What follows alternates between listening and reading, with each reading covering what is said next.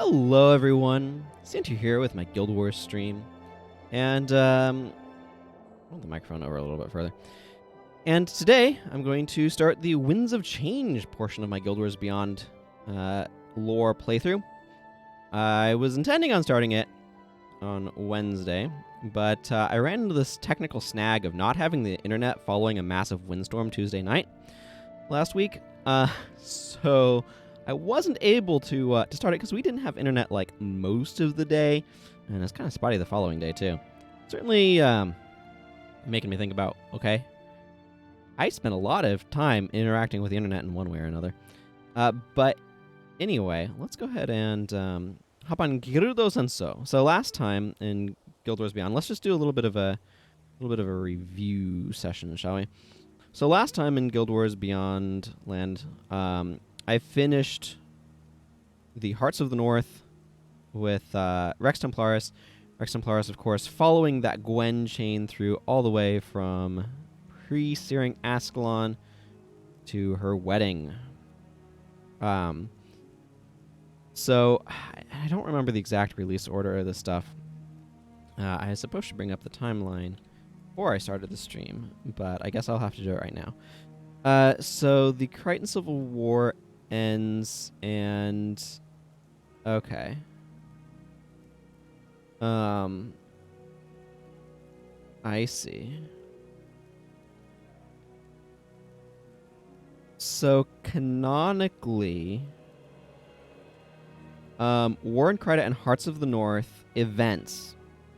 So there's looking at the timeline here, and just checking. Okay, looking at the timeline here on the wiki. If you just go to the official wiki and type timeline, you'll get there.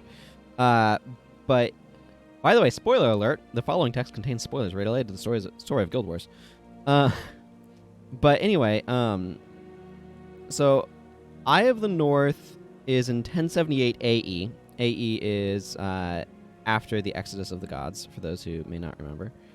1079 AE, so kind of the following year, is when the events of War in Crida and Hearts of the North take place. Now, what's really important to remember is that the events of Hearts of the North are seen in retrospect. So the wedding is kind of maybe a little bit later, but in that time. But that's when Winds of Change starts. So it says during the earlier Winds of Change events. And then the latter part of the Winds of Change events will occur in 1080 AE. Not quite sure when that break happens in terms of like what events are the earlier events and what events are the later events, but that's apparently sort of how that works. And apparently the Ebon Vanguard are withdrawn from the north to fortify Ebonhawk in 1080 AE as well. What's important to remember is Ebonhawk is on the other side of the territory there. So if we just quickly pop into Tyria, just to kind of take a look at this good old Lion's Arch. So right now, if we zoom out to our map, they're up here doing stuff in the Char homelands here. They're going to be withdrawn back down through Ascalon. All right, so is this? I wish they had labeled mountain range and stuff. This is the Shiver Peaks. I think this might be the Blaze Ridge. I don't know. But anyway, Ebonhawk is more down in this way. And I have no idea how Ascalon ended up in a mountain range bowl. It doesn't... Whatever, it is what it is. We don't need to worry about how tectonic forces work or something like that. But yeah, so Ebonhawk is more down this way. And of course we can visit it in the sequel. But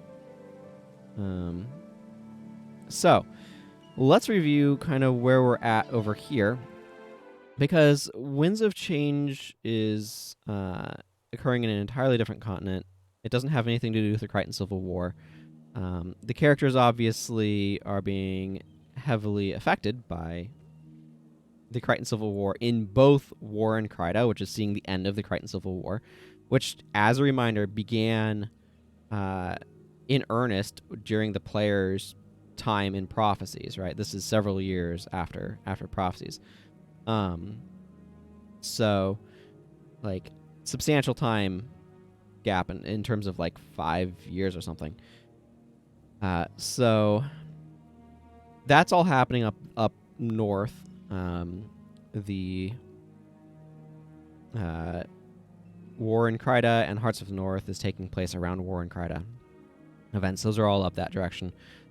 They can almost be seen as like one continuous piece, right? They're Hearts of the North is a distinctly separate piece of content, but it is very strongly connected to War in Kryda. That's not the case here. So what happened here, when last we left off, is in the Imperial Sanctum, we faced down the villain of factions, Shiro Tagachi. So this is kind of a lore recap here. We had done so by working to unite. Feels like a bit of a strong word, but the Luxon and the Kurziks at least worked together. A few important figures from the Luxon and Kurzik territories helped us hold off enemies of Shidokan from attacking the Imperial Sanctum capital while we rushed to the Emperor, and then we fought Shiro. Shiro died, and then was imprisoned in the Realm of Torment, where we later killed him again, because all good villains need to die twice. Or something like that. So, it's been several years, all right? This is the thing that's really important to remember, is it's been several years since then. So if I go back and look at the timeline, we have... where is this? Yes. So 1072 AE is present day in most of Guild Wars prophecies. 1070 is present day in pre-Searing Ascalon, but 1072 AE is the sort of present day in most of prophecies after the time skip following the Searing, because there's a 2-year time skip there. And that's also the present day in Guild Wars factions, so 1072 AE, or 1582 in the Canthan calendar. So that's the time when Master Toko summons Menlo Shinjay Monastery, and Shiro unleashes his plague on Cantha and all that. And so we finished the events of factions in that year. So it's the same time as prophecies, right? The next year, Raiko Murakami, as a member of the Ministry of Flame, begins to rally the people of Cantha against the Afflicted. So, and just kind of, again, giving the lead up here, the Afflicted are still a problem. We might have taken care of Shiro Tagachi, who was the source of the plague that caused the Afflicted, but him going away did not magically make all of the Afflicted go away. Presumably it did something to the Shidokan or something. I don't know. Shidokan only really show up in some of the later maps anyway. There's mostly in the Raisu Palace map, so it's kind of easy to say, oh, that got cleared out by the Emperor's army after we defeated Shiro. Like, that's not too big of a stretch. One of the things that you're having to deal with here that's a little wobbly is doing this content, like playing through the game. Not all, like, maps are represented at a very specific point in time, and you don't really see them change in the time stream unless specific events put them at a specific different time. So if I were to go visit Melandri's Hope, for example, with my fantastic map missing most of Ferndale, I still really quite enjoyed this this ridiculous map. But anyway, if I were to go visit Melandri's Hope, yeah, these two missions are brutal. Getting sidetracked here. So if I were to go visit, this is occurring at a specific point in time, right? Or if I were to go visit, a really good example is down here, Morsov Trail, which also has a very interesting pattern moving around it in this big old U shape. But if I were to go over here into this area, the enemies that are here are, like, there at that specific point in time, but they're not necessarily, like, canonically, that's exactly how it always is, sort of thing. We can see this more strongly in various parts of other maps. Let's see, I'm trying to think of some good examples. positioning of like Marganite enemies and Cornin military troops in Ilona might be a good example of some of that. But anyway, so the point is, like, as we're going through, or like actually no, a really good example is the crossing of the Shiver Peaks in Guild Wars Prophecies, right? We have characters that are represented as being at multiple stages of the journey, so they're in different locations. If you go back to the location, they're still there. But, you know, in the lore, canonically, say Captain Greywind has moved, or Captain Osric, or whatever. Those characters, like, if I go back to Ascalon right now, I could go visit in, like, Pick and Square. Like, oh, here is this character, and then maybe they like, show up in a different place later. It's like, oh, they've, according to the story, they have moved locations, but you can go back and visit them because different maps and stuff are kind of, like, put at specific points in time. So, anyway, that's a long-winded way of me trying to, like, talk about the difference between, like, the mechanics and the plot. Because the mechanics are representing one thing and the plot's kind of representing another.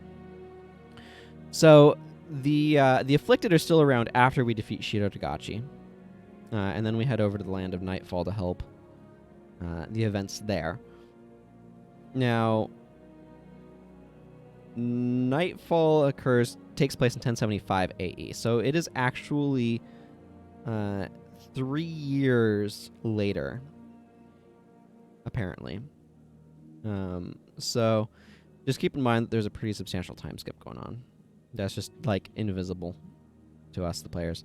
And then it's the next year that, or it's another 3 years after Nightfall to begin the events of Eye of the North. What are our characters doing during those 3 years? I don't know. Friggin' random stuff. Farming, I don't know.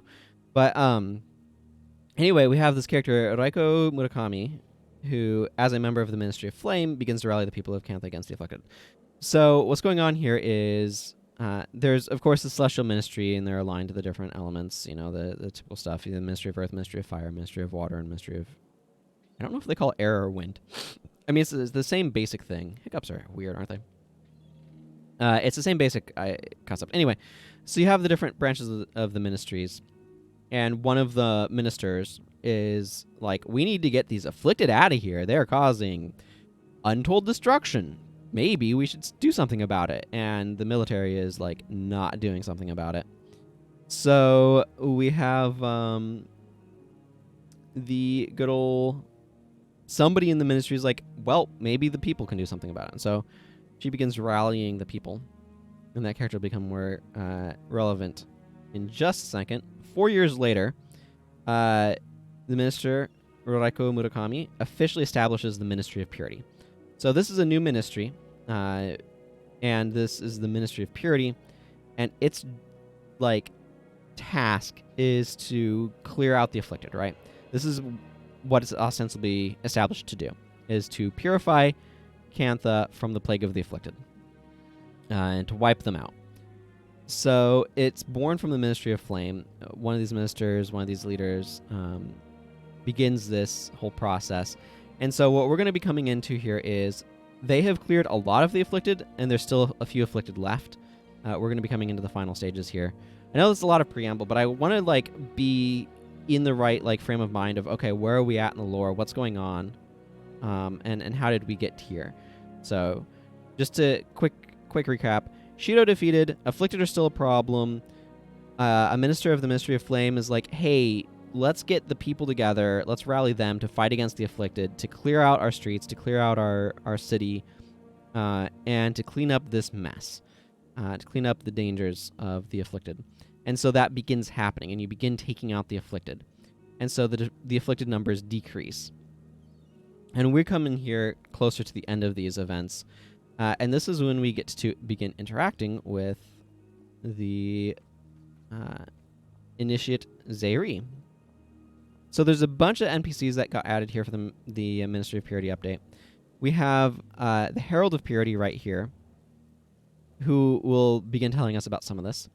So he says, look around you and tell me what you see. Is it despair? A crumbling city, barely standing on its shaky foundations? I'll tell you what I see. Possibilities. There's no such thing as a lost cause, so long as the people possess the will to change. I believe that we can save this great city, and I believe that its people can be something greater.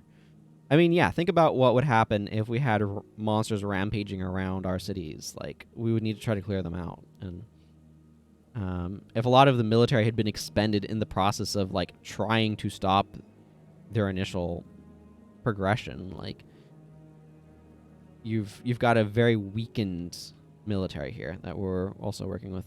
Setsu here is a pamphleteer. So we've got a number of characters that are...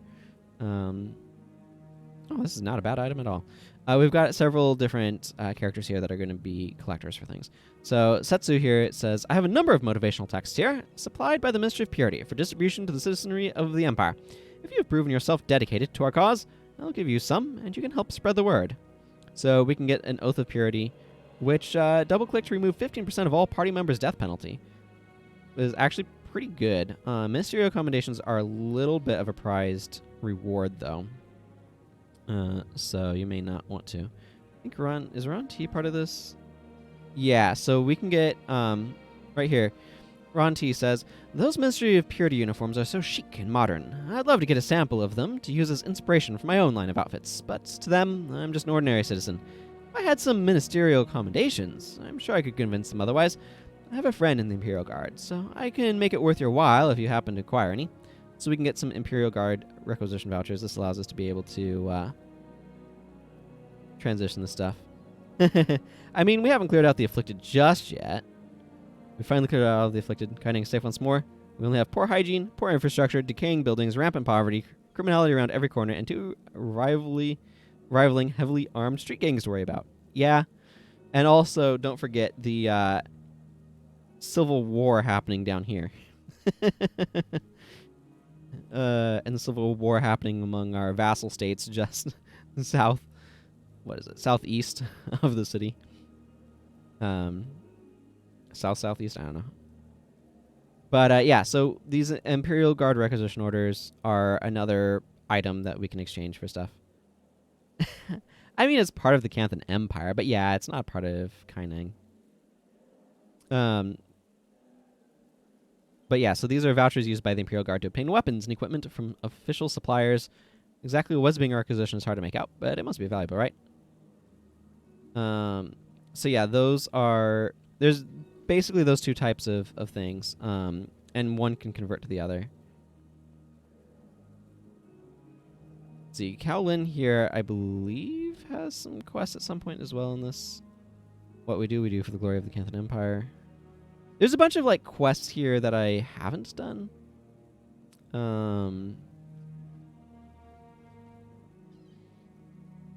But here we have the Imperial Guard Requisition Officer. Or we have a couple of them. So Shenji here. Exceptionally heroic citizens may be granted dispensation to access weaponry from the Imperial Guard storage. If you have Imperial Guard requisition orders, I can make the necessary arrangements. So you can get, like, the Imperial Axe, for example. And these all come with... okay. They all come with a reasonable mod on them. Some of these are Fortitude mods, some of them are 15/50 mods. Like, you can get Imperial Daggers over here. And so there's a whole set of weapons. What ones you like will, of course, vary. But, of course, your shields, your spears, your staves, things are kind of arranged weirdly, but... oh, no. Kind of weirdly. And here's your sword down here at the bottom for some reason. This person will take 3 of the requisition orders. You can get an Imperial Guard reinforcement order that lets you summon some Imperial Guards to help you. A Seal of the Dragon Empire, which gives a 10% morale boost. I wouldn't spend them on this, but I guess you could. And then the lockbox, which has some random weapons in it.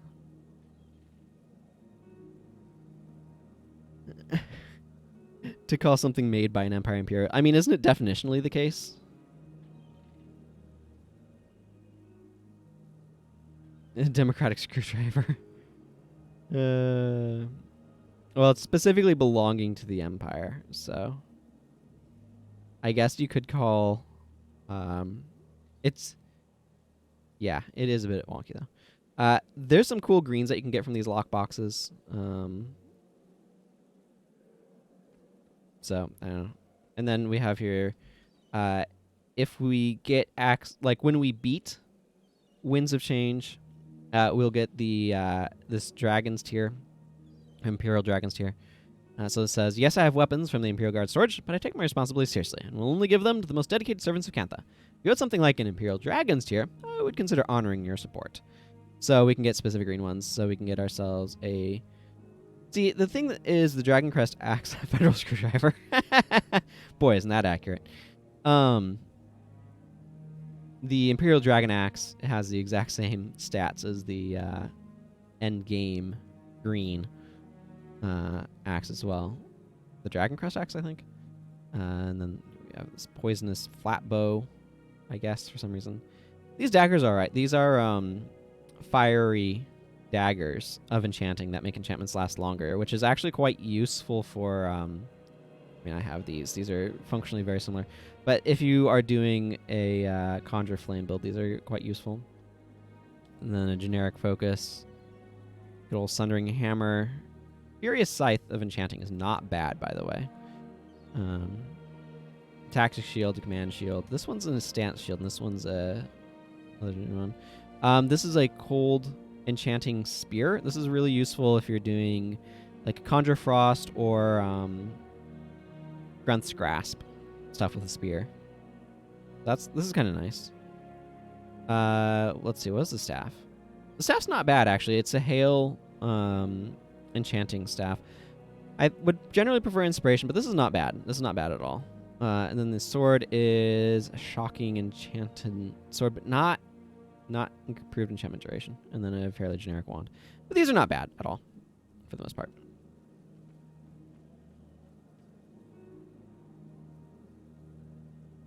There's a couple more NPCs down this way. One of the things that I'm going to want to make sure I do, there's a bunch of, I think Lei Jeng over there has a bunch of additional quests that are like optional side quests during Winds of Change that I often do not do. We'll talk to Initiate Zei Ri in a moment, but I want to kind of finish looking at a couple of these NPCs. Hey, Foreman the Crier.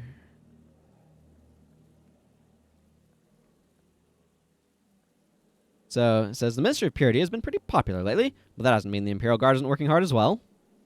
So yeah, the Imperial Guard is also trying to, pull their weight, as it were, in all this. Yeah, I think the Ministry of Purity stuff is actually a costume you can get in the store as well if you want to. This guy's a ranger. Zei Ri over here is an arms dealer. It says, if you're looking for weapons, you've come to the right place. I've got exactly what you need. No matter what it is you're fighting, I've got something sharp enough to stick in it. Who are you? I am just someone making a difference in my own special way. The truth of it is, I get kickbacks from the Ministry of Purity, the more I get weapons in the hands of people. So I don't really care who takes them.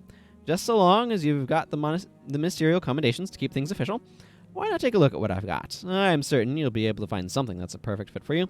So basically, this is actually really important. Zei Ri is arming the citizenry because the Ministry of Purity is basically paying people to arm the citizenry. Sponsored by the Guild of Grandmaster Blacksmiths. Yeah. So yeah, right here, she's like, "Hey, I'll sell anybody weapons as long as I don't care who takes the weapons. Just have the commendations and everything's all official, and then yeah, give it to me, and I'll get kickbacks from the ministry." And so yeah, I was like, yeah, no, just keep the weapons coming. And yeah, it's a distribution thing. It's interesting. But this is an important part of explaining how they're getting the citizens armed and stuff. So these are all a bunch of purple weapons. So if you're looking for weapons, you've come to the right place. I've got exactly what you need. No matter what it is you're fighting, I've got something sharp enough to stick in it. So we've got the Sword of Purity. I mean, this is just a katana, but this is an inscribable katana, which may be of interest to some people. In general, I would, if I want to get a katana skinned weapon, I'm going to go craft one because I can get the mod without having to find the inscription to stick in it, but, Axe of Purity. Daggers of Purity are really cool. These are blunt damage daggers, which you can't get otherwise, as far as I'm aware. But they also use the Jade skin, so these are kind of a bigger dagger. So these are pretty neat. You got your Hammer of Purity, your Scythe of Purity, your Spear of Purity, some bows. The shield is the Signet Shield skin. The real notable thing here, aside from inscribable katana, cool daggers, is the focus and the wand. So the focus is this sort of like daggery looking deal. It's fairly subtle, and then the wand is actually a fan. So you can get fans as an offhand as well in places. So you could actually dual wield fans in this game if you wanted to, technically, as a caster. That's kind of neat. Then the staff skin is this the platinum? I don't know. It's a nice staff skin. So you can get your staves here as well. And this requires 15 ministerial commendations. So this is kind of an equivalent to the imperial weapons, but these are purples for some reason instead of golds. Make them less fancy. And then we have a baker. I never learned to hold a sword, just how to sift and fold. Though I have a warrior's art, my baking isn't much use on the battlefield, I'm afraid. Still, bring me proof that you're helping the cause, and I'll reward you with a mighty treat. You can get a Ministreat of Purity, which is a really cute name. If you want a sugar rush, I guess. This is not what I would spend them on. I'm not sure how good of how good for sugar this is. I'm curious now. Ministreat of Purity. The item produces sugar jolt short, despite claiming otherwise. It gives 3 sweet points, which is reasonable, and it gives you the 50% faster move speed for 2 minutes while in town buff, so that's nice. Okay. So that's enough talking to random NPCs, because we've talked all our random NPCs off. As it were, in this town, or up, I don't know. We've talked to all of them, except for Initiate Zei Ri. It says, "Are you by any chance—" No, it is you! This is well and truly an honor. I did not think I would get the chance to meet one of the heroes responsible for Shiro Togachi's defeat. Kantha owes you a debt of gratitude for what you have done. Since the fall of the Betrayer, Kantha has continued the fight to protect itself. The Minister of Purity was formed to empower the people, that we might stand together as a stronger whole, to keep our homes and loved ones safe. Countless lives were lost to the afflicted plague, and that is a horror that we must never allow to happen again. The Minister of Purity has fought tirelessly against the afflicted, and the end seems to be in sight, at last. So keep in mind, they've been fighting against the afflicted here for, what is it, I need to go back to the timeline, 6 years? So, yeah, this is 1079 AE, and they've been fighting since 1073. So it's been 6 years that they have been working to cull the afflicted, and they're getting close to being done. And the end seems to be in sight at last. I wonder, if this would not be too forward of me to ask, would you lend Kantha your aid once more? Afflicted have been found in Buckdeck Byway. I go there to face them, and I would be privileged to have you stand at my side. Very well, it is time to see this through. Okay, so important note is that the afflicted here have very different bars than what they had when things first started. So I will want to make sure my team is well outfitted. I finished getting all my Luxon armor for this guy, by the way. I still haven't figured out how I'm dyeing his stuff, though. Okay, so who do I even want in my party?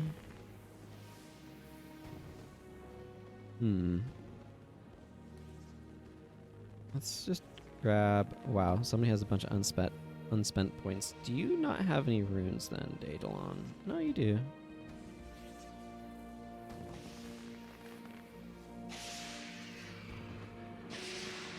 You have...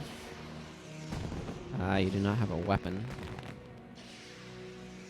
Okay, I might need to spend some time here outfitting people. I'm not going to delete everything until I've gotten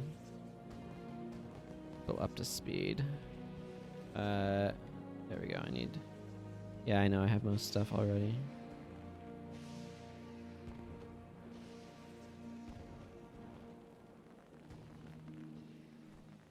So... one of the dangers here is that, as you go in Guild Wars Beyond, they were trying to gear the content towards more, experienced players. And that has led to a lot of the content going after, as it were, being kind of... I don't want to worry about trying to gear out Ogden right now. They designed a lot of the stuff to be able to combat a lot of the things that were popular that people had been doing. So you have to kind of like look at your builds differently. Notably, minion mastery is difficult because they introduced a lot of stuff to kind of take care of minions. I kind of would like run fast, but I also kind of feel like maybe I need something that does more than make us move quicker. So,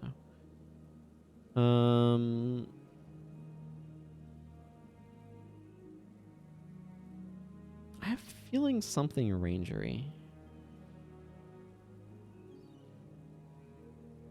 Is Margaret? Yeah, Margaret should be. Okay, well, she could use a better bow. Okay, right. She just has her default stuff, so...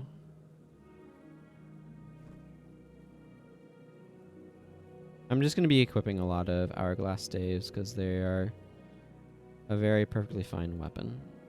And she can use a better bow. Do I go with the Darksteel longbow? Or do I go with the Nevermore flatbow? The disadvantage of this is it's -5 maximum energy effect, but longbows are more accurate. Let's go with this one. Okay, and then let's clear up my inventory. There are hard mode versions of these specific quests, by the way, but they are no joke. Winds of Change itself is no joke. Like, War and Kryda is a huge step up from what enemies had previously had. Winds of Change only steps up from there, so it becomes particularly brutal in some of the later areas, but we'll get to that when we get to that. Okay, so I'm going to need to spend the next little bit here figuring out some builds. You obviously just don't have one on you. Now, I think a lot of the like standard today meta E-Surge stuff is probably strong enough that and wasn't being accounted for. Hey, Fear, good to see you.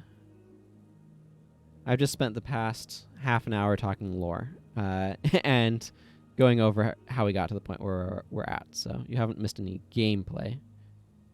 But good to see you. I think I want Flesh My Flesh. Death. I'm like 50-50 on Death Pack Signet, where like sometimes it's great and sometimes it just makes your party die faster. I guess one doesn't hurt. Norgu is some sort of mess. That's a major. Okay, yeah, you're doing some sort of BIP thing. This is fine, though. I'm okay with this.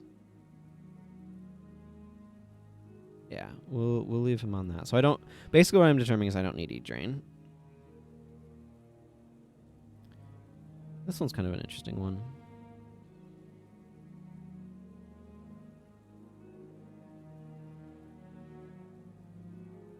You have a lot of inspiration magic. I guess this would normally be 10. Yeah.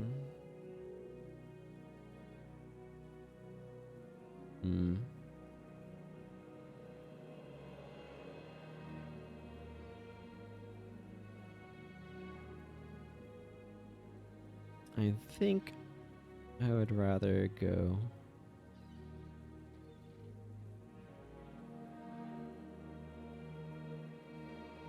you know what? No. Let's stick with Slash Monk and give you a Restore Life. This gives a lot of energy, which is why I tend to favor it. I know Natural Signet. That works.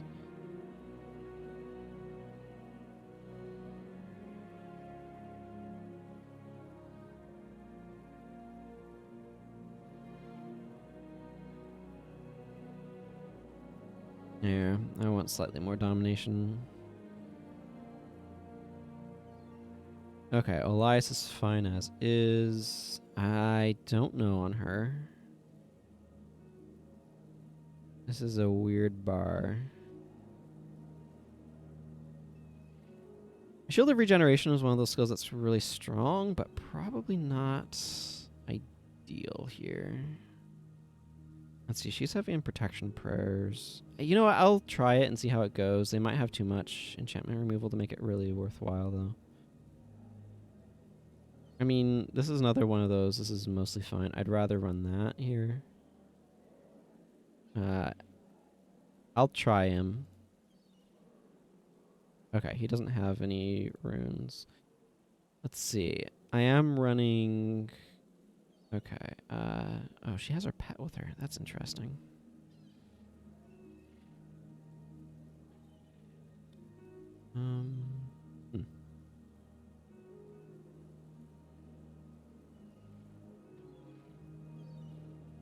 It seems mostly fine. I'm going to drop Pin down. Just because it's very energy intensive. And I want Barrage for her elite. Kind of leaning towards Hunter Shot, but I'm going to probably be inflicting plenty of bleeding. Maybe it is fine to just run Pin down. Maybe Scavenger Strike makes up for it.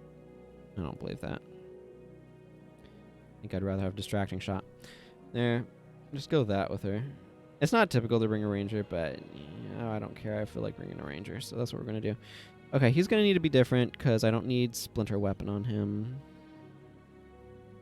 They already have Splinter Weapon on over here. I think this bar is mostly fine. I think I might actually drop Renewing Surge for Well of Blood, though. Okay. There should be a Rune Trader in town. I will need to go stop by. Well, there is a Rune Trader in town. I know where they are. How do I want to set him up? One of those spots where it's like, do you bring a Soul Twist? Probably. Do they have a lot of anti-spirit stuff, though? Probably. Let's pop these open so I can get more of a view of my team at large. I have Remove Hex there. 2 Shatter Hexes. 2 Shatter Hexes is a Remove Hex. Do I bring... I'm trying to figure out how much hex removal I want to bring. I would like a minor... Here, let's just grab some funds and grab a...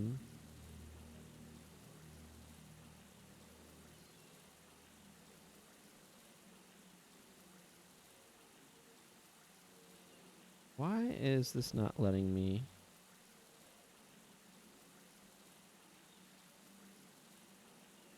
Hello?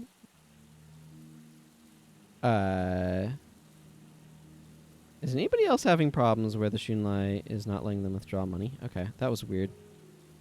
Oh, I found the problem. Numlock got hit at some point. And so my numlock was off, and I was trying to enter in the number on the numpad, and so it wasn't working.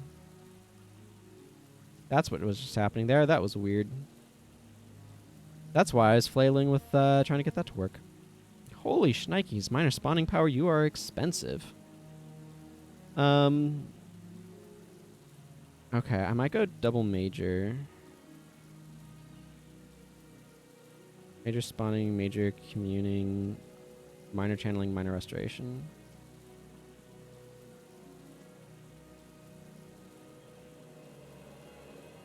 I actually kind of like Herald's insignia for... Let's open this up. Let's see, I imagine you don't have any, right? Yeah. No. Yes. 3, 5. Thank you.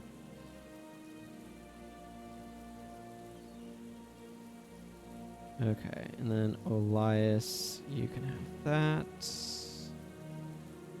You have Bloodstain somewhere, right? Yeah, okay.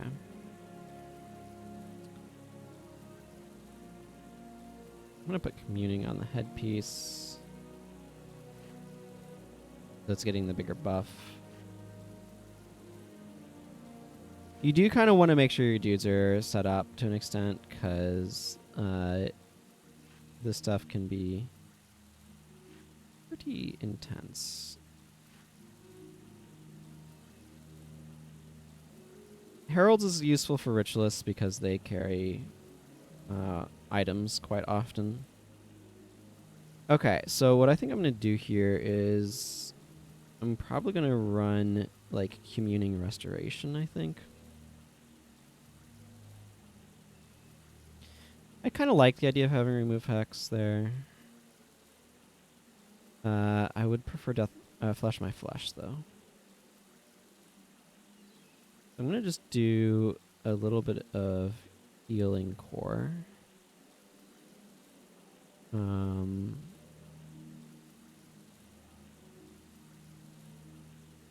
do Wanderlust. Wanderlust is an interesting skill.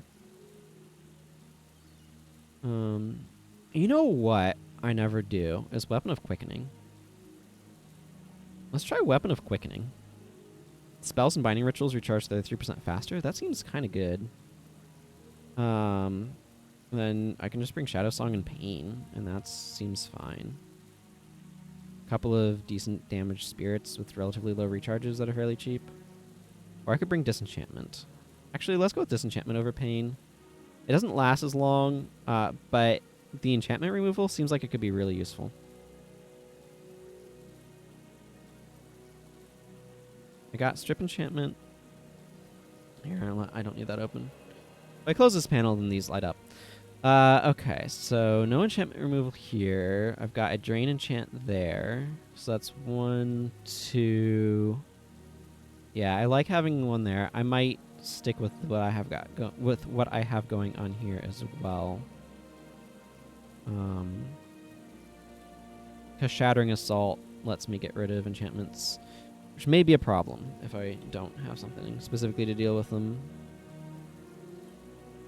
What was this? Rune of... I can just stick that on that Luxon guys and just call it a day.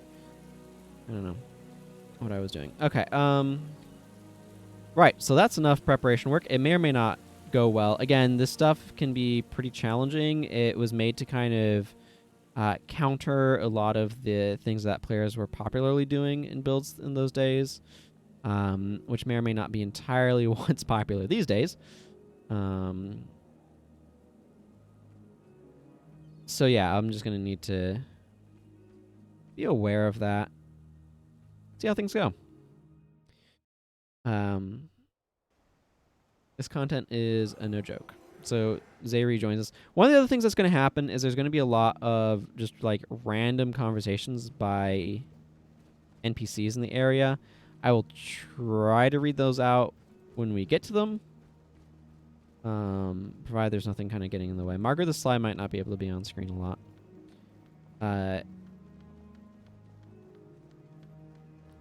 The other thing is I will not necessarily be hunting them down. So if I come across them, I'll read them, but I'm not going to necessarily try to find all of them, because there are a lot.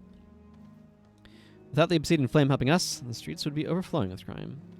I didn't know if that guy had anything special to say, because he's a named NPC.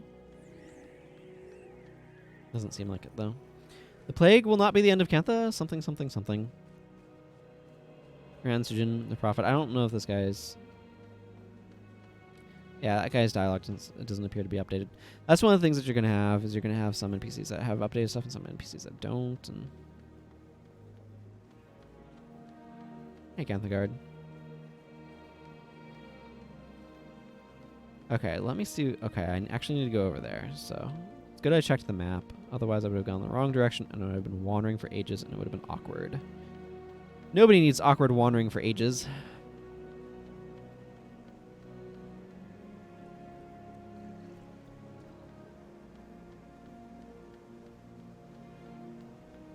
This is the part where I discover whether or not I've built my team in any sort of functional way. Again, these are going to be able to use skills from all of the campaigns as well as the expansion. And Initiate Zei Ri says, "It doesn't matter how many times I see these creatures. I'm never able to forget that they were once human."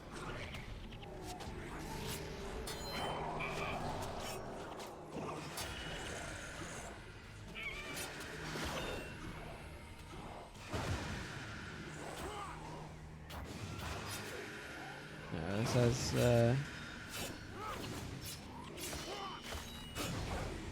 blocking stance on. Or probably Aegis. Also, the Afflicted have really nasty slow explosions in this. So that kind of sucks.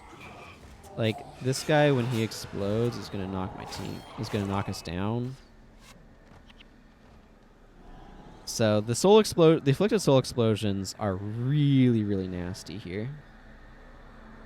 You have to be quite careful of them. Oh man, the monks having quicker recharges is probably really good for them.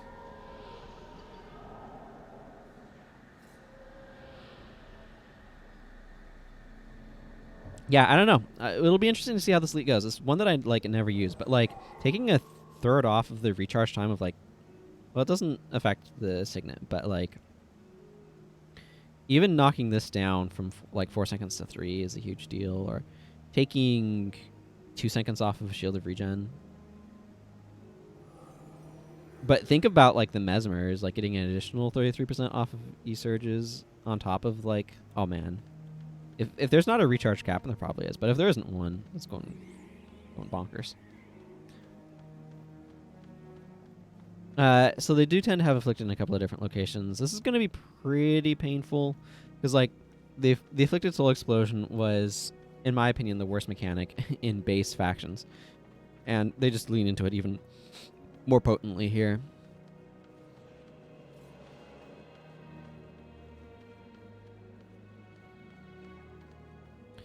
Imagine how terrifying it must have been for them, slowly losing themselves to something so twisted. No one should have to leave this world in that way.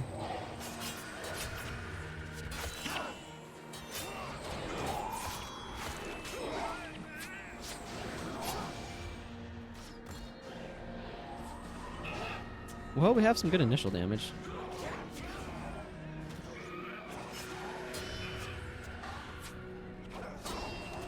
My bar is confusing.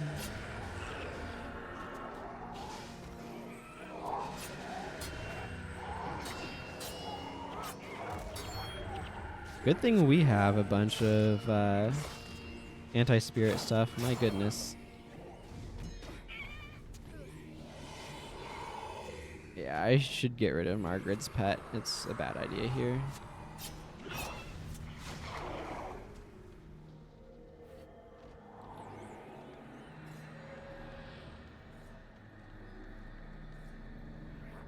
I'm going to want to change my bar once we finish.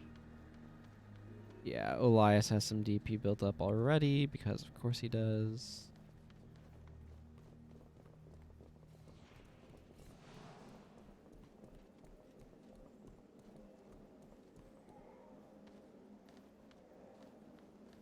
Ichi the Tamer. The main issue is I don't need this dire rat rushing in and getting wrecked by Afflicted Soul Explosions, so getting rid of her pet's probably a good idea.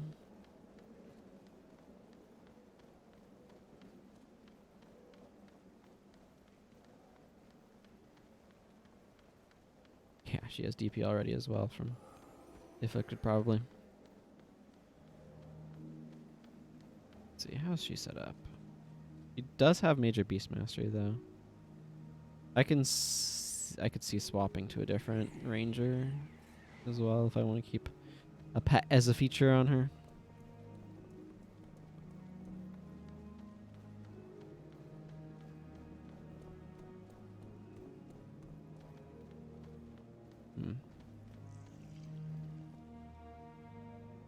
Kind of glad for the spiritual pains.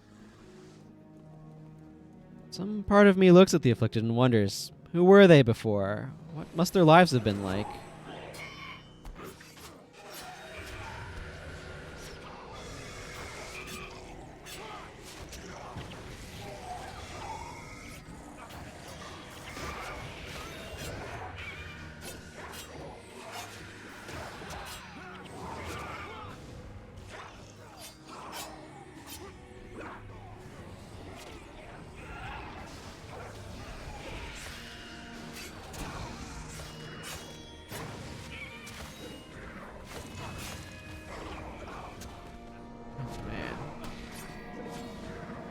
Yeah, this area is painful.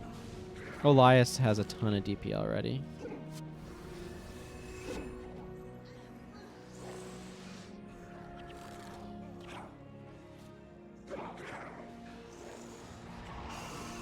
Yeah, like I said, these guys are no joke. I probably need to switch some bars up a bit, so I'm going to do that after, or before the next part. Like, we have a good initial burst of damage, and then we just get ended.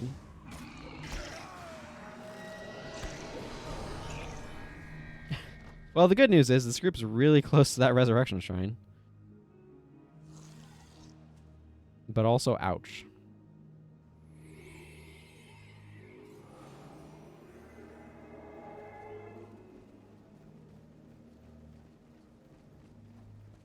Maybe prudent to grab some of the clovers I have. Grand Surgeon the Prophet, you get around a lot.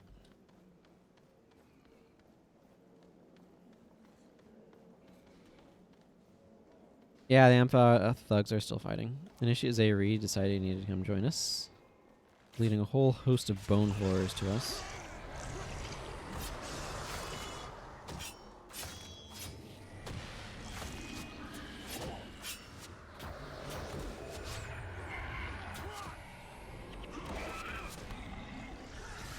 Ow, I got backbreakered for infinite knockdown.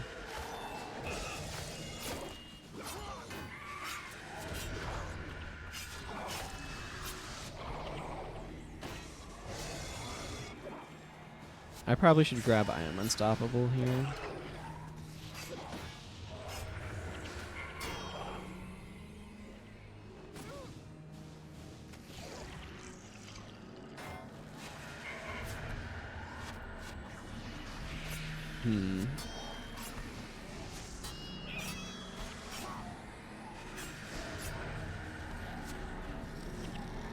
Ow.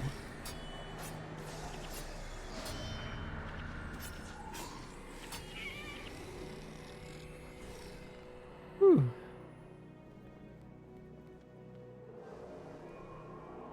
Do you have any final text? Greetings, friend. Hope that this day finds you well.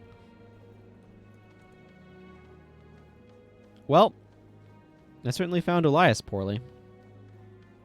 I don't think he wants both BIP and Order of Pain. I don't think he has health for it.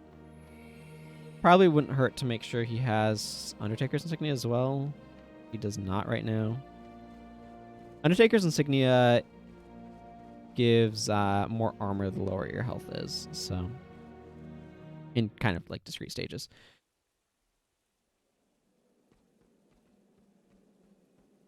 Okay, Initiate Zei Ri. What do you say? It is a great thing that we have accomplished this day. We have laid to rest those souls unfairly claimed by the affliction, and we have made Kaineng a safer place for those who remain. I hope that you will continue to assist us in our endeavor. Excuse me. Please, take this as compensation, along with my gratitude. So we get a ministerial commendation from that. We'll kind of continue to accumulate them from doing this. It is good to see you again. I have received word of further sightings of the Afflicted, this time in Shadow's Passage. We know that, at long last, we are gaining some ground in this fight. The Afflicted have not been seen in Bukdak Byway since their last defeat. Perhaps we are finally nearing the end of their numbers. With every battle we win, we assure the safety of one more section of the city. Knowing that, will you lend me your strength once more? Of course, for the safety of Kaineng. So this is actually something that's a really cool... Oh, his other quest that he's offering now, by the way, is the hard mode version of Cleansing Bukdak Byway. Nope. Is accomplishing these quests will actually change enemy spawns, which is really cool.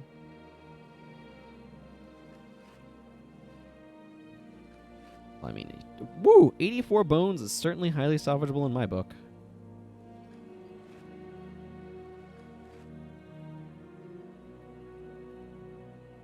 Alright, let's get this stuff dropped off. Oh, bones.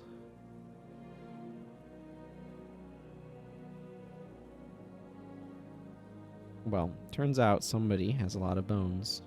I already have ministerial commendations. 28 right now. You'll notice that they look fairly similar to if you took an Imperial combination and you just cranked the brightness up. Yep.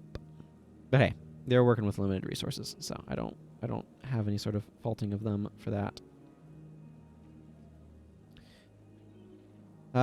This is going to take a moment to sell these off to the material trader, probably, unless bones are in one of their not having values phases, which sometimes happens. Nope, they have value. I'm going to run a short commercial break while I sell these off. Be 30 seconds, right? Yeah. Bones and more bones. Gotta sell some bones and some bones.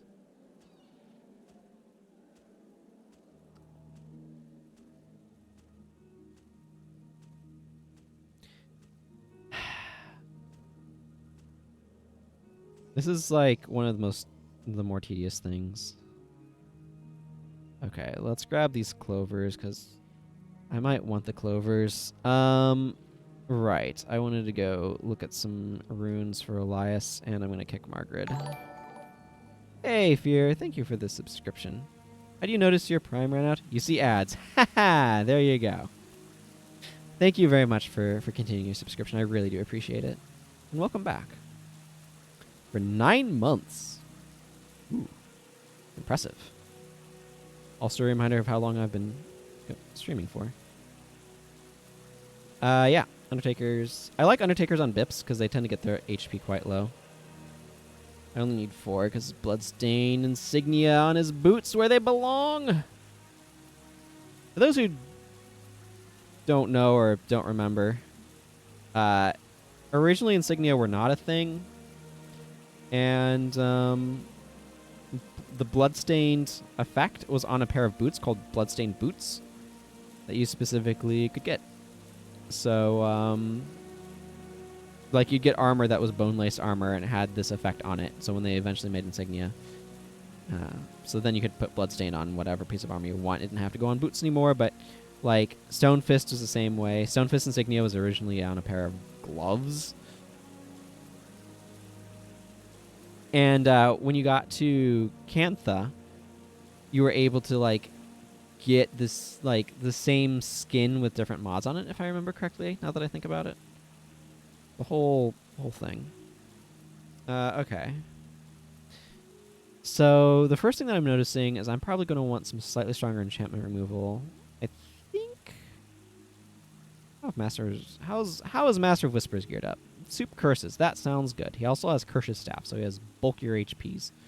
I actually kind of like Bone Lace, because a lot of things deal piercing damage. Okay,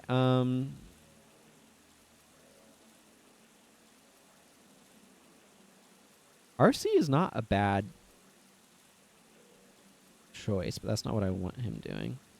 That's actually a really interesting question. What do I want him doing?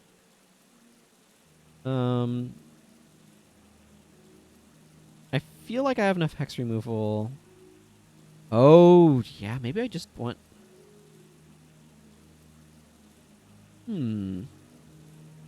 This bar's not bad. I could just leave him on this, and then this would add more damage for my poking things. This would do more damage for my poking things.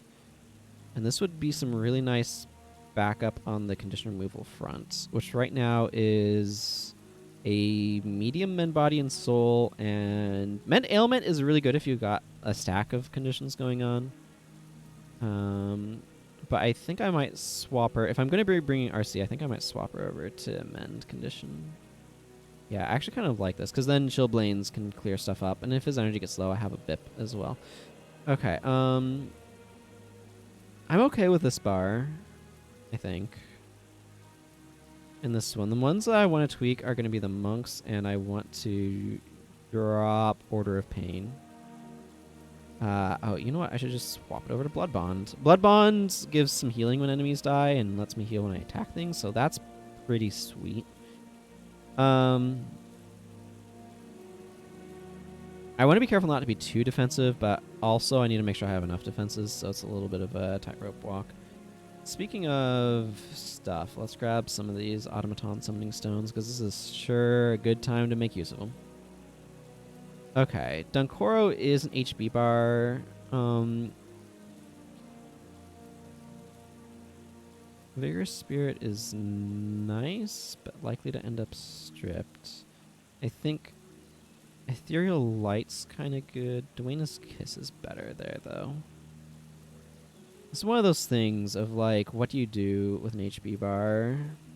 I could give really potent heal others, but I think I'd rather, if you're spending energy on something kind of expensive, it be heal party. So maybe Ethereal Light is fine here.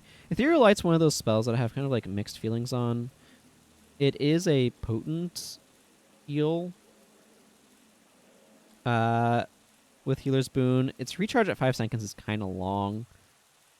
And it's easily interrupted, which is meteor, like kind of super medium. Maybe Healing Ribbon is better? Same recharge. Can't target yourself with it like you can with Ethereal Light, though. But he has Orison that he can target himself with. The thing is, you generally don't want to target yourself with Ethereal Light when you're under pressure anyway, because it'll get interrupted. Yeah, let's try Healing Ribbon. I don't know about having healers, or having Res Chant. Res Chant gets a 3-second cast time under Healer's Boon, so that's kind of nice, but let's give him that. That's 2 seconds. A 2-second res is not bad at all. So I think I like that swap on him. I'm going to drop that so she can have a little bit more room for real skills that do things. Shielding Hands is a little bit weaker than Shield of Absorption. And let's actually go... Where's Guardian? Shield Guardian's actually pretty sweet. This is a really good, like, barrage counter. I definitely want Prot Spirit and Guardian. What do I bring for her elite? I already have an RC, or I could make her that. Alternatively, I could put Life Sheath on her. Or I could give her Zealous Benediction for some actual bar pushing.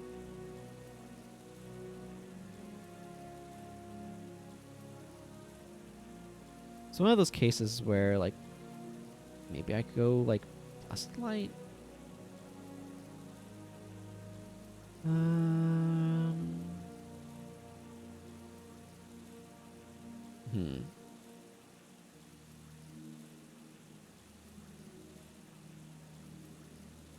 don't know. Life Sheath makes Mend Condition a little bit redundant, but maybe that's a good option. This is one of those spots where if I had, like, a better Mark of Protection, I would so go for that, but I don't. Signative Removal is one of those skills I think is good in certain team builds, but not in others. I would actually kind of like it on an Orders team, because that puts enchantments on everybody pretty reliably.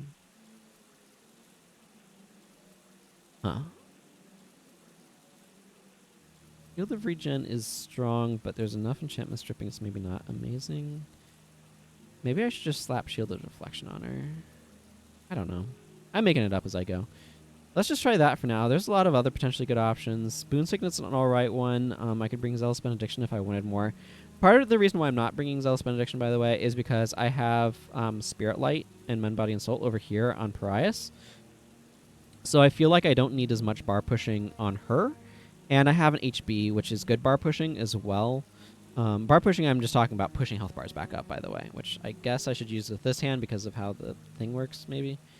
But I have, like, some decent ability for Dunkoro to push health bars up.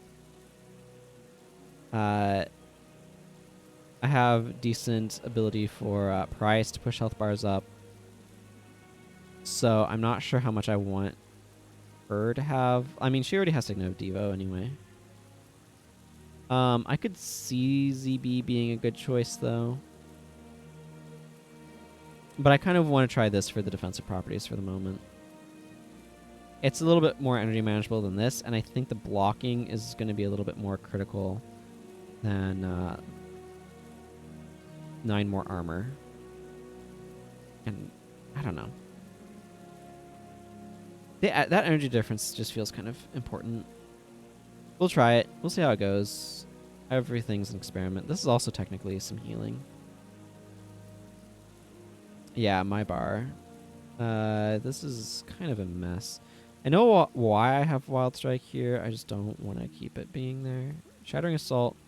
Like, this is one of those situations where, like, Shattering Assault's pretty sweet, too. Do I want to keep Shattering Assault? I don't think I need it because I have Chillblains over here. And Chillblains is kind of the king of enchantment removal, really.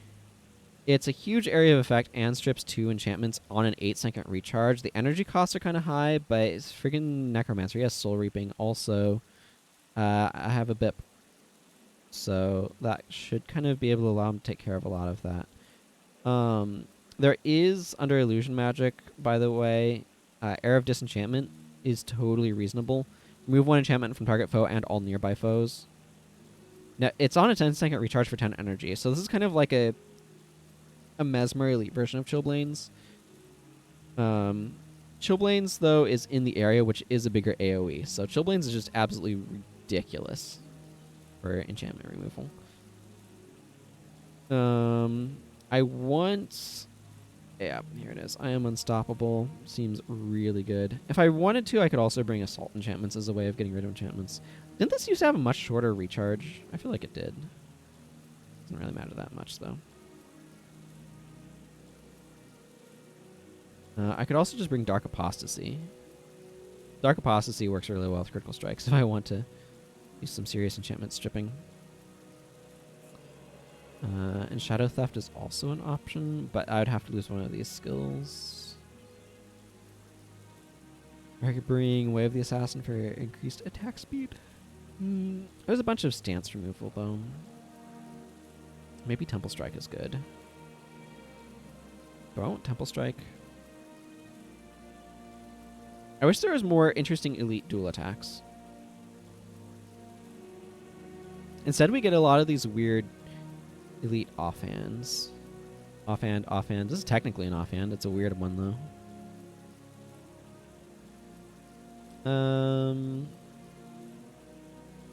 Yeah, you know what? I'm feeling Temple Strike. We're just going to grab that.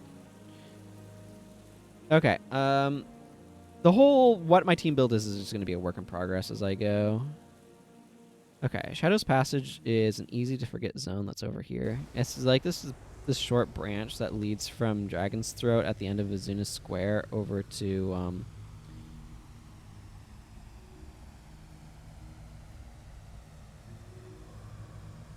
Fuck Deck Byway.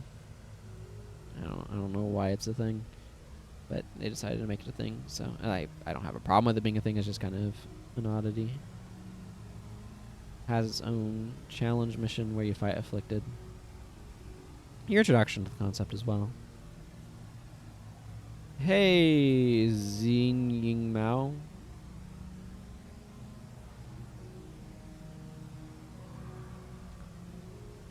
There's some ranger skills I don't have, probably because I don't want them. What was my insignia on this anyway? Radiant? Radiant is good. Okay, yeah, so we'll try this for now, see how it goes. There's Initiate Zei Ri just ahead of us. Why is my room so chilly feeling today? It's usually quite warm. I mean, my computer's going will warm it up over time, but...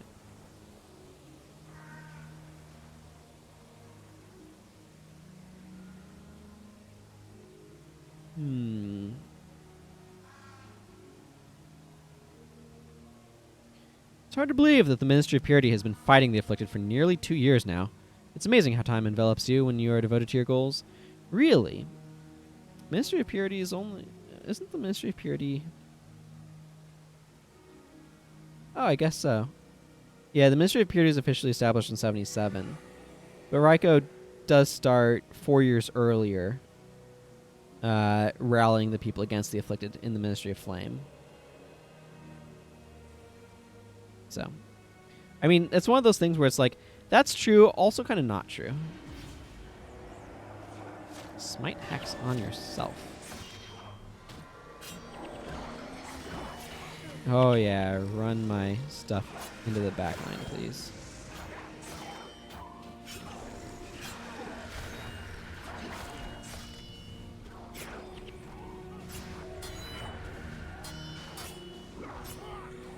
Well, I'm glad I brought an RC.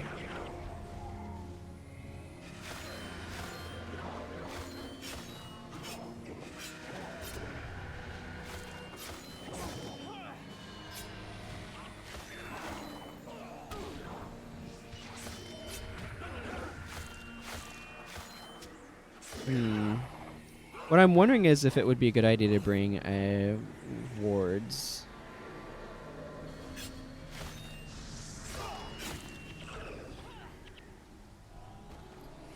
Because we had 3 deaths there. Price died twice, and Daedalon died once. I also think I'm going to want to cut this Death Pact Signet in favor of Flesh of My Flesh. The reason being that this Death Pact Signet right here will cause him to die if things go sideways in a way that I'd rather not have happen to my BIP. I mean, I don't want it to happen to the E-Search either. Oh, I just realized Norgu does not have an elite, so I'll have to fix that when we get back. I'm not sure what I want to put on, but I want to put something on.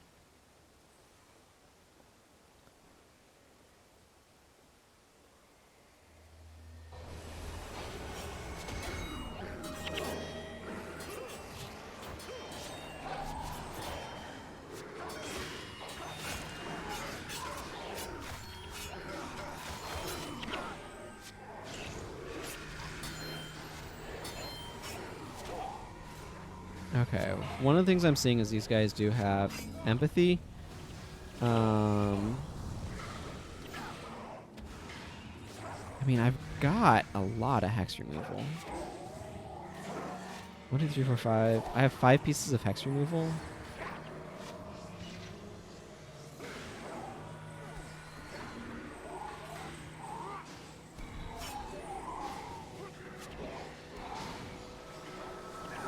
That's just, empathy spam is such an issue.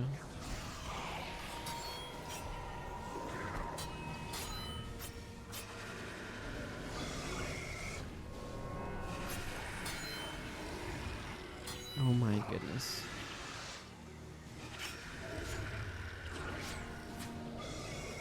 Okay, this is a very real question. Should I be running 2 RCs?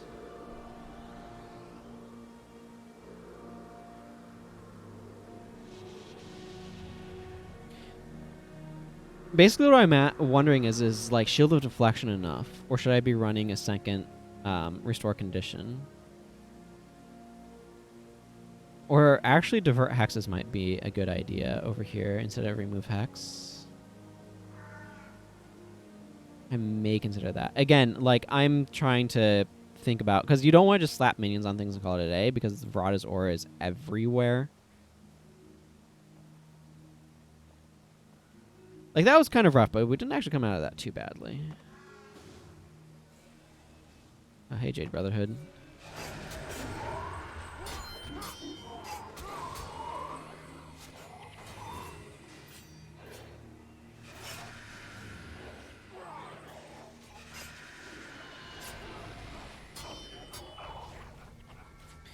I need to be making sure I'm making aggressive use of Temple Strike.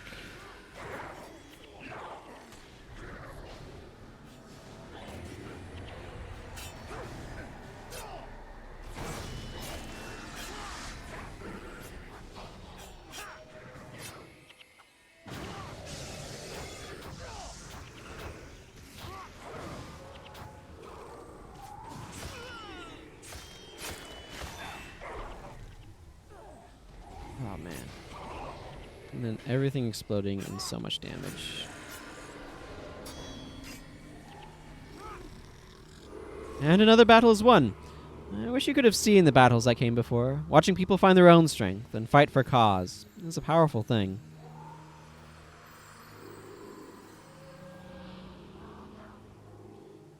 With our own hands, we are building a better world for ourselves, and for those who will live after we are gone. It makes me proud to say that I am a part of it all.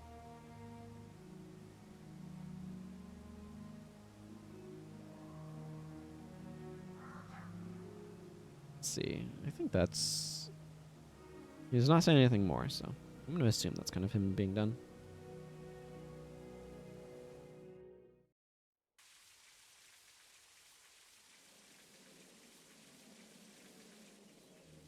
Okay, I kind of like the idea of switching Talcor over to Divert. Divert hexes removes up to 3 hexes, and then for each one removed, it heals and removes a condition. Which also, of course, swaps that slot around. Maybe Reversal of Fortune is good there, or maybe Spirit Bonds. The problem with Spirit Bond is the AI can kind of overspam it, but the positive of Spirit Bond is we are taking a lot of heavy hits, and it really does help with that. This is a part where I'm really relying on the BIP keeping her energy sufficient. I don't know if that's the only change that I want to make, but it's an obvious initial change. Yeah, that's right. I wanted to change him over to Flesh of My Flesh.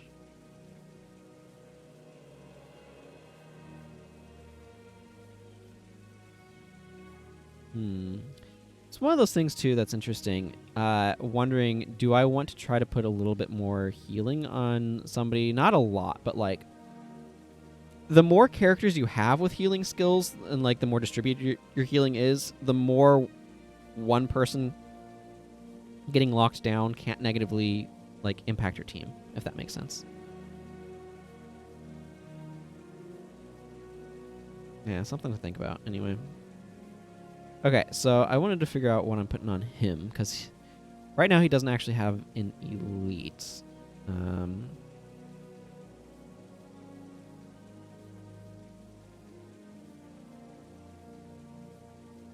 I can probably just drop Empathy for another E-Surge. More damage. Or I could go to Visions of Regret. I don't have a whole lot of Mesmer hexes going on. The downside is this is vulnerable to hex removal. I'm going to try Visions of Regret, see how it feels. I can always change it again later. It just makes sense to make sure he has an elite. I'll leave this Death Pact Signet here for now. Death Pact Signet is like a solid res. It's just comes with an absolutely enormous downside.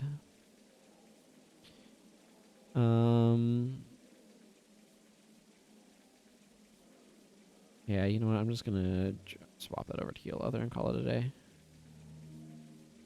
Vigorous Spirit is nice, but maybe I just want more bar pushing on him.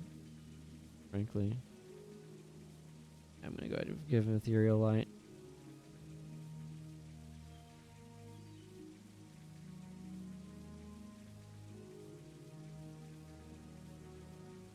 I will see how things are. I might not need as much remove hex as I just put on. I might want more. I don't think I want to try to make Pain Inverter work. My reasoning here is that Pain Inverter... Actually, let's bring Air of Superiority. Pain Inverter has the problem of being very vulnerable to hex removal. Maybe adding some more stuff will make that less of an issue, but...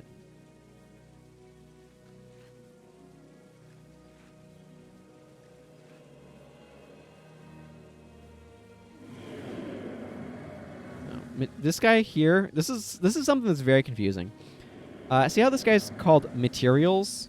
This means he's an artisan. He crafts stuff.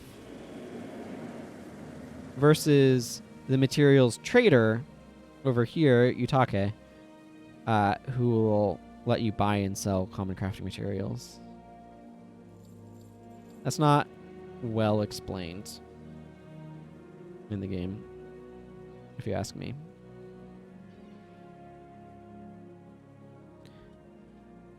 Another section of the city is clear, and I have no doubt that this time it's for good. Can you feel it, friends? The stirrings in the air that speak of great works and great things to come. These are exciting times that we are living in. Ah, and before I forget, this is for you.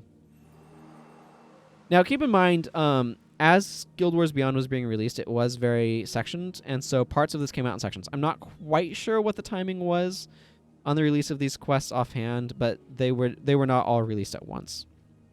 So it's important to kind of remember some of the wording reflects that, and there's some stuff that's kind of some breaks. I think that there was some clumping with it, but I legitimately at this point,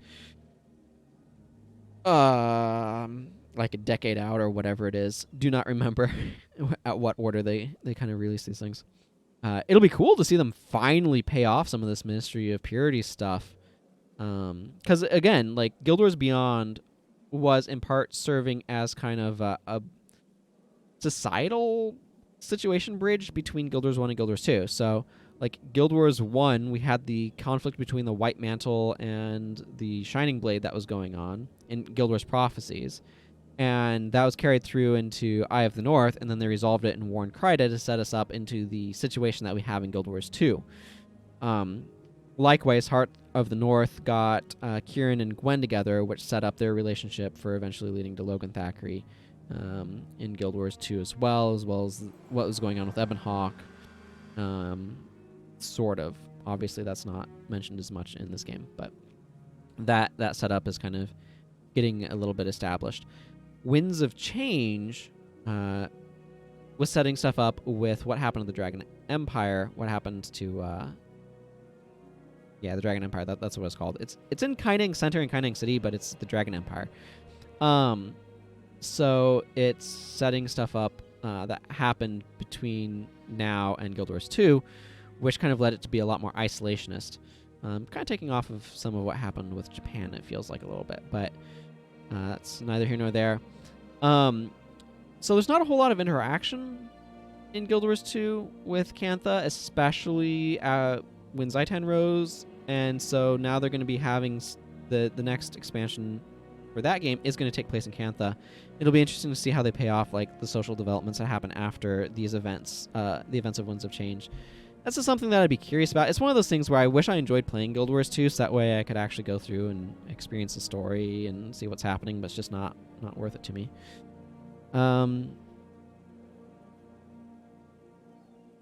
Like I'd want more character slots in this first before I got more Guild Wars 2 content. Let's just put it that way. Initiate Zei Ri says, "Welcome back, my friend. If you have the strength to lend, I could use your assistance again. Although I confess, when you hear the task at hand, you might be reluctant to join me. Ministry scouts report concentrated numbers of Afflicted within the Shenzhen tunnels. This is going to be a massive battle, and just you and I will not be enough to handle it. We are going to need more support from the Ministry. They will send as much aid as they can spare, but most of their soldiers are currently engaged at Bajunkan Pier. The Afflicted came in overwhelming numbers and are cutting off incoming trade. We'll have to make do with whatever support we receive. However, if we are able to deal with the Afflicted there, we'll have dealt a serious blow to their numbers.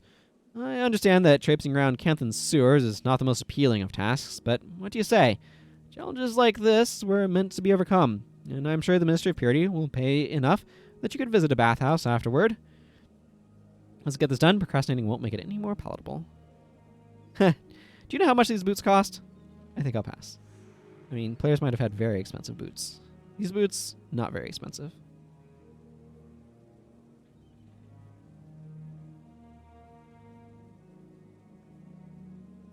I'm going to go actually just step out into Buckdeck Byway and kind of see what they're doing with things right now. This part can be really difficult, but I have clovers, so that should help.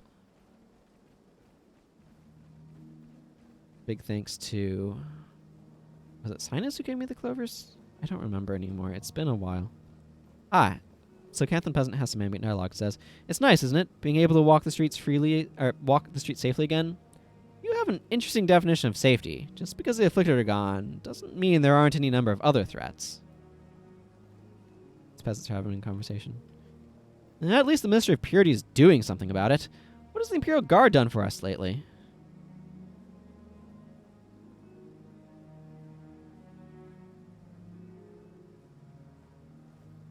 So this is one of the things that they did with Winds of Change, is they just sprinkled in a lot of this, like, these ambient conversations that you'll just stumble across, where people are talking about what's going on. It's really cool like I said, I don't necessarily intend to try to hunt them all down because there's a lot of them, and I just basically having to look up a bunch of stuff on the wiki. But I think it's really cool whenever you come across one to kind of like read what's going on and what people are thinking. It's something that I particularly enjoy that they did here. And you have some of that stuff in the other one as well. Okay, so what they've done right now is they've replaced the Afflicted spawns with Ampha. So instead of having Afflicted here, we have Ampha here. Now, these are not your ordinary run-of-the-mill Ampha. As you can see, these guys are level 24. And this guy has Searing Heat, which is a Prophecy skill.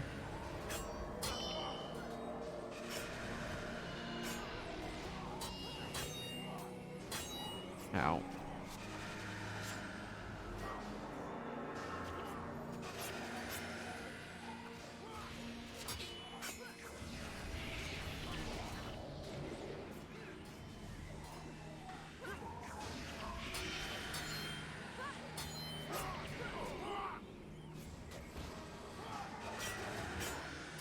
Yeah, and we have an Ampha Warrior, which was not originally a thing.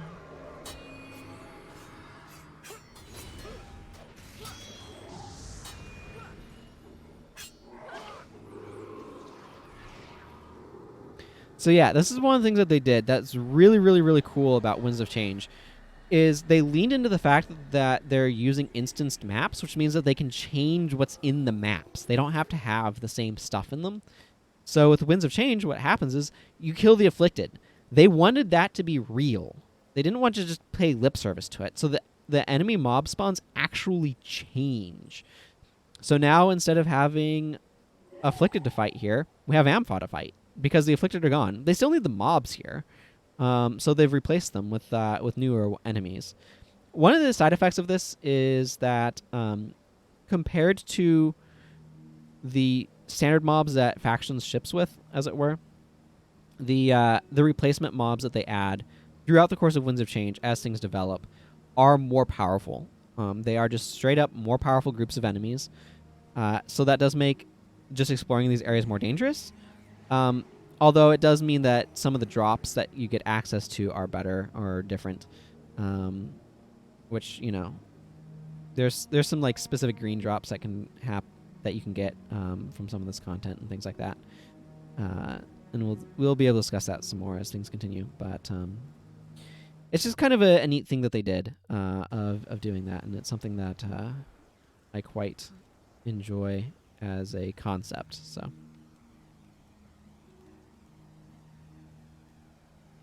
Drop off our ministerial commendation.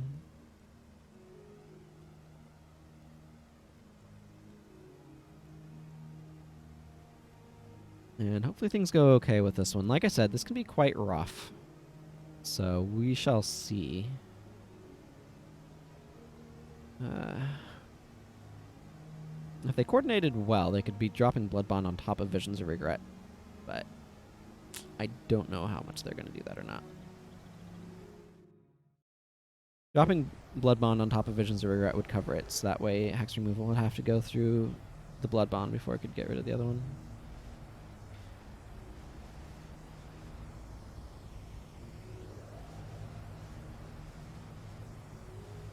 There's a lot of Ampha up here.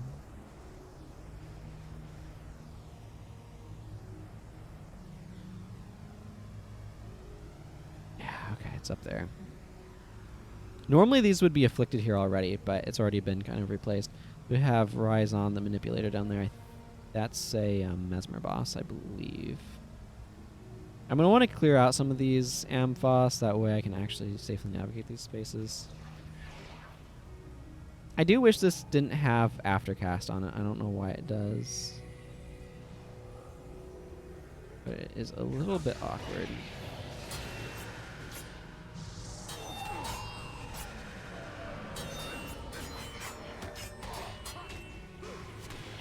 Makes me glad I have an RC, though, let me tell you.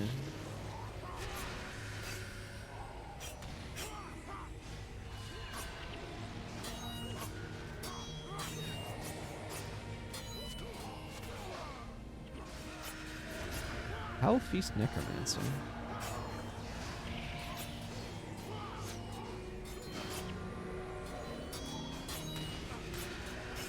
These guys can be surprisingly difficult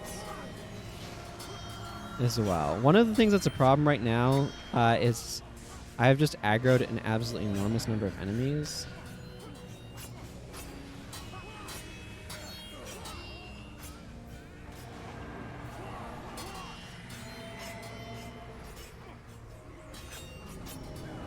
And this boss is wandering eyeing me, which is not great.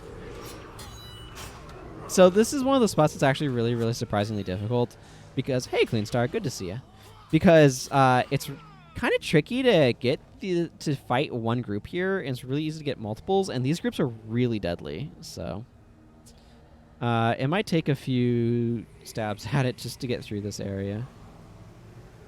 There we go. This is why I brought clovers, because this content is surprisingly deadly. Let's go ahead and bring this guy along.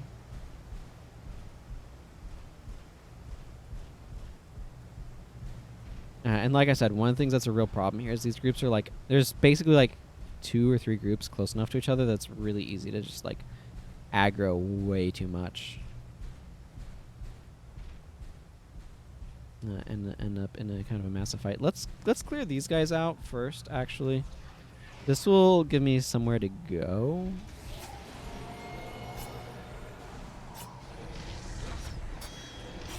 Well,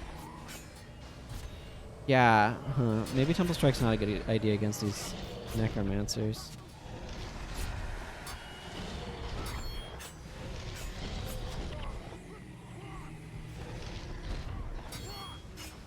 And maybe I want slightly more enchantment removal after all. I don't know, I'm thinking out loud here.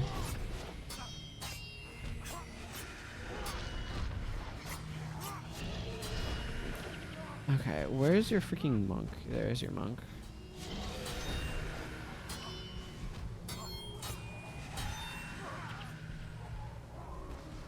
Yeah.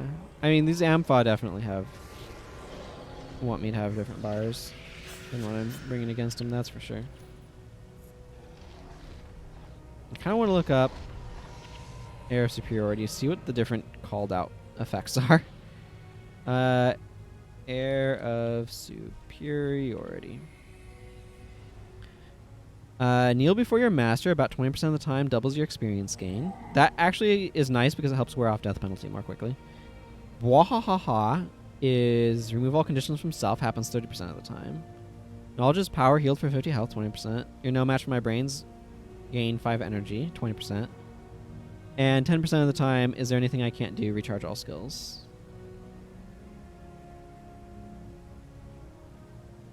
That don't require a morale boost. Yeah. I don't know why it has standard aftercast delay. Very annoying. Okay, so what I'm going to do here is I'm going to shoot a dude with an arrow.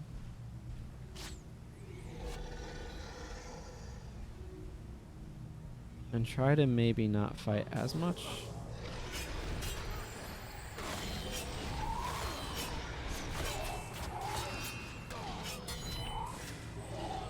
And feel glad I brought an RC.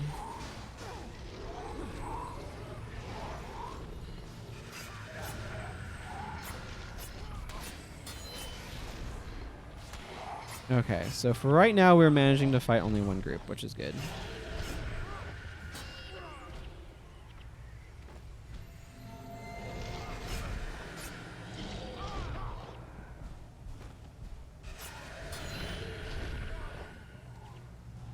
Alright, we seem to have pushed through them all right, so that's good.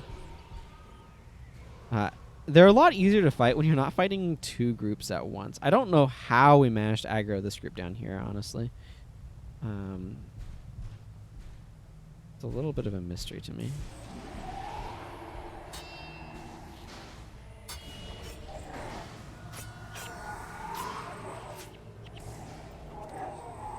Okay. Rye, whatever. Yeah, you need to go down, though.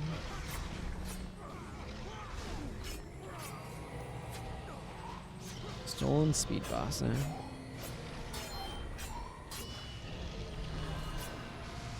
How do you feel about Temple Strike? It's one of those things where what you need against one group of enemies is not necessarily what you want against another. Which can make some of these especially difficult. That went alright, though. Again, like, it's going to be real hard for a lot of teams to beat multiple groups of Ampha at once with these upgraded Ampha bars.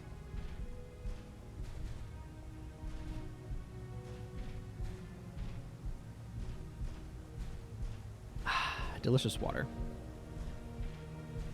I always think about that King's Quest quote. Ah, life-giving water, nectar of the gods. I don't think there's a better res shrine. It might be better to actually go from the Afflicted. No, we're here. Look sharp. There's no telling where they'll come from, says Initiate Zei Ri. It might actually be better to go from Senjing District than from Matu Keep.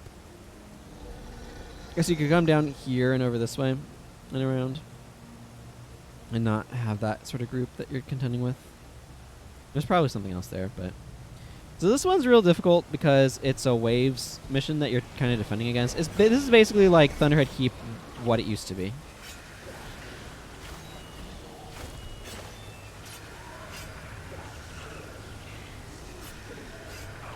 That's how I describe this. The hordes of Afflicted are on, like, timers, so making sure you're not getting wrecked by them can be really, really tricky.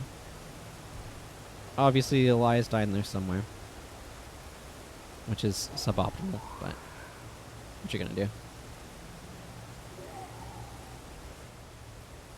We do have a whole pile of initiates to support us, though. Shun Yuang, Shuji, Initiates, Kanwu, Zei Ri, and Jalong. Ow.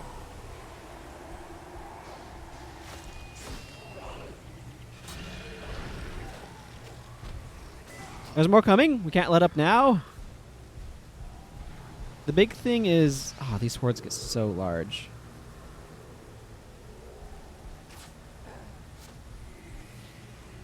You have to be really careful about numbers here.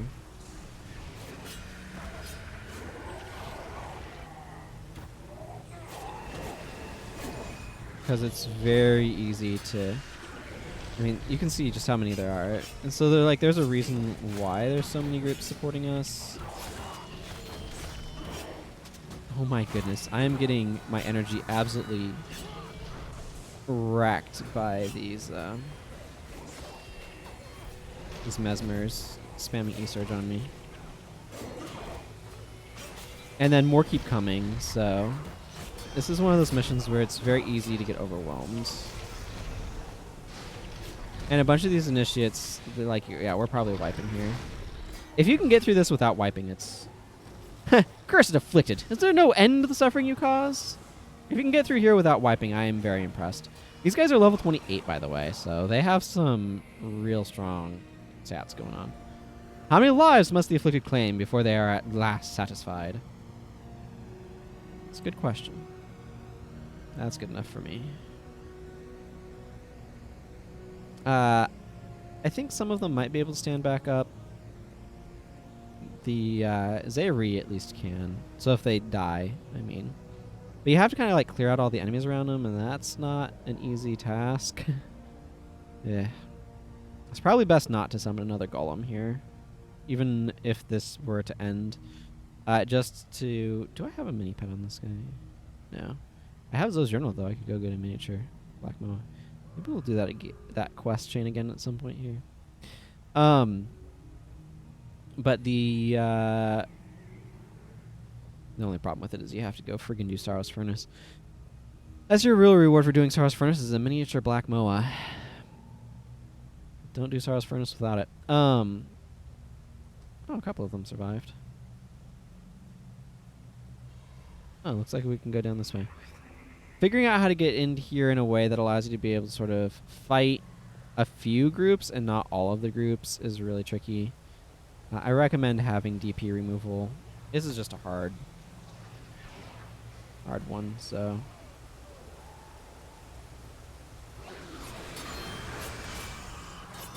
Nothing's gonna change that fact.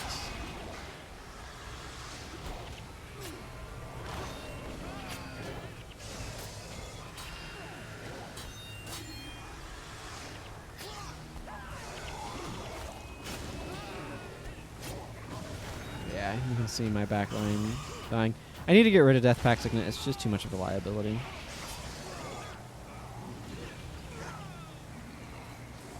And you can see what happened is we just aggroed absolutely enormous quantities of Afflicted. And these warriors are real nasty too. Like, level 26, running in there, aftershocking you and things. Man, Elias has really racked up a lot of DP as well, which is not great. There, that'll do. This one is one of the ones I think of as being a little bit harder. There's probably stuff I could do with my team build to make it a little bit easier. There's probably a lot of stuff I could do, frankly. Like, I imagine I'm not using bars that are completely optimal for this. It probably would be good to switch them over to another East Surge instead of Visions of Regret. Visions of Regret is one of those skills where it's like, oh, this is a nice idea. But then in practice is like, probably not sticking around long enough to actually do something meaningful. I don't know.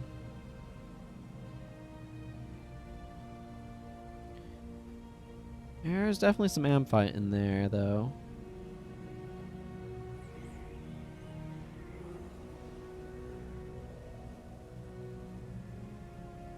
Yeah, I don't like Elias accumulating all this DP. Part of the issue as well, like, they have anti-spirit stuff if you bring Soul Twist, but they have enchantment stripping, so they're quite capable of removing Proc Spirit and stuff. Initiate Zei Ri, all of those have kind of dragged them over that direction, so I kind of want to go up here and funnel them up this ramp if I can. This is a spot where having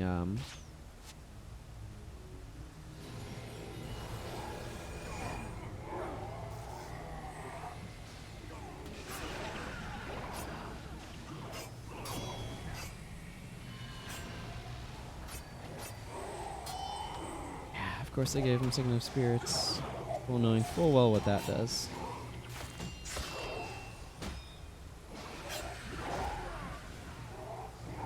Yeah, and part of the problem here, I probably actually need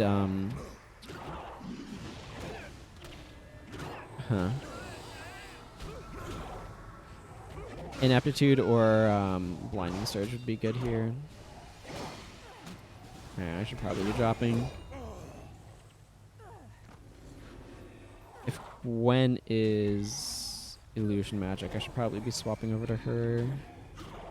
I don't think Master of Whispers is entirely doing what I need either.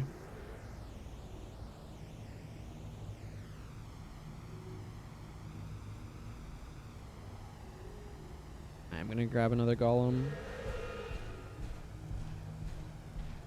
So yeah, it looks like all of the Initiates might be able to resurrect, but it's just...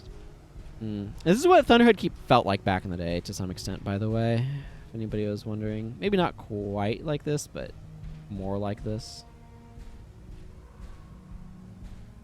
It was real brutal.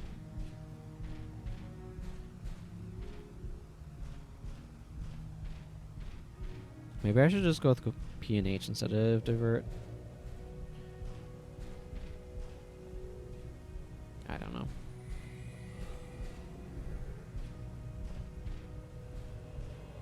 P&H is real good at what it does, but...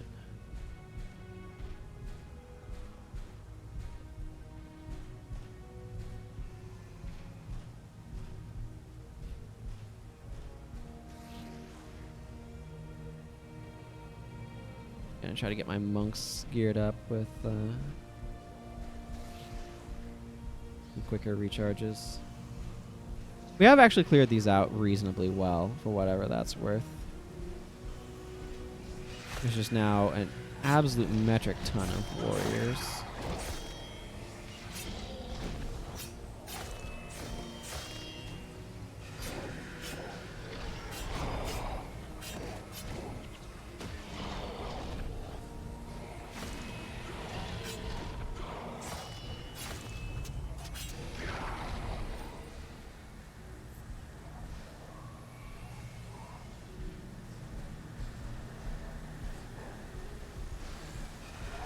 We do have Shadow Song. That's good. Okay.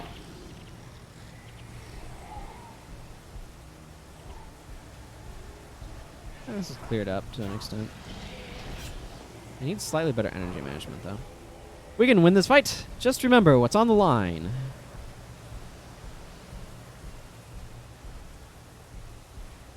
Do any of these other initiates? None of these other initiates may res. It may just be Zei Ri. They were just kind of surviving a little bit longer. Yeah. See, this is the other thing, too, is, like, you lose your allies as this goes on, and they get absolutely curb stomped. And all that.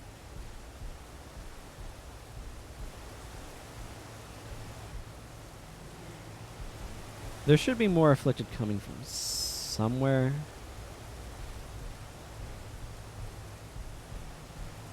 Ah, here they come. From behind us.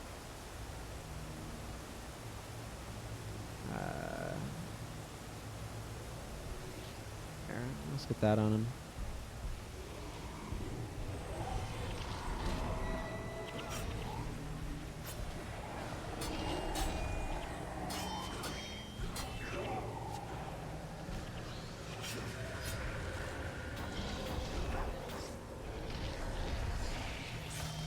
I feel like these things drain your energy really effectively.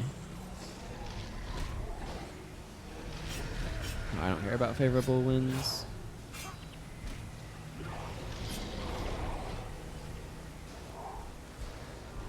Now is Bwahaha the... Yeah, that's condition removal. The tides turn in our favor. We best not lose our momentum. This is Initiate Zei Ri.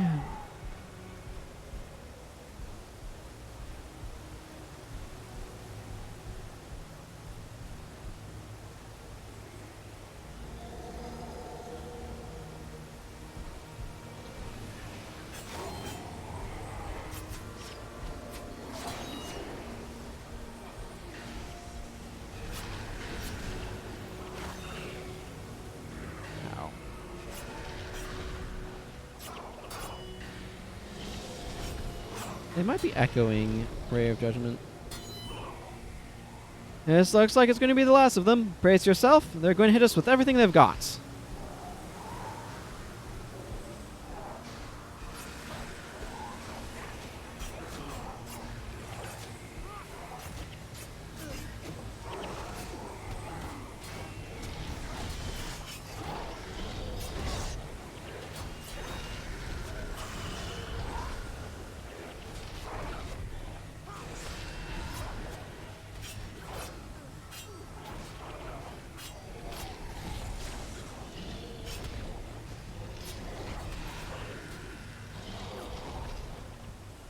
I think Bwahaha just helped a lot right there.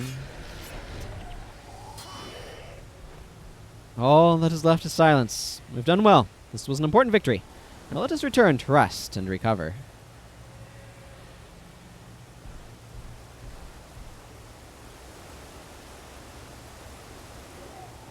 Sounds good. I can go see the Initiate back in Kaineng Center for my reward, which I am going to go do now.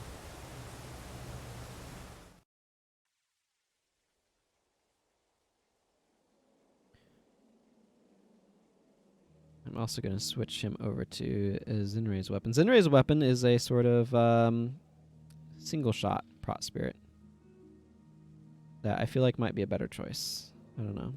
It also has a little bit of offensive capability. The other thing that I'm noticing is he just doesn't use Chillblains enough. Don't know why, but I'm noticing that.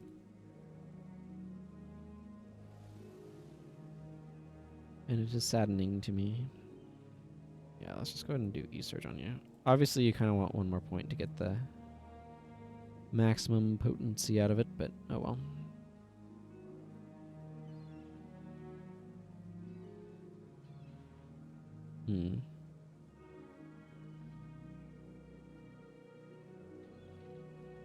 Yeah, I kind of...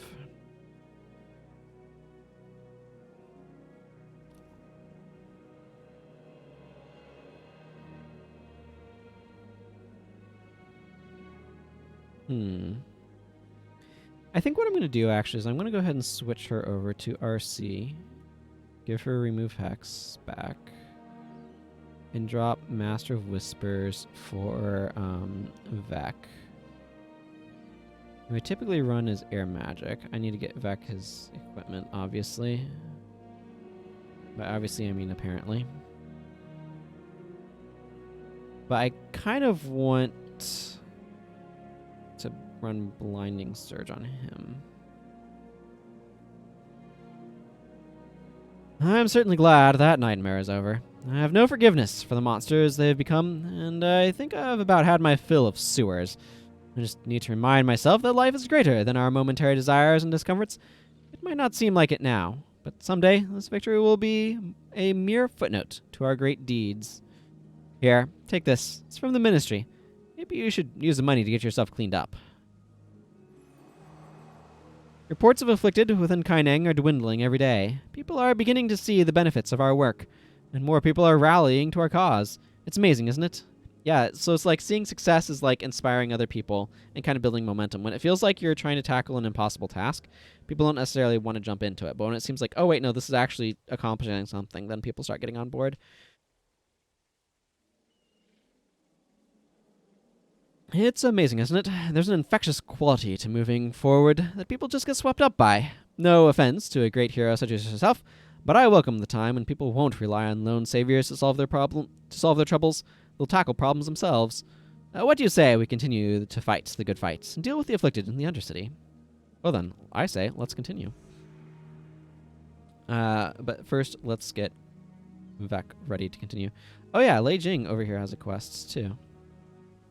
So I want to make sure I'm doing these. Oh man, okay, there's a couple of here. The Ministry of Purity has been pretty popular lately, but that doesn't mean the Imperial Guard isn't working hard as well. Cantha Courier Crisis. I've gotten word that Queen Selma of Krita has sent a messenger with an important letter for Emperor Kisu. Unfortunately, we're a bit undermanned right now. Do you think you could head down to the Kaineng docks and escort him over here? Well, I absolutely want to do that quest, but not just yet. The Ministry of Purity is pretty busy these days cleaning up the afflicted, but that doesn't mean we can let local matters get out of hand.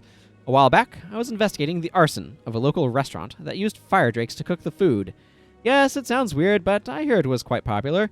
At the time, we chalked up the incident to mismanagement of the little fire spitters, but the drakes never turned up after our investigation. We finally got a report of some of them appearing in Shikwang's Skyway, so I'm going to search for them. I've even bought this temperature-sensing device from a traveling merchant to help track them down. What do you say? Can you spare some time to help out? Sounds like hot new adventure. Count me in. So I'm going to want to make sure I'm doing his quests as well. It's really easy to overlook them. They are not the main story. They're side quests, but they're absolutely worth doing. How many funds do I have on hand? Is that enough to outfit an elementalist? Probably not.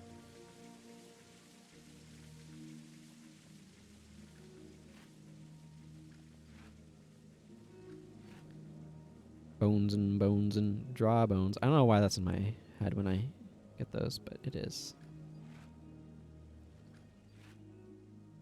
Ebon used to be kind of cool.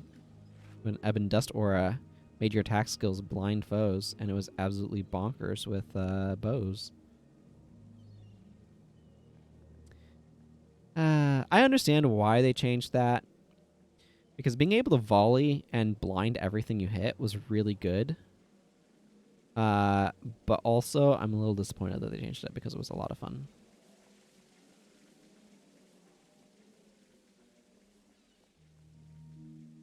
Oh well. I like stuff that can reward you for doing things with specific elements with your weapons other than just additional damage from conjures. Is all I'm saying. More plat than I need, but I was actually able to get it that time because my numpad was on instead of off. I don't know what made it turn off. Maybe the fact that I changed what USB port I had it plugged into so I could access some stuff easier. I don't know. Yeah, minor energy storage is kind of expensive. I think a lot of people are doing like air magic substitutes. Yeah, fire, earth, and water here. It's gonna flush everything out. It's interesting. There's not necessarily any one of these that's the best one, but I feel like fire is the one that I generally prefer. Just because fire AoE is pretty common. Hydromancer is also arguably really good. There's no one size is the best. Different elements are used in different quantities in different areas. So.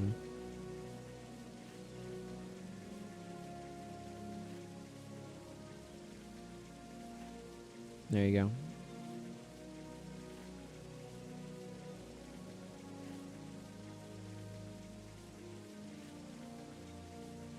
But I feel like I most want to protect against strong rod gortifications. That's kind of what it comes down to. And spells of their ilk. Okay. I don't need you in water magic, I can tell you that much. I want more enchantment removal. I also want oh, that's an interesting idea.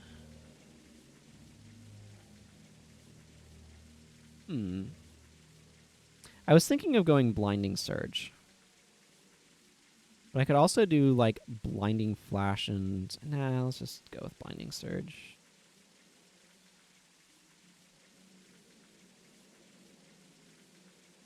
Mesmer. Because I was thinking I could go with Epidemic on Blinding Flash as an idea. Good old Expel Hexes.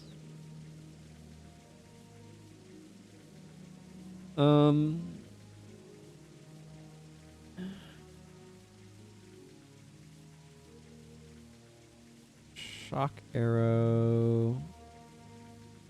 Hell Shock. Chain Lightning. Let's just not worry about putting a res on him. Gives me a little bit more space to work with.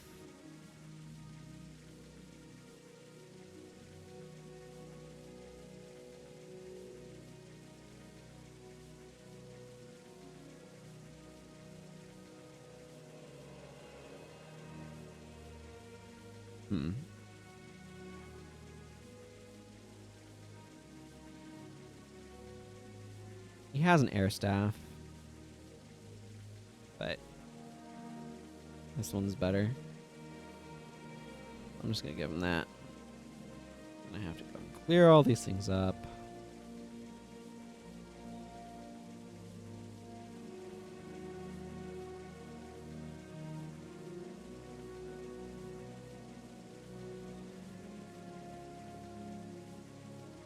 Which takes a moment. Glacial Blade's really cool. I like the Glacial Blade. Okay, yeah, there's my Furious Thunderfist Brass Knuckles. They're not great, 7%, but that's better than nothing. Let's see. So I have some Hex removal there. Hex removal.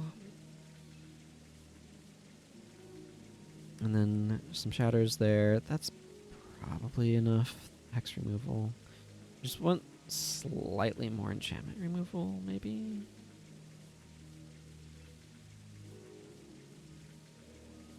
Or I could go...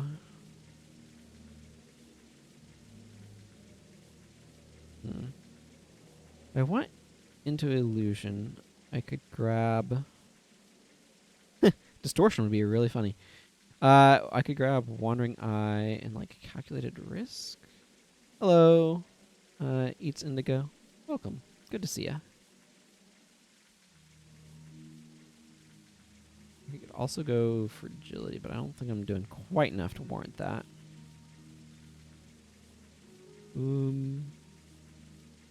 Oh, excuse me. Inspiration. Oh yeah, what all does this have? Discharge Enchantment.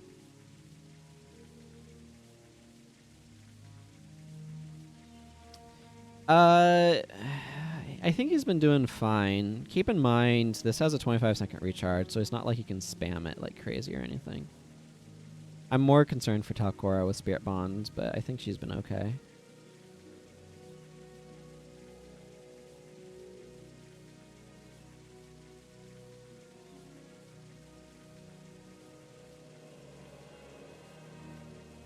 see, Drain Enchantment has a 2-second cast time.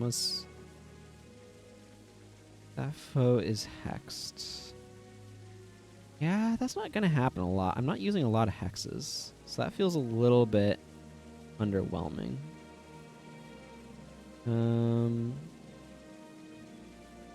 Feedback. This one's not what I'm looking for.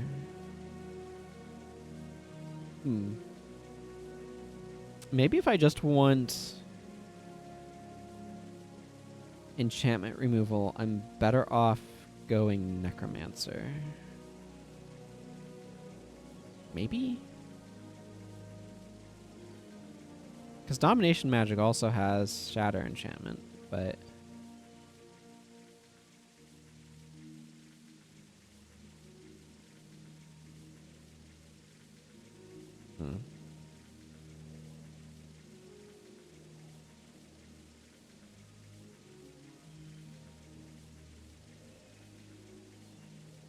If I went Necromancer...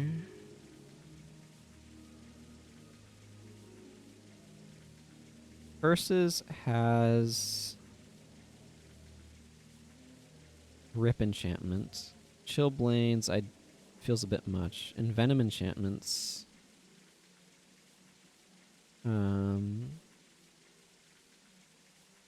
Rend Enchantments.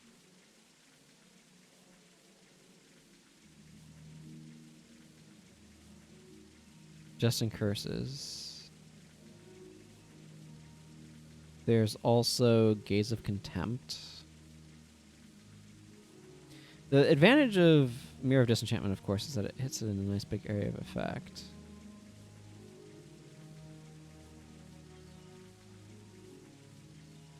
But on the other hand, I could give Chillblains and Rip. Yeah, 2 seconds is a bit long. But, like, Chillblains has the advantage of being massive area of effect, so I think I am going to roll with that.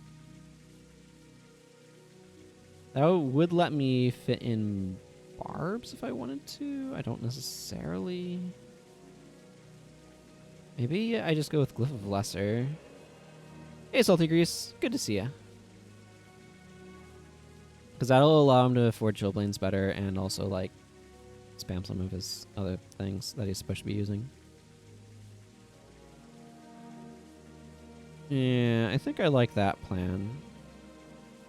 We'll see how this goes. I don't know. I feel like I needed more enchantment removal happening, so stacking a little bit there is not a bad idea. I could also potentially work something in here, but I don't necessarily want to remove any of these skills. I like myself a good old Chaos Storm.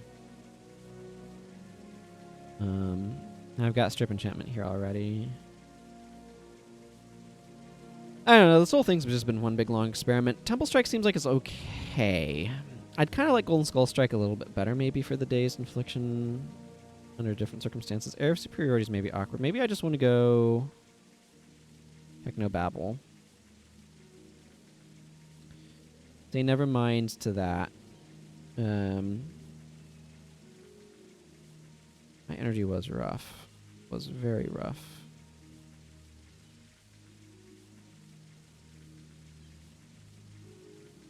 This is one of those circumstances where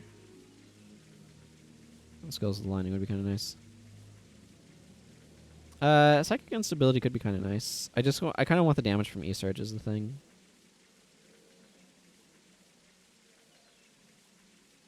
Where is... Here. Yeah, I'm just going to grab Assault Enchantments and kind of roll with that for the moment, see how it feels. I don't know. I'm just kind of playing it as I go. Shattering Assault's another potential option. But I kind of want to go with the cheaper Assault Enchantments for the moment. Okay, let's just do Light My Fire for the moment. In the Shikwang Skyway.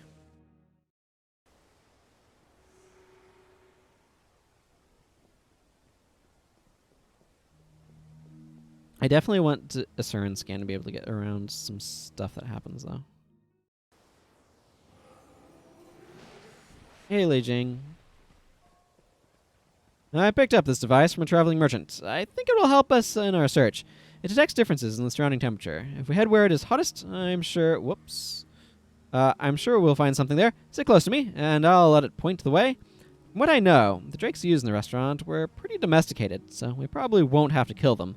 I hope word hasn't gotten out about these creatures running around. It certainly would throw the area into a panic. We'll have to find them before that happens.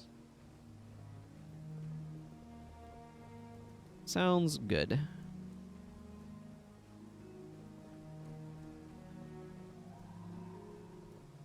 We have favor right now. Camp Guard Pong 2. What's your story?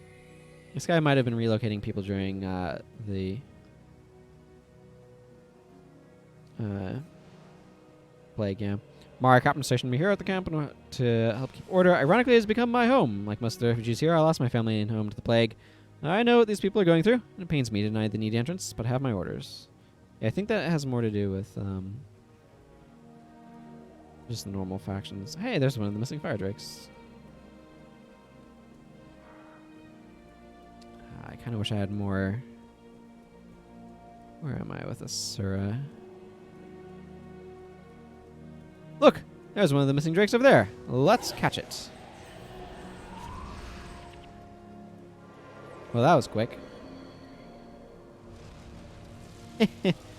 A nice friendly breath of fire.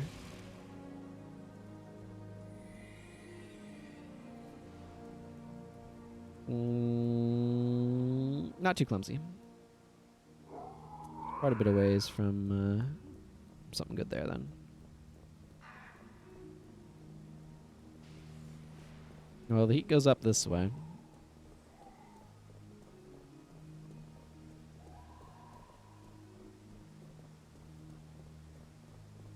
There's Orison, Tranquil Acolytes of the Jade Brotherhood. I think these guys should just be normal, though. Excuse me. It's going to actually be really hard to, if I need to be using my one skill to kind of keep it up. Hey, a Jade. That is not a commonly dropped weapon. Getting a good one is a bit difficult. We should be way over prepared for a regular Jade Brotherhood, just as a random aside.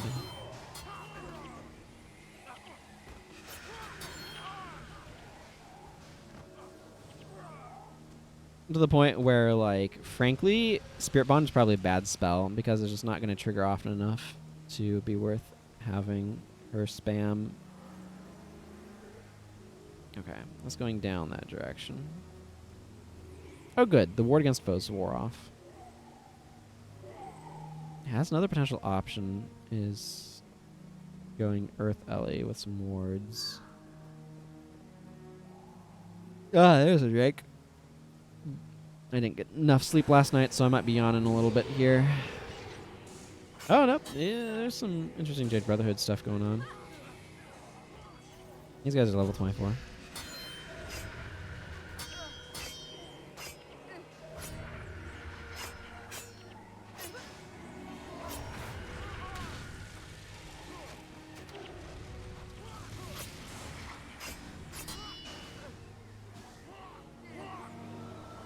The more of these missing fire drakes we find, the more powerful we'll be. I'm noticing.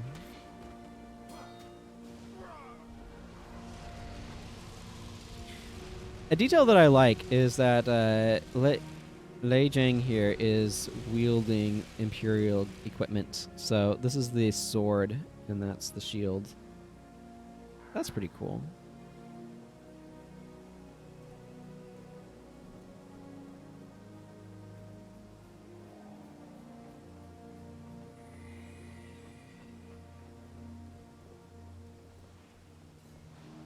Oh, this one's running from us.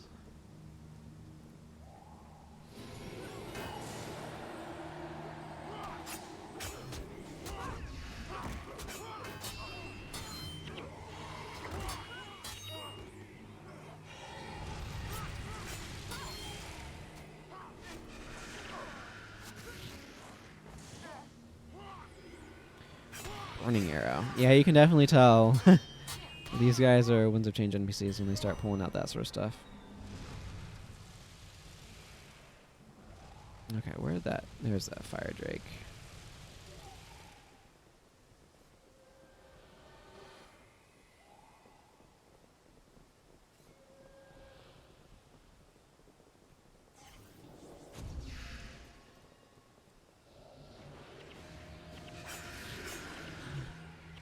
Aha! Another one of the fireball spewing creatures. It seems a little frightened, though. I wonder what got it so spooked. Good question. Our heat gauge is really low. There's some Ampha over here. I know I've done this quest before, but I also know it's been quite a while. I remember doing it.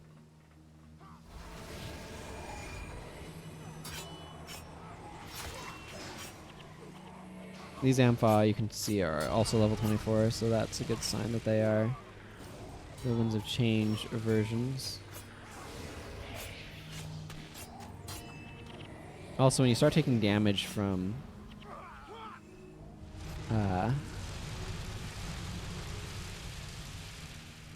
Savannah Heat from factions enemies, pretty good indication that they are Winds of Change NPCs.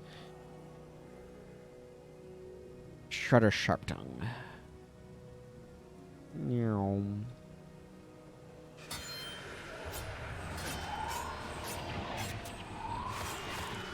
Are there any games that give you like a move speed buff going downhill or like a move speed buff going downhill and a move speed debuff going uphill?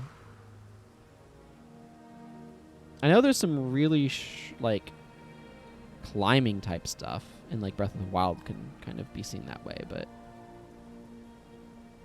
I remember coming in here to capture skills from Shudder Sharptongue during the factions lore playthrough. That's a while ago now.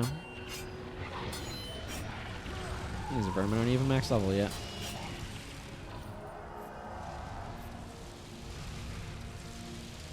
Telcora, you died at some point. How'd you manage that one? People farmed these vermin quite a bit for something. Not actually entirely sure what. I just know vermin farming was a thing. I'd be a little surprised if it was still a thing, but I know it definitely was a thing at one point. I have Double Dragon. Ah, there's the Ampha with the missing Fire Drake over there. That's worrisome.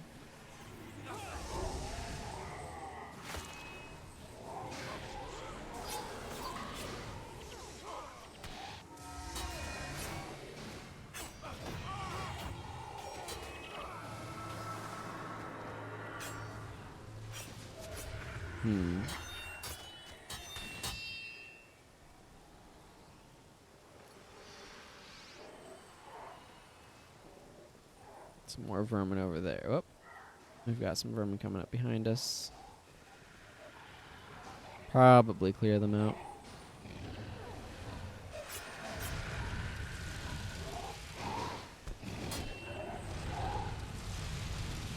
Oh, look at me again. Oh, at least Alcora's DP is wearing off fairly quickly.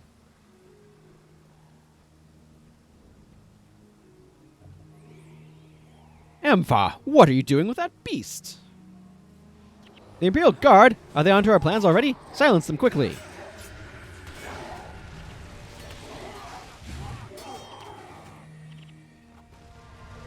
Well, clearly the Ampha have some sort of plot.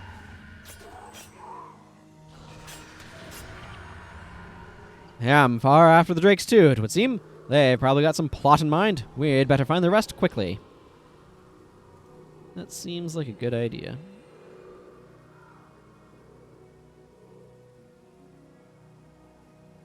I guess this can technically remove conditions from the RC.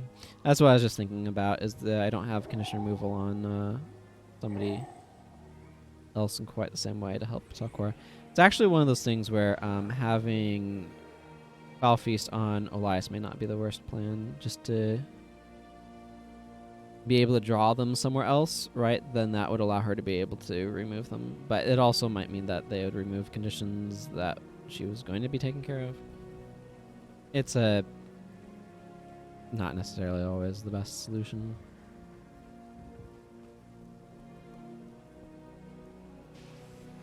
Statue of Duena.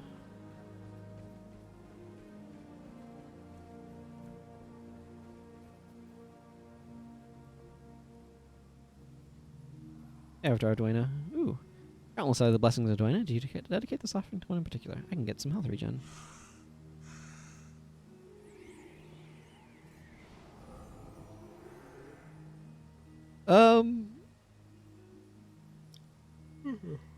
Excuse me. I don't really feel like I want to spend some gold on what +1 life regen.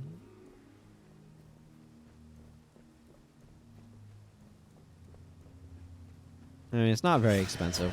50 gold's not a lot of money in this game, but eh.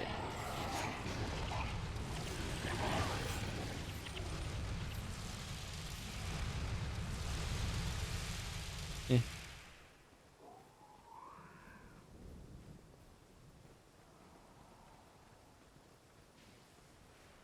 wonder how much that splinter weapon's actually doing. Wait, hang on.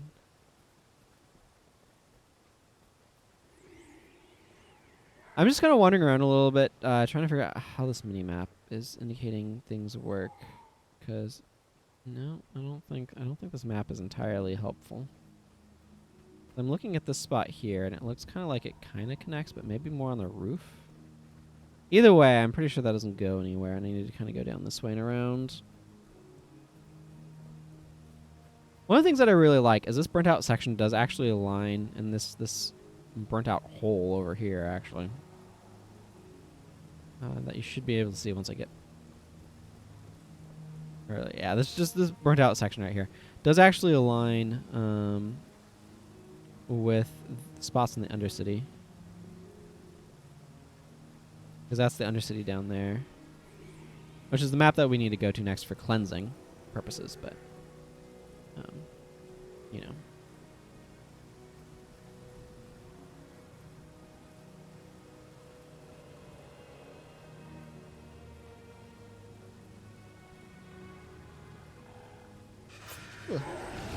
I am really, really yawny.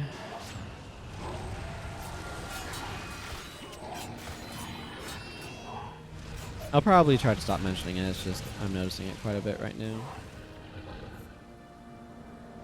Yeah, that helps Salcore's DP.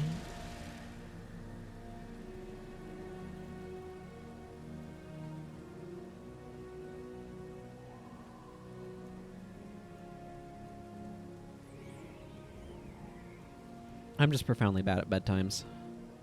That's my problem. Okay, heat gauge is rising going this direction, so let's continue on this way.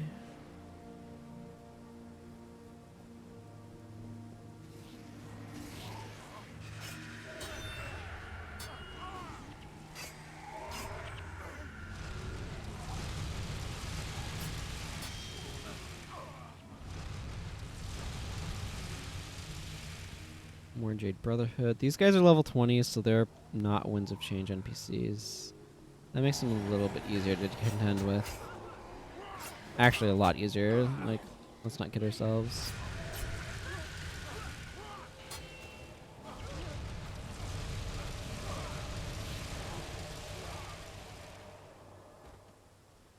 At this point, we have 3 Fire Drakes on our team, and that is doing a lot of additional damage.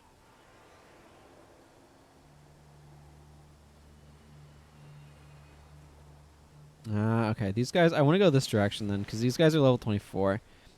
And that kind of indicates to me that maybe this way is a way that I need to go for stuff.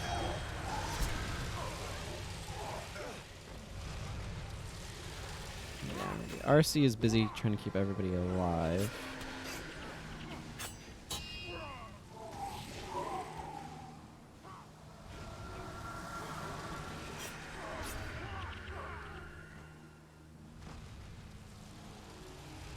There's more Ampha over here.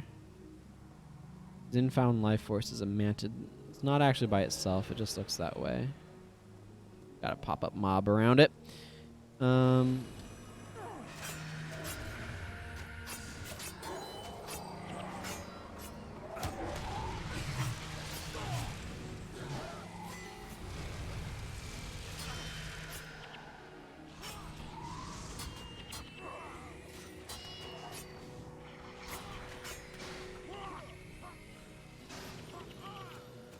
I don't know how much Vex been using Chillblains, by the way. I feel like I would expect the AI to kind of spam it, given how much the freaking wildlife that has it spams it. But okay, what?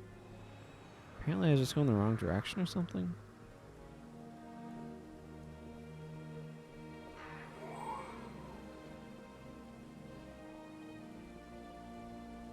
Okay, let's go up and over, maybe.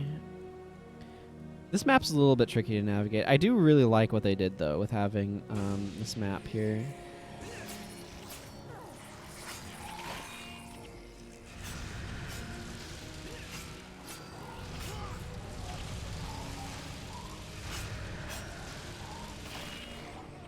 I feel like I'm not getting anywhere near as many critical hits as I would ideally be getting. Well, I got some daggers, and I broke my lockpick getting them. Bad day. Not even very good. They're not max damage. They have shocking on them, but I already have some shocking. No, that's Fiery Sigh of Enchanting. Silencing. Can't take that mod out, unfortunately. These are icy. I mean, it doesn't really matter. This character's not going into conjures or anything, so meh. It's like one of those things of like, oh yeah, technically, but it's largely immaterial to me. If I technobabble him, he can't finish his giant stomp. What do we have if he can't finish his giant stomp? Certainly not us dying.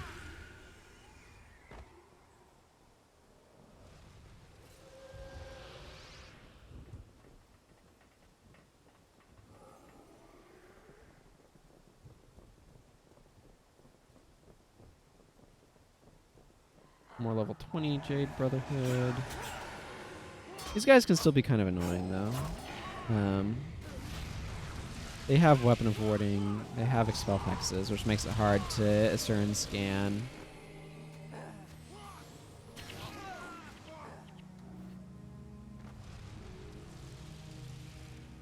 As if looking at my map is helpful. Okay, the gauge is staying fairly neutral at the moment. Don't know what to make of that.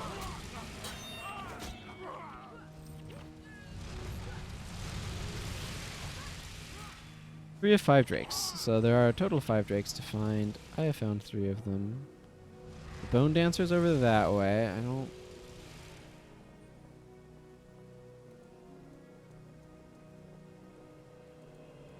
Okay.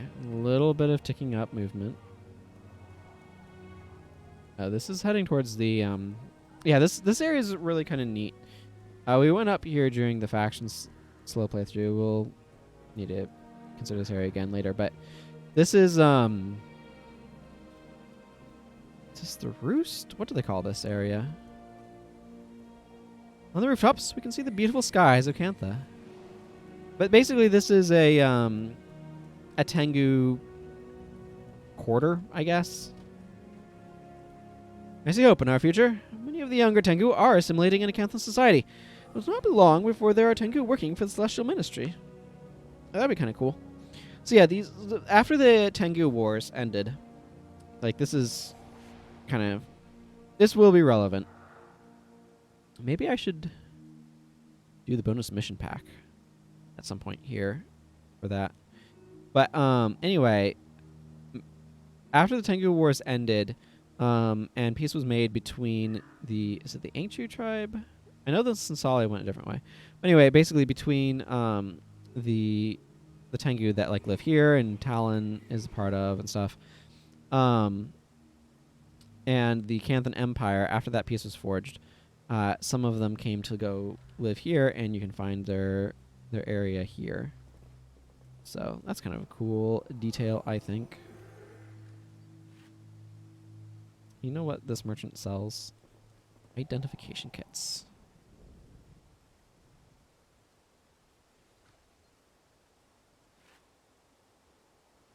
And I'm happy to... This needs to be processed. Yeah, iron ingots.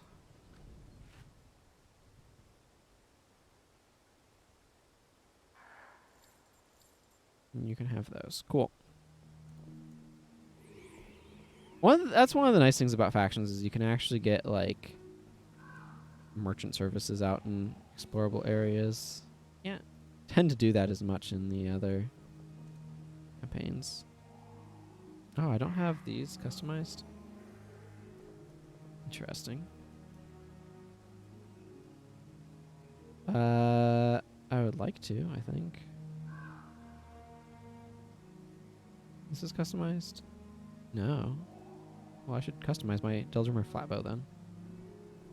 Okay, my Shiro's blades are customized at least. Alright, let's go back out there to try to find this thing. I forgot to turn on the thing, and that ding was on my end, not your end. I mean, you might have had one on your end at the same time.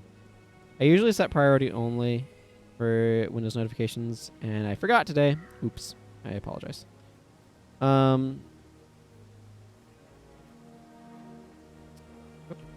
Now the Jade Brotherhood? Where are you scoundrels going with that Drake? So, you found out about our plans, have you? Too bad you didn't bring enough fighters to stop us. Brothers, destroy them.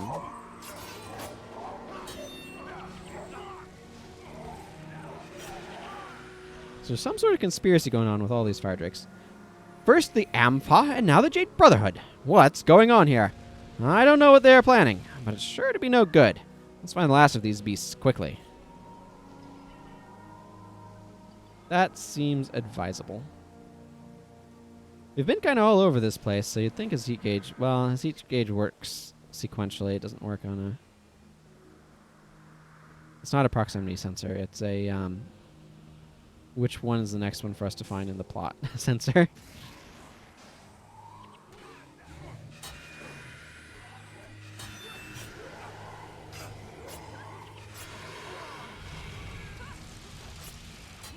So,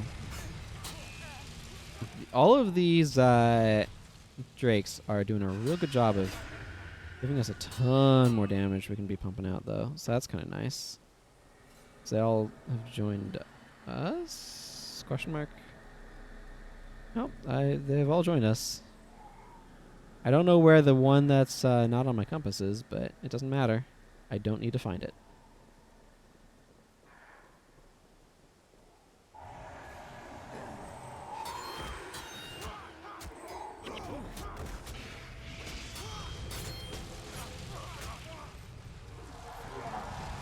So much double dragon.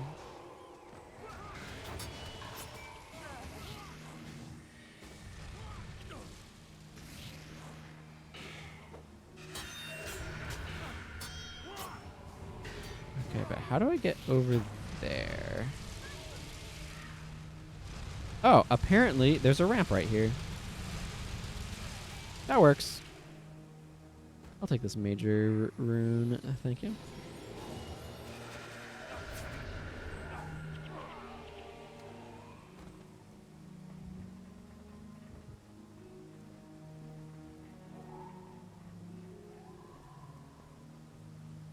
Okay, that's decreasing that direction, so maybe it's increasing this direction?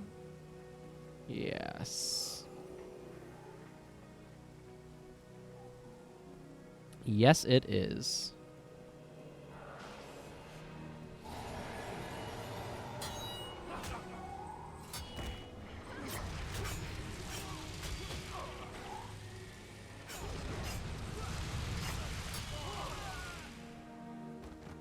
Well, nothing that 3 extra elementalists helping you can't help speed up.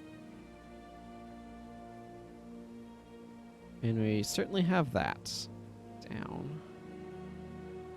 Okay, it's not by Gil the Bone Dancer. Where are we supposed to be going here? Maybe... maybe over here in this area. That seems likely. Let's go check it out. It's suspicious, I say. Suspicious.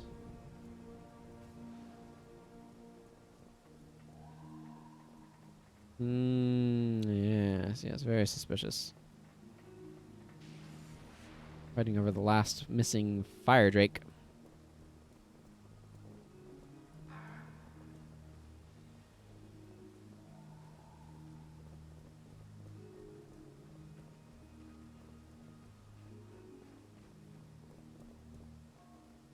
Gang fight. Looks like trouble. The drake is ours, you dirty scavengers!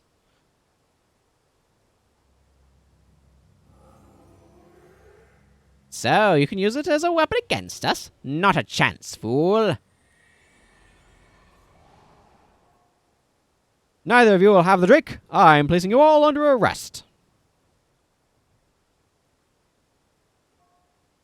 How convenient. This buffoon of a guardsman has gone to the trouble of bringing the rest of the drakes right to us. We'll just kill you all and take them for ourselves. We'll separate your heads from your shoulders first. Get them. Step 1. I want the fire drake on my side.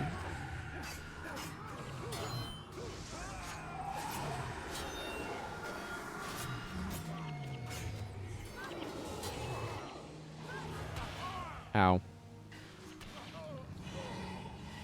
First step should have been to go grab that resurrection shrine over there, probably. Because, ow. Hey, Dunkoro. How's it going? Really low on energy? Yeah, looks kind of like it.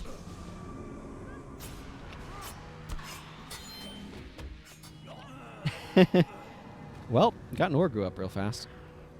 That was a little bit painful. We should be alright, though. I mean, we'll have a bit of a walk ahead of us, because I didn't go and activate a closer resurrection shrine. But, we'll be alright. I do appreciate that they added some of these side quests to kind of fill out stuff. And, like, here's the thing, too, is this is a good reminder that, you know what, there's still stuff going on aside from the Afflicted that the Imperial Guard has to worry about. And they've kind of have their hands full between, like, two massive criminal organizations in the Jade Brotherhood and the Amphah, and trying to manage those. Dealing with whatever they might have to do regarding the Kurziks and the Luxons. I'm not quite sure how much involvement they have there, but it wouldn't surprise me if there's a little bit on the borders. Just doing general police work as well. And you know, they had their numbers cut quite a bit just through death over the course of the factions campaign. There was definitely some amount of time to, like, recruit more, but a lot of that energy, instead of people going to join the guard, has probably gone to the Ministry of Purity to an extent. So that kind of messes with some of that too. I wish this game had better understanding of, like, what resurrection shrines are actually closer, because, like, this one is closer to that location, but this one was actually closer by pathing. Oh well. It is what it is. It is what it is. It's not always clear based on geometry what is pathable terrain and what isn't in this area. Also, these are kind of tall steps. Just pointing that out. These are like knee high. Some of the scale, some of the stuff in Canthas always seems a little wonky to me. Examples of, like, the height in those steps is a good one. What's the state of these steps, actually? Yeah, these steps are also kind of like, yeah, these ones are pretty reasonable, it looks like. Maybe a little tall. There's some especially egregious ones in okay, let's be smart about this. There's some especially egregious ones in the Arborstone Cathedral. The cathedral in Arborstone. Looks like we lost favor at some point. This is all withered and not pouring water. Ooh, we got a nice sunny day going on outside. Pity I will be streaming through all of it, maybe? I don't know. It's just how it goes.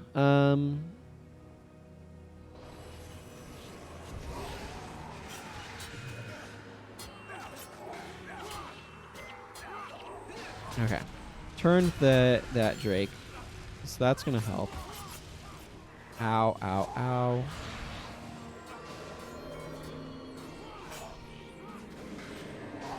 It's one of those things where, like, I have too many hexes on me to really want to try doing much.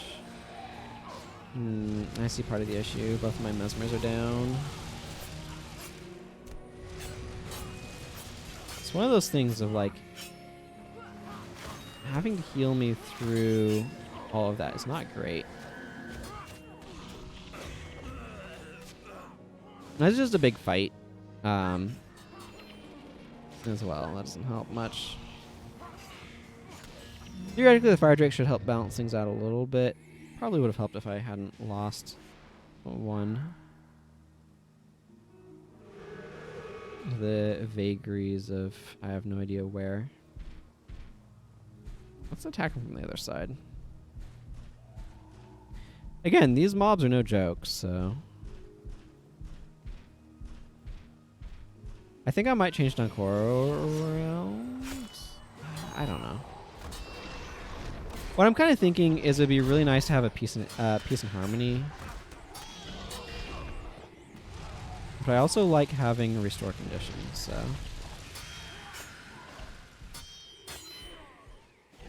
Maybe I'll do something weird. Well, that takes care of that. Now that we've got the last Drake, I can take them back to the palace. The Emperor will no doubt want to reward you for your help. Meet me back in Kaineng when you're done here. And he goes off with the missing Fire Drakes. Into Bukdak Byway. Cool. Well, we've cleared them out, so that's good. Let's go back to Kaineng Center for my reward. Okay.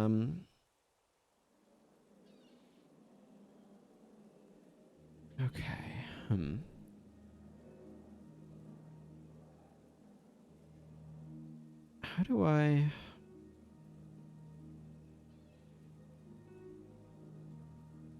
Let's look up something. There's a page for...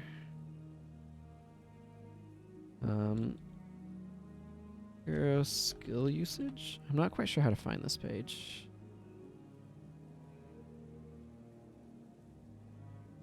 Is it this one? Yeah, okay.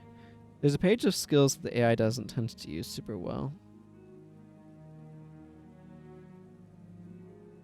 I just wanted to see if it mentioned anything about Chillblains.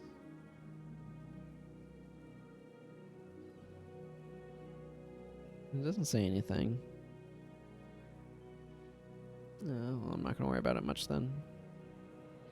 It has a whole thing about, like, Icy Veins isn't used optimally, and the AI just straight up doesn't use Wither.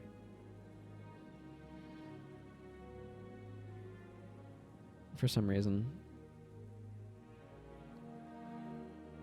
I'm mostly okay with what I have going on with my bar. What I'm thinking, because, like, Restore Condition is really useful, but Peace and Harmony would help with some of those deep hex stacks. So... Oh. Yeah. So what I'm thinking is I could go Slash Ranger and give her Draw Condition Antidote Signet as a way of being able to do some control that way. But I think I might want to change up Dunkoro as well, just to have a little bit more support going on with him. Maybe he wants to do that shenanigan. Then I can go Mend Ailment, Peace and Harmony like this. Because this combination has some really good advantages. This is good against stacks as well. It's not as good at clearing stuff, though.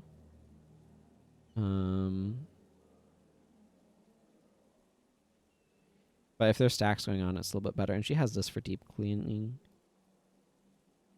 Yeah, I think I'm going to... He doesn't need that. I'm going to to swap him over to flesh my flesh because I'm just tired of people dying.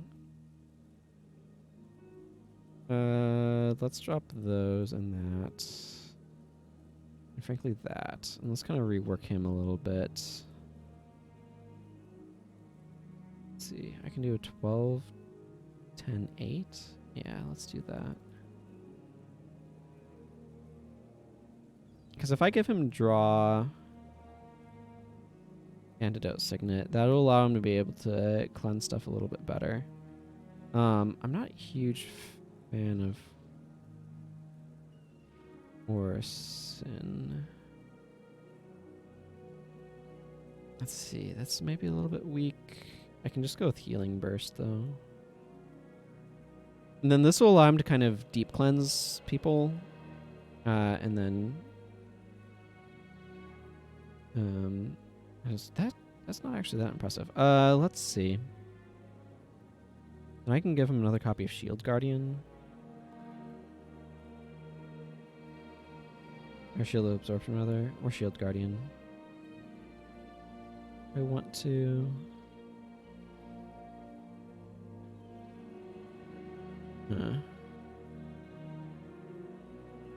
Or maybe... Yeah, Vigorous Spirit. I actually don't really need to invest.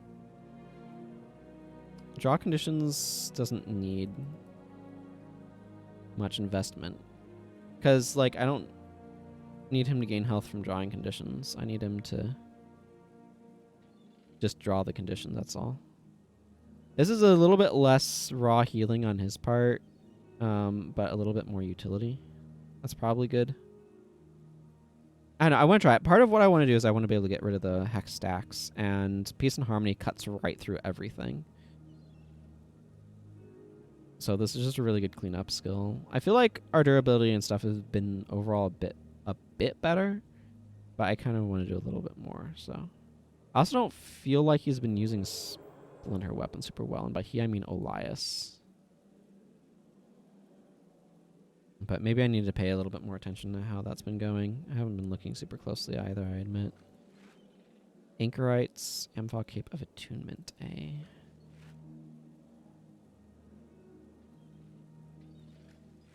Not highly salvageable. Hey, that's highly salvageable. Behold. How many iron ingots was that? 35 iron ingots from that cane. That is a lot of capital.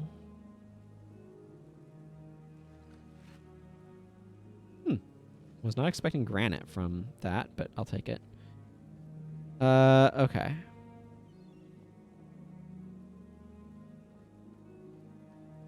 I do want to do that courier quest semi-soonish, but I've also been, like, setting up my team, so I don't want to do it just yet.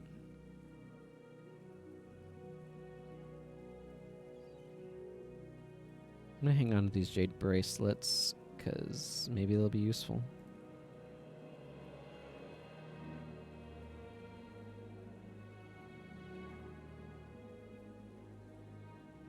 Just gonna hang on to that cloth for now. I don't want to worry about processing it. I don't need the shocking mod from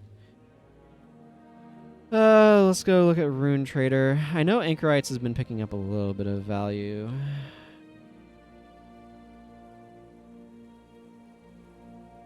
He's got his Minor Vigor on. That's kind of cool. It wouldn't hurt to get insignia for these. Yeah, Anchorite has been picking up some in value.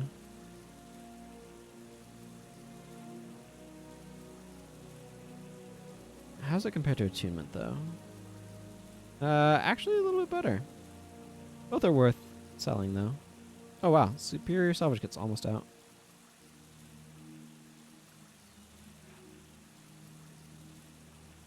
I don't think Major Smiting is going to be worth anything, though.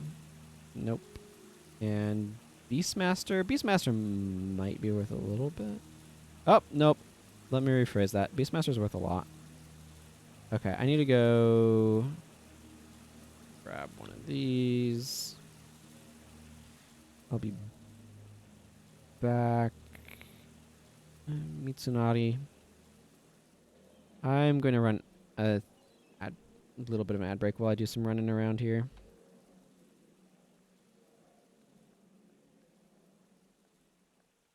go talk to them. Imperial quartermasters. Stuff taken care of.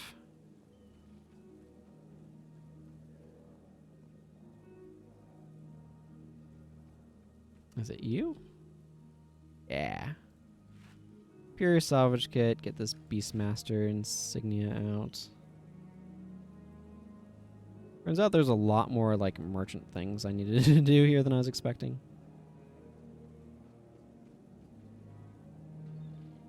I guess people are realizing this is just the prodigies for monks. I don't think monks are super popular, so I don't know. I like monks still.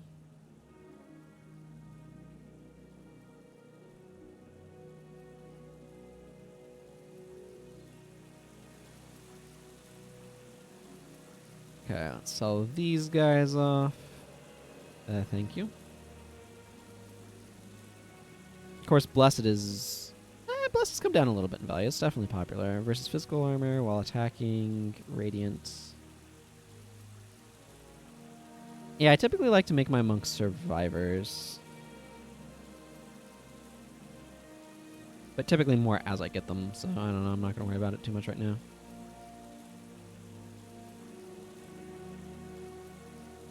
Oh, this one is radiant, though. Yeah, he's not got anything of note. Let's go. Sell these last couple of things off. Drop things off in the old bank.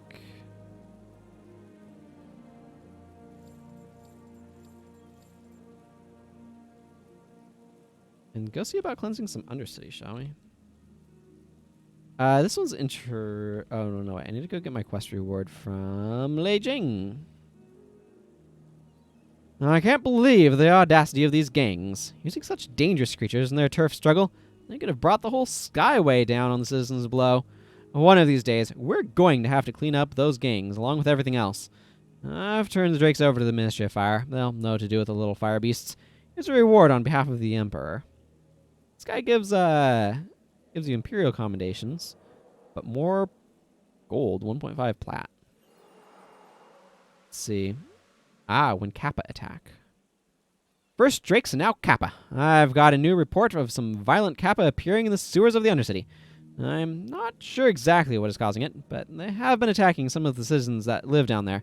The Ministry of Purity has volunteered to lend us one of their elites for this job, so you should go and meet Oroku in the Undercity before you start.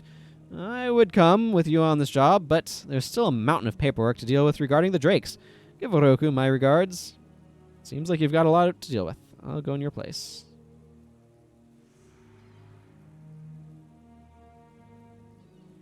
Imperial combinations are still quite useful for getting superior salvage kits, which is what I have them saved up for.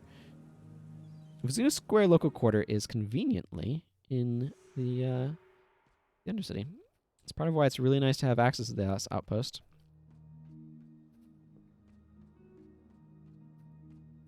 Yeah.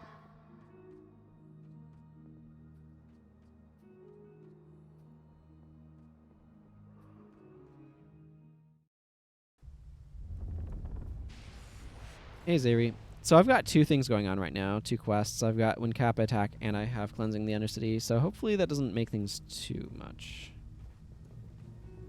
Yeah, that guy's in the other area, so...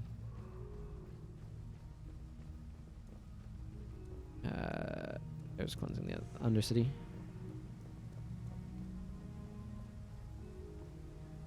This is a Dwayne shrine. And see, we don't have favor because it's in pieces. Behold, it being in pieces.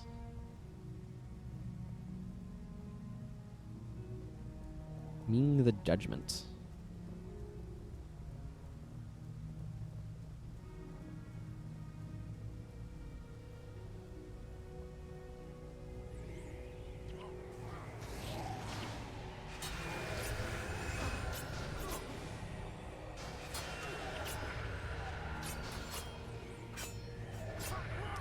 That boss Ray of Judgment's doing real work on my backline.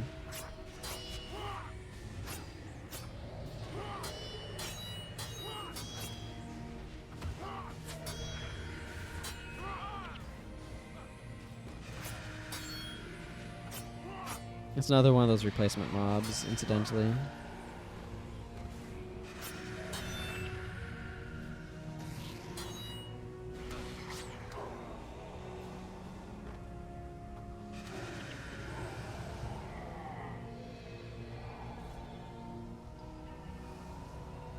Might give a moment actually for some of these energy pools to recover a little bit more. I am liking assault enchantments though, I have to admit.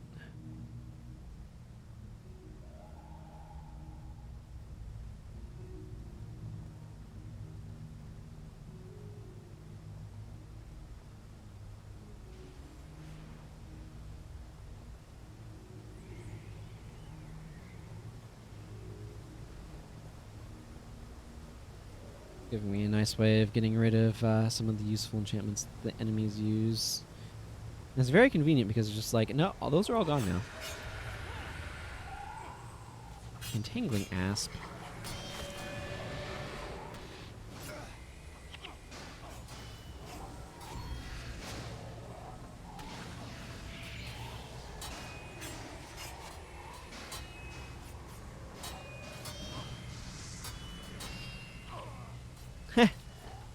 I had a fiery dragon sword. How convenient.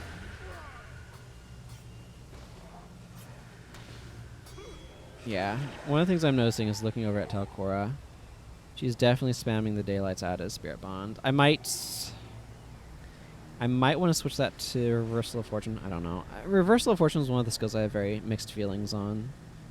In a lot of normal mode, I don't like Reversal of Fortune or Spirit Bond just because you're just not getting hit with hard enough values to make them worthwhile, but... Ah, yes, this also disables all of your smiting prayers for 20 seconds. They didn't want smiting prayers to be able to be teamed up with effective skills that are not smiting prayers.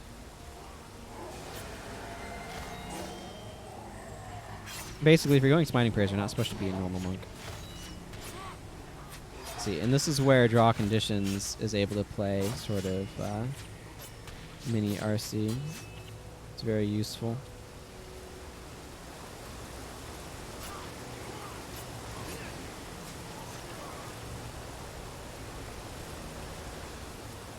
And then he's able to clean himself up.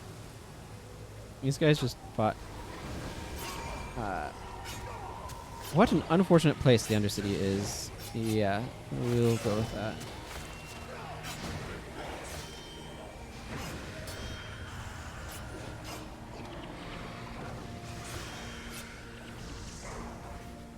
Oh, that Necromancer.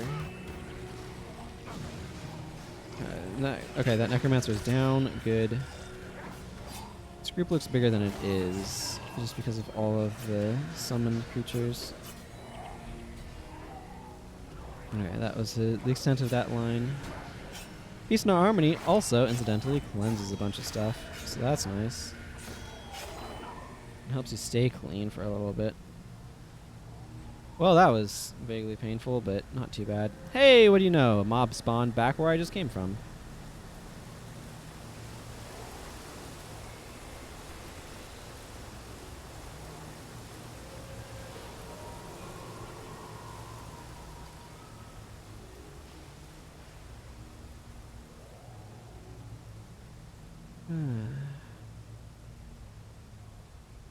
Before I joined the Ministry of Purity, nothing drove me except my own grief. Through them, I found a purpose. I wish that the people here could do the same. What makes you say that? Look around you. Does this place look like a fitting home for any but those who have nothing else?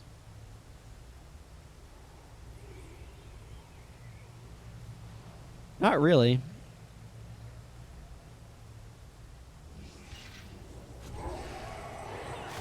Not really.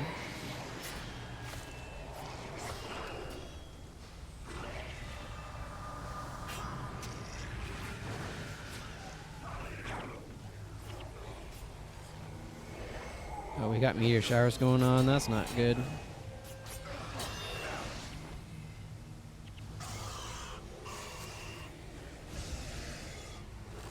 Okay, I feel like this team is finally doing a lot better than what it had initially been doing.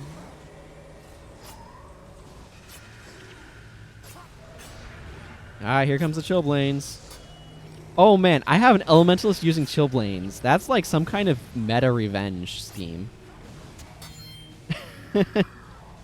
Oh man, the number of times I've had my Elementalist kind of wrecked by Chillblains to have one using it in order to be able to deal with things. Yeah, that feels like some sort of meta revenge chain.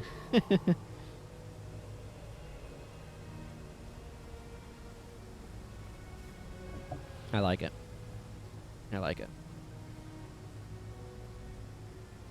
I'm gonna summon a golem here. Might as well use these things. I don't think the golems are the best summons for later areas, or for harder stuff anyway. When the Afflicted are gone, we can begin to rebuild. We can not only replace what was lost, but build a new and better world.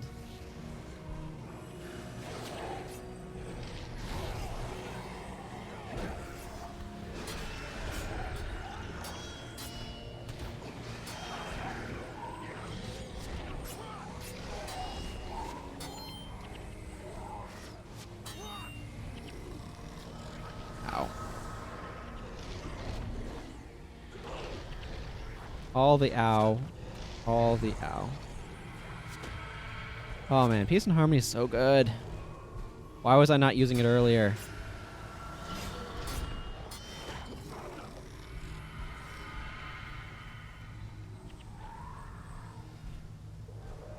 See, the thing about Peace and Harmony is it removes up to 8 conditions and hexes from you, and then for a few seconds afterwards, they expire faster on you. Which helps keep recidivism down, I guess. That's probably not the right use of that word, but helps keep repeat occurrences of that from affecting you, which is really, really nice. Perhaps we can bring hope back to these people. And if here's a thing they've long since forgotten.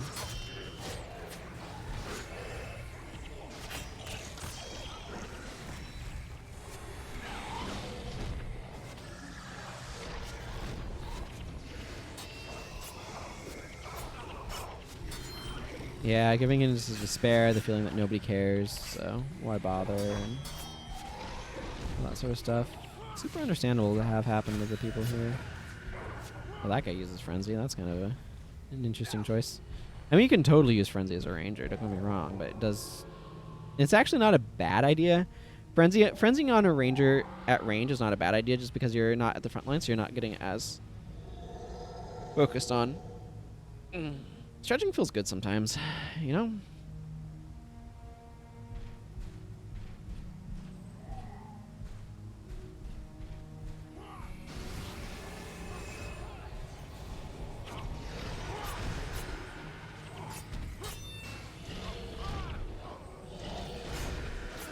Example, necromancers with their other draw and plague signet build.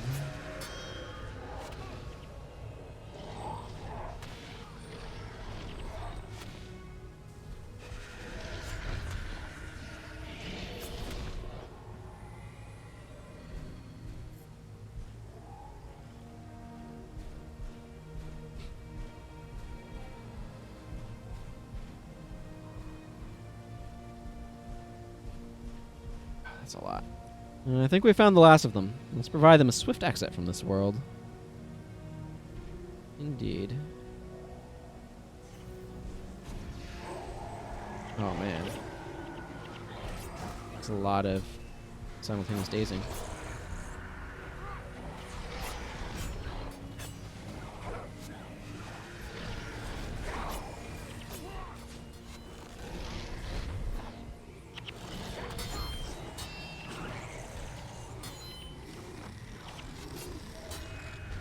So many conditions. Part of what's happening is some of the Afflicted Soul explosions are just coding me in conditions, so.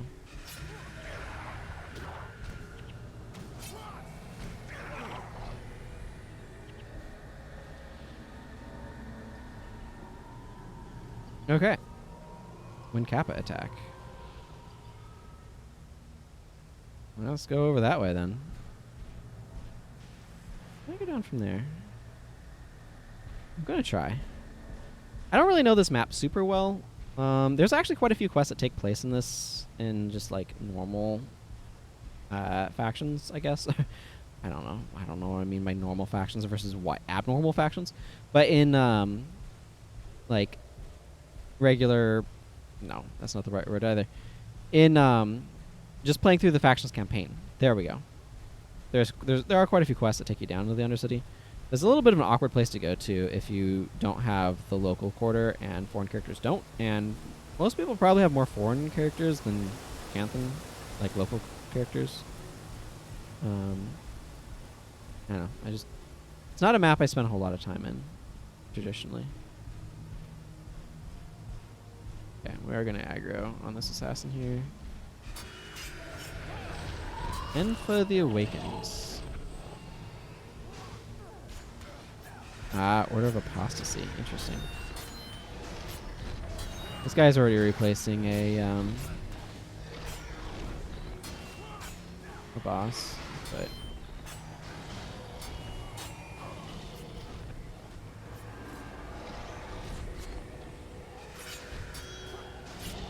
Splinter Weapon absolutely is happening.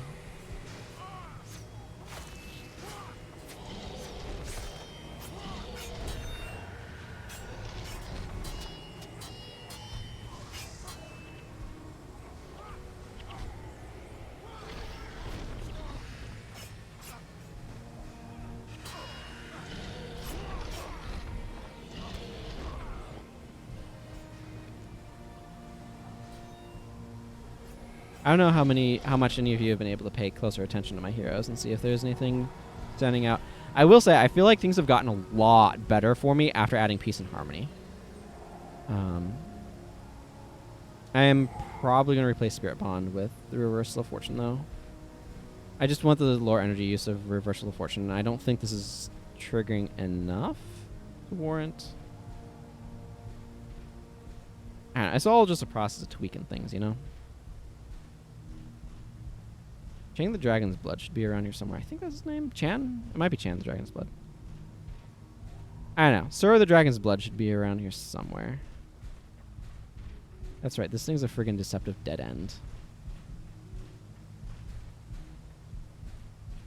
I like this little area, though. I think it's kind of neat.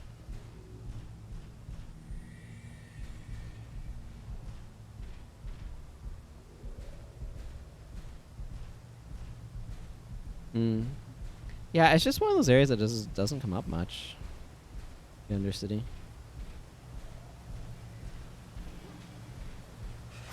There's definitely a lot of stuff that happens here in terms of like Zenmai has a quest that takes you here. The local quarter has a quest that takes you here. There's a couple of quests that take place here actually.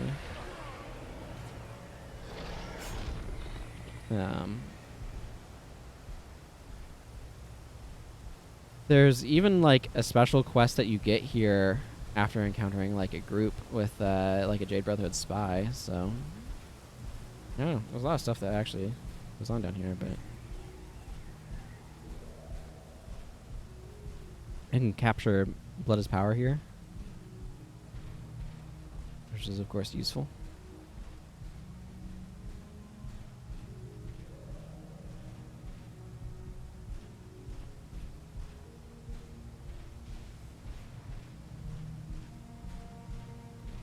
So there are quite a few things that go here. It's just the fact that Vizuna Square local quarter is the only outpost on it, and then it's a somewhat exclusive one, is just really awkward. So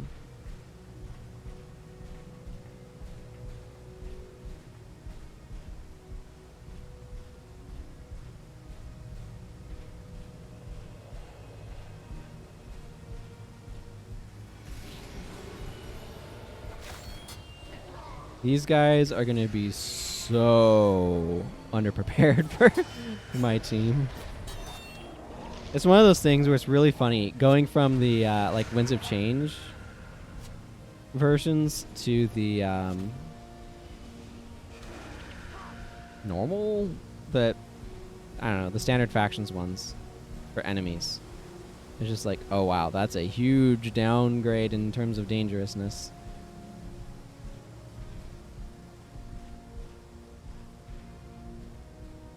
Because the Winds of Change NPCs are just so much more deadly. This golem is cool and also absolutely enormously in my view. I really like the skyboxes in some of these Scanthan areas too. See, this is the area that I'm talking about. Above us, this is where all the vermin were, is up there. This is the burnt out section. I think it's really cool that they, like what they did with making these two zones that are connected and related like that. I think that's really neat. Yeah. Well, there are some areas where there's just chill plains aplenty. That's part of what makes the desert so much more deadly, is suddenly you're hitting a ton of chill plains.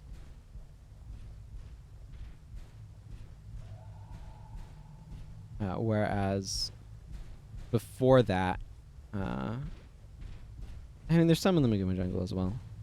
Hello, Roku.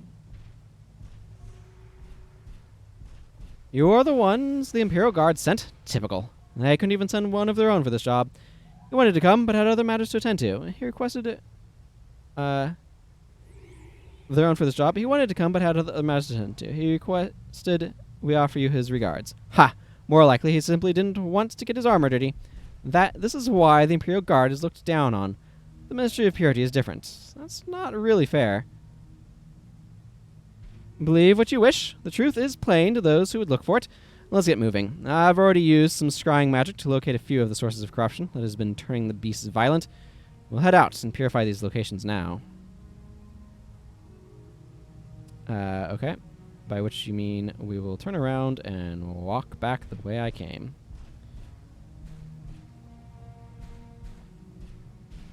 But Oroku here, I believe, is dual wielding shinobi blades. These are slightly shorter than katana, I think, maybe. But they're one of the greens that you can get from the Imperial boxes. So that's kind of cool.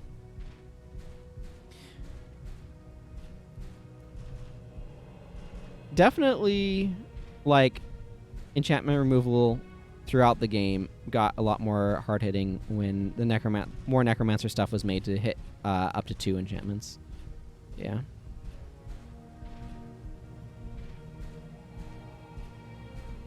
I don't really remember this one.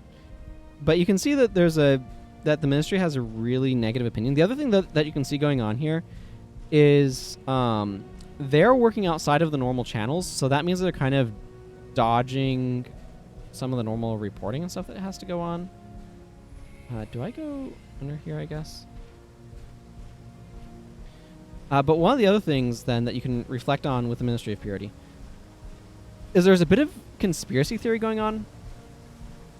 We've been dealing with that as a concept a lot in the U.S. lately. But conspiracy theory is one of those things that's really difficult to know how to contend with. Because, like, conspiracy theory is easily one of those things where it's like, or cult of personality or whatever. Basically where somebody, they're really related. It's basically where somebody is like, has an idea of what the truth is, and any evidence to the contrary or any arguments to the contrary are just people being duped, people being deceived. And so they only trust sources that confirm what they already know to be true. And, like, what's really scary about that is, like, okay, how do you make sure you don't fall to that yourself? Because here's the thing. Like, there's some stuff that is true and people deny. Or ignorant about or whatever. Because there's a lot of superstitions about stuff. Yeah, conspiracy theories are usually... But it's just one of those things where it's like, how do you actually contend with this stuff? So, like, this guy is, like, has an idea about the Imperial Guards, and maybe it's a little bit of an unfair one. But, you know, anything that can possibly be read as supporting his views, he will read as supporting his views, and anything that would be a counterpoint to his views, he's going to disregard as lies. So there's no good solution. And that's the problem with conspiracy theories. He said that this was a corruption, but didn't we get rid of the plague? Corruption exists in many forms. Even if Shiro is gone, there are still those who would try and revive his legacy. Ultimately, the real corruption comes from within, but that's where the Minister of Purity comes in. Now stand guard while I purify this area. It looks like we have a bunch of keyword Kappa coming in with Keystone Signet and stuff. Weird. Scourged Kappa. Word of Censure. That's a skill you don't see very often. Word of Censure is one of those skills that,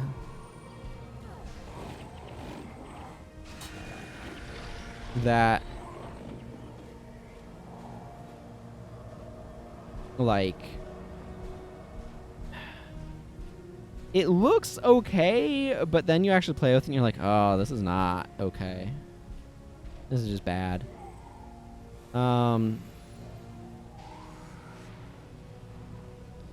It does a decent amount of damage. Holy damage, which ignores armor as well.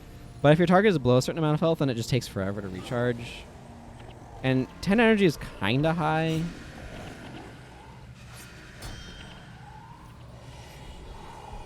So you easily start running into energy problems. And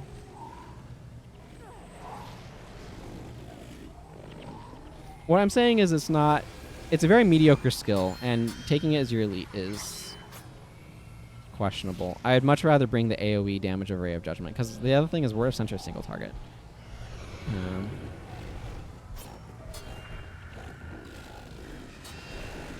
I'm probably going to be receiving a... maybe not. Nope, I did. I got the PNH. She used Peace and Harmony on me. But yeah, there's a lot with the story of Winds of Change that has some really powerful social commentary. It's a little awkwardly placed in this game, from the sense of like what the game is and how it works and stuff, but the basic like concept. The story is good. It's just being told in a slightly awkward location is the way that I'll sum that thought up. There's a lot of these violent Kappa and stuff coming in.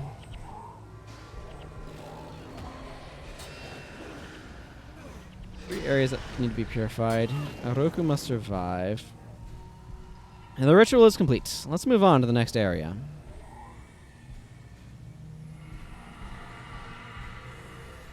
Sounds good. There's a lot of Kappa here. This is one of those moments where having Extinguish would be really good. Just get rid of all this disease at once. But, oh well. It's gone now. That's what matters. I feel like this Draw Conditions Antidote Signet setup is actually doing a pretty good job for me, though. So that's nice.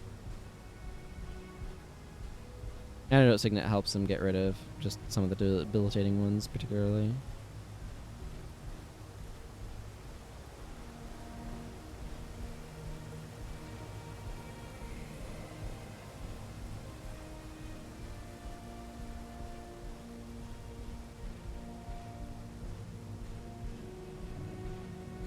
Plus, if he ever gets dazed, you can potentially remove it from himself, which is kind of nice. Initiate Zei Ri is still hanging out over there. Obviously, we finished this quest, so we're just spending more time here to do this one. These actually bundled together really nicely.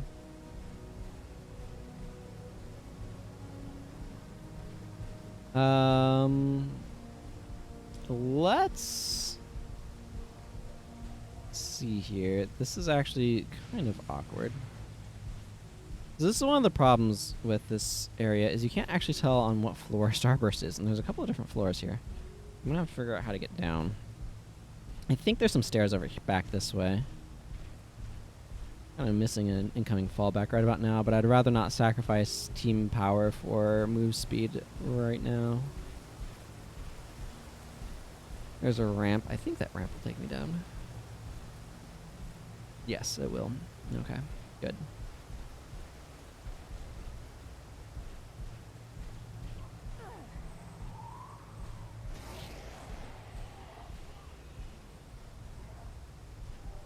Nothing like the good old Shielding Hands Necromancer. Hey, Assassin, stop attacking my team up on top of the bridge.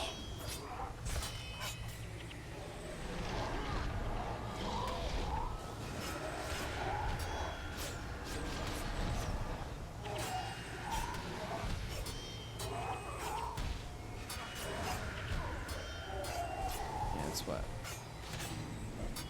what? Well, get the occasional peace and harmony on him. Not ideal, but it's fine. It's fine. This is a fairly defensible location. There's not a whole lot of routes of attack here. Basically just this way. Although theoretically stuff could attack us from above, which would be really annoying. Well, this is disgusting. Here comes some of those Kappa. Another corrupted area. Watch for enemies as I purify it. What is that ritual you're using? Our founder, Raiko, has done some research on Xingzhe Island. She developed this ritual by studying Zunra, the guardian spirit of Zen Daijun.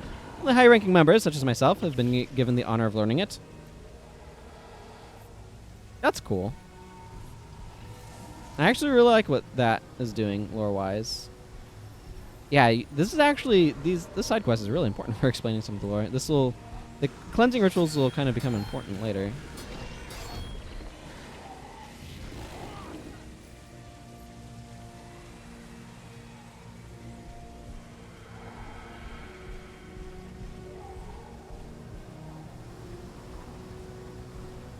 Yeah, I like what this is doing for the lore and world building.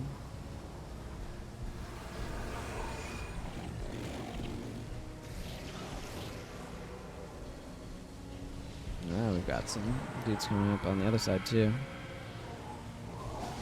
Oh, minions coming down from up there probably, mostly.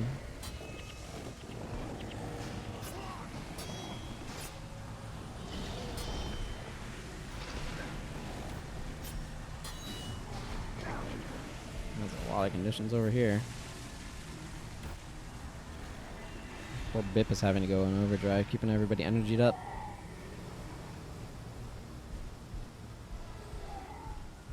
It's one of those moments when you wish peace and harmony had a shorter recharge.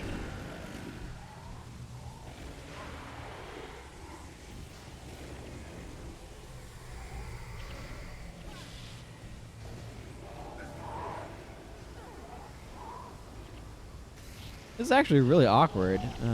It might be like a limited number, like approach vectors or whatever. But the 2 levels makes it really, really a trick to go back and forth between them properly.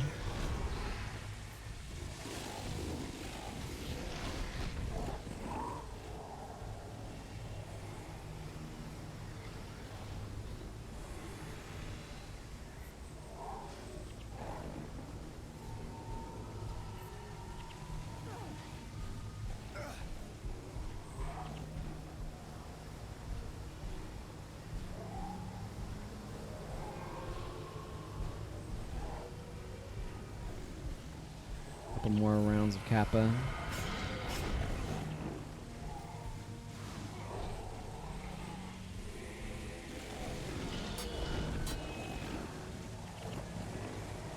I finished purifying this area, as much as sewer water can be purified anyway.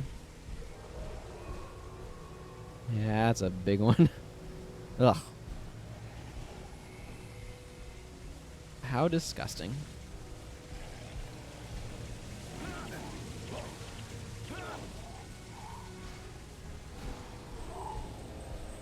That is not the map.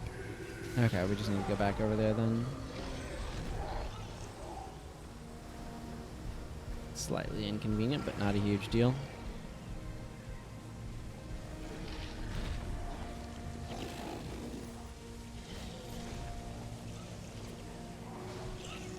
Kinda glad I have a golem here, just to help chew through some of those minions, my goodness.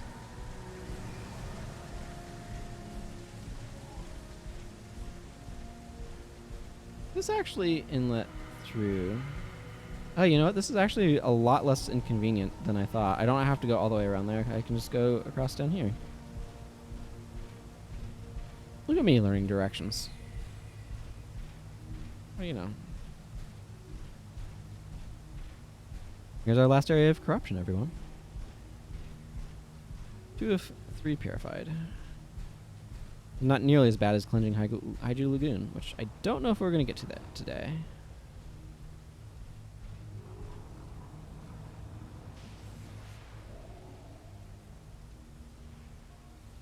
This area has been corrupted too. What could be causing this?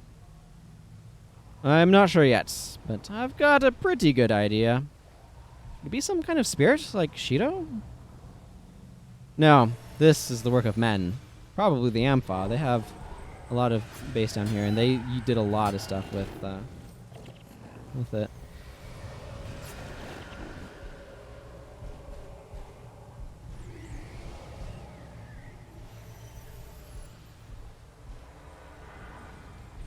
Fever Kappa. Don't attack through Wandering Eye. Remember, attacking through Wandering Eye is how you do a lot of damage to yourself and your party.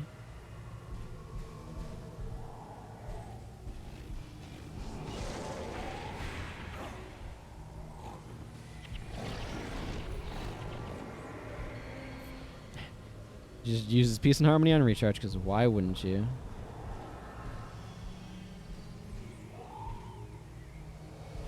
Its ability to take care of stacks of everything is what makes it so good.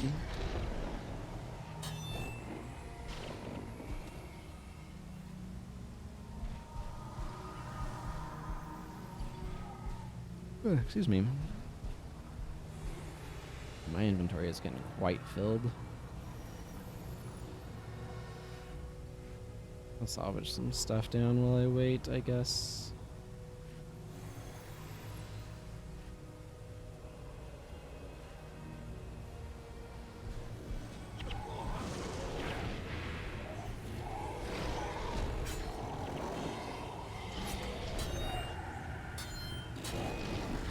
Ooh, an ancient Kappa shell from that one.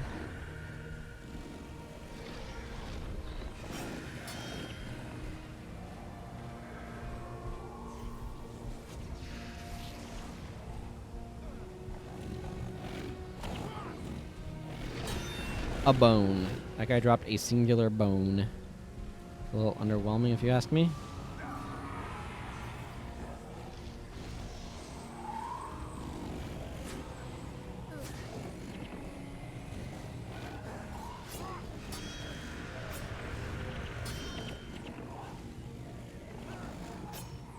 This violent Kappa goes around blinding people by throwing water in their eyes, making them tear up, I guess. I don't know.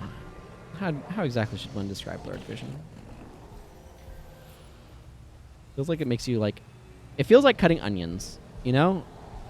When you get like that burning, stinging in your eyes and they're watering and you're constantly having to blink, and that's what blurred vision seems like it would do to you.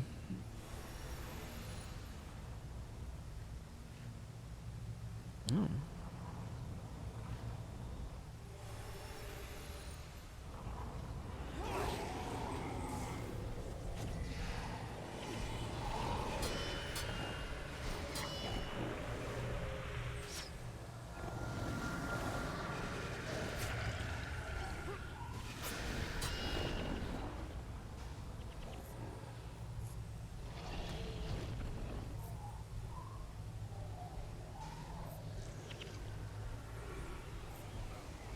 Yeah, there's definitely a lot more of them.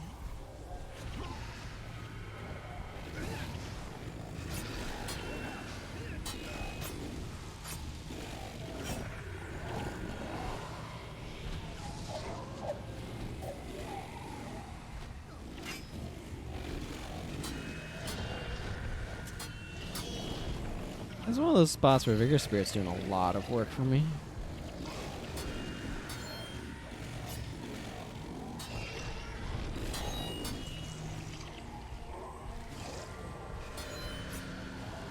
Like, even at level 15, they're going to be adding a lot of additional or a lot of damage out, so definitely important to take care of them. Or to, like, recognize them as a threat, I guess, I mean.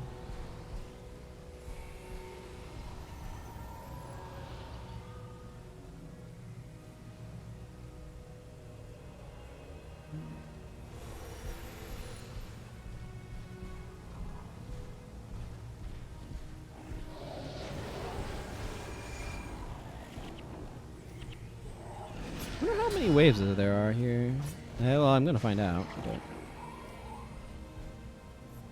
that previous one felt like the last one, so that's why I'm wondering. Odoku, can't you hurry this up?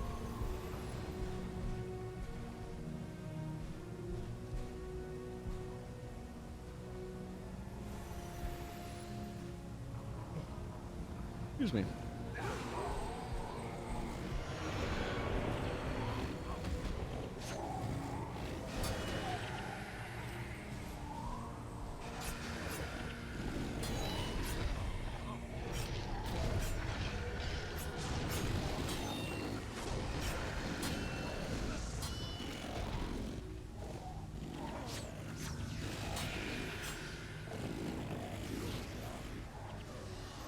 Part of the thing too is I don't know if there's a higher level Kappa that are going to be showing up.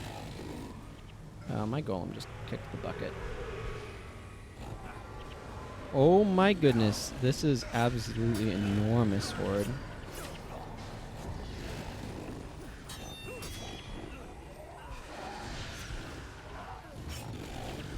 Like, we should be able to chew through them pretty quickly, but we have to be on them.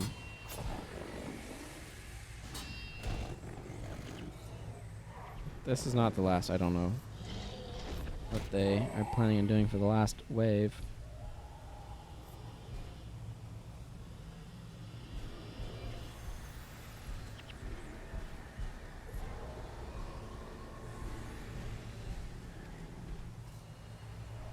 Just quickly scanning through just to make sure there aren't any higher level ones. Can we go underneath this? We can. Oh, that's uncomfortable.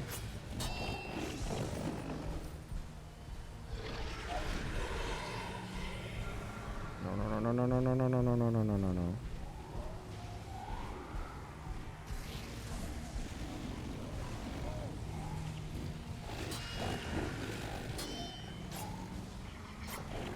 I keep feeling like we must have seen the last wave, and then there keeps being another wave, and I don't get how this is happening.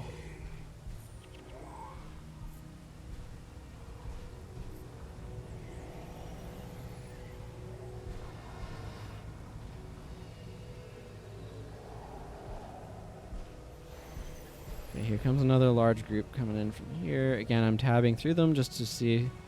Nope, they're all like medium, like level 15. Like, again, they're not terrible when they're level 15. It's just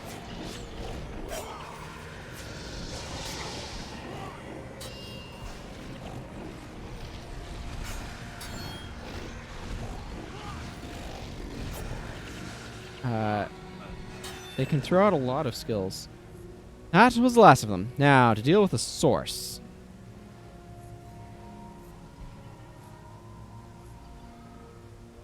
That was an absolutely staggering number of gold coin drops.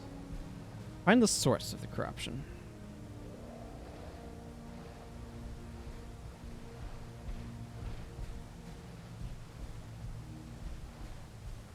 Goes over this direction. Salvage this bone staff. Maybe ID a few things as I'm going. Okay, this is a very underwhelming deadly cesta. I'm going to salvage it. 3 iron ingots, probably more than what that was worth. Ah, this is where hello, Mina Shatterstorm. This is where you have the fight with Lael. So we have a Francis to get Zenmai. These should just be normal Ampha. This guy shouldn't be a problem. Apparently Mina didn't want to join us. Isn't Mina like Japanese for everyone?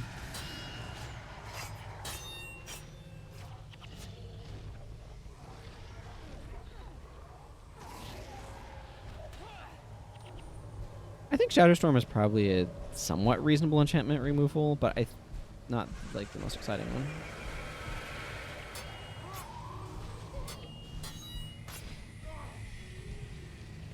I don't mind getting the morale boost, though. My monks got wrecked in some of that Kappa fighting.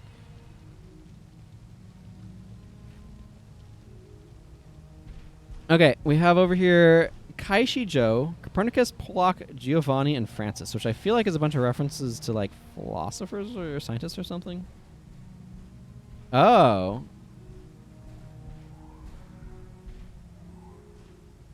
This is a Teenage Mutant Ninja Turtles joke.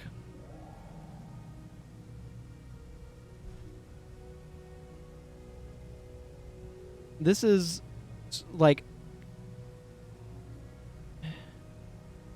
what, Splinter and the four turtles, except they're Kappa. See, they have a Mesmer to be purple, red, blue, and yellow. Those are the friggin', what is it? Leonardo, Michelangelo, Raphael, and Donatello for the normal ones. But they've just done it a different way. Oh, man. The Ampha! You're the cause of all this corruption? You misery fools are too late! I have already completed corrupting of the strongest Kappa in these sewers. With their power behind us, the Ampha can finally be rid of the Jade Brotherhood. All this for your petty gang war. The Ampha are a blight on this country, and I will cut you out for the sake of our future. We'll see if you can. Attack them, my Kappas.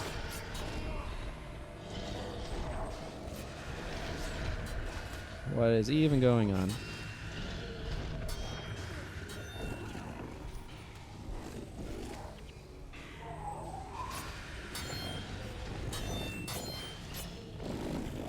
I love what they're doing with this one in terms of references. It's a lot of fun. Ugh, I hate Kappas. I'm gonna finish here. You'd better go report to the lazy Imperial Guard that sent you.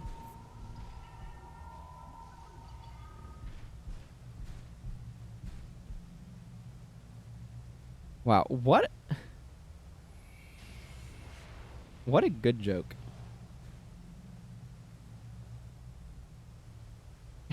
Like, it's one of those things where it's really meta humor. Like, in universe, it doesn't mean anything in particular, but it's obviously for the audience. I have mixed feelings about that sort of stuff, but I'm going to choose to enjoy it. That's what I'm choosing to do. Okay, let's go back to Kaineng Center. Cleared a bunch of stuff up.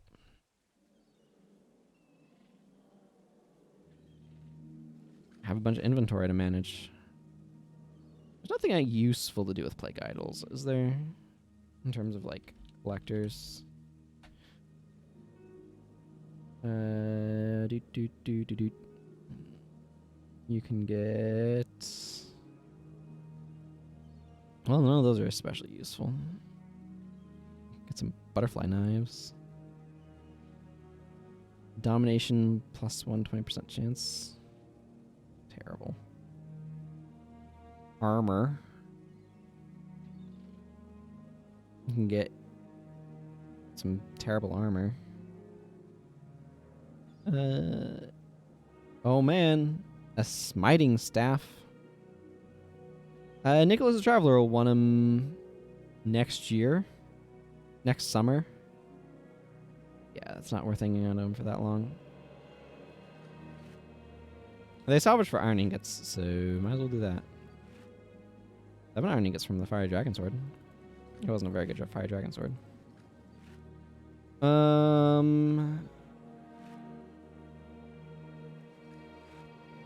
28 dust. That's pretty nice. I'm gonna run another ad break while I clear out my inventory.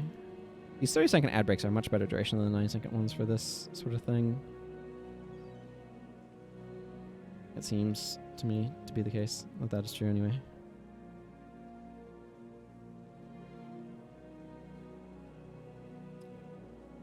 Put some of these away.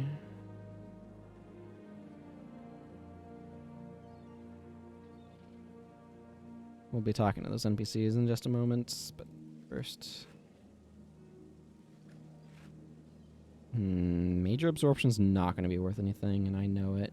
Superior absorption isn't worth anything, so major certainly can't be. Okay, I just need to go find the merchant. Ryukichi.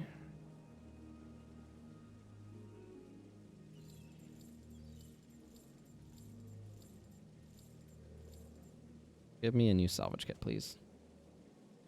Thank you, sir. And let's go... What's this? Zealous? Nope. I guess I have this because... Oh. Has a nice mod on the back. Okay. Let's talk to Lei Jeng. Another Amphal plot, eh? We had suspected they might have been involved, but had no proof. It's a good thing you dealt with it, though. Having a swarm of corrupted Kappa reaching the city proper would have been a disaster. Roku has already gone back to give his report to the ministry, so all that's left is your reward. Thank you. Okay, and then I have the solo quest that I will do at some point here, but not right away, because I have other considerations at the moment. You for the platinum. Okay, Zei Ri. That did it. The Undercity has been cleansed of the plague, and our task here is almost at an end.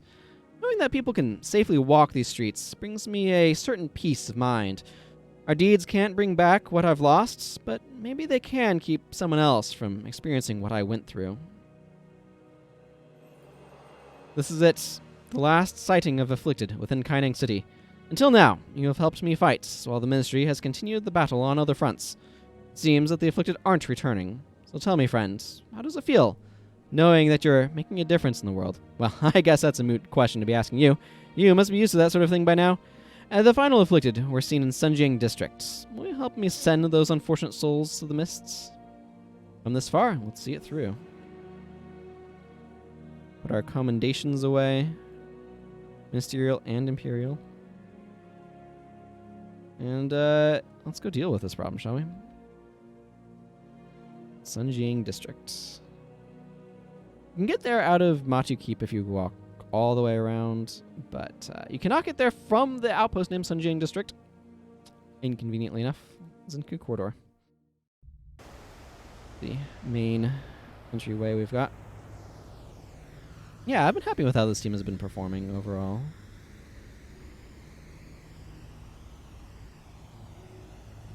I think I'm going to keep Assault enchantments for the moment, but a Shadow Step would be kind of nice. Oh well.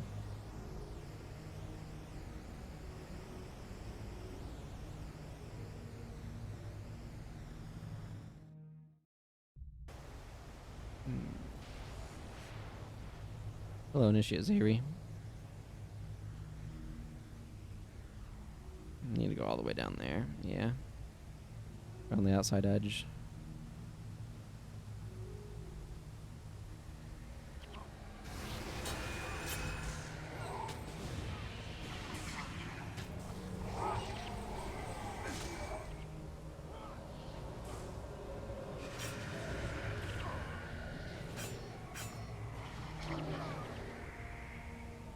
Oh, blood bonds.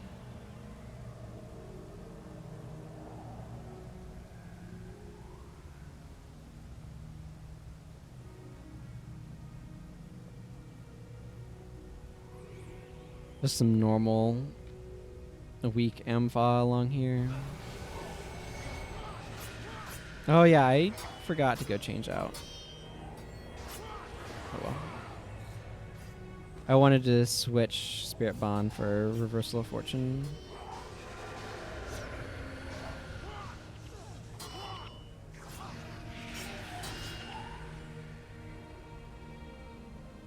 But I forgot to do that, so wop wop. Just have to remember it next, after this one.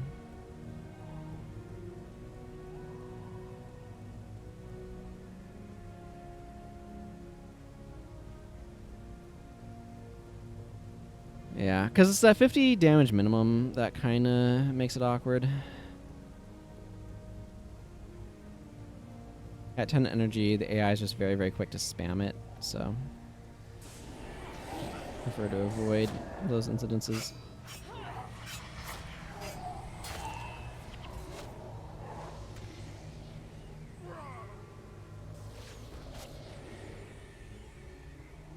Well, that counted as enough of a hit for my Zealous trigger, apparently.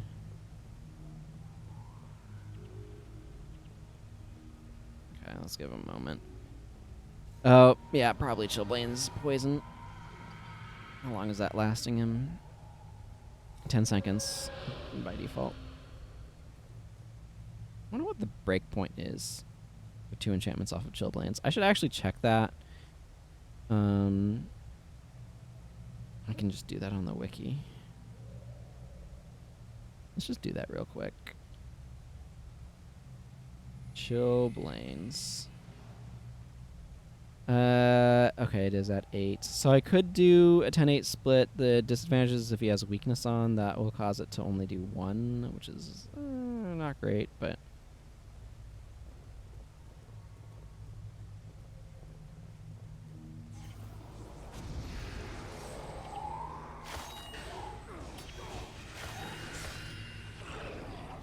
Wow, Daedalon got absolutely dumpstered by something.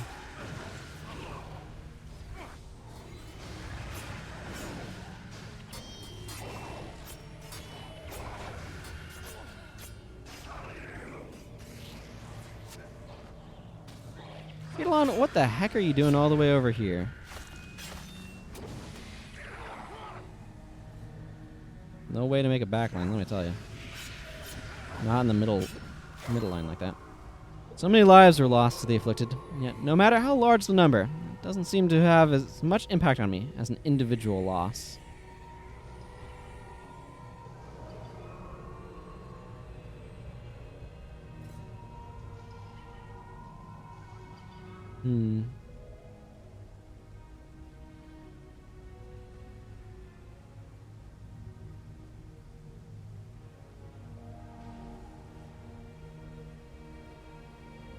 Let's go up this way a little bit.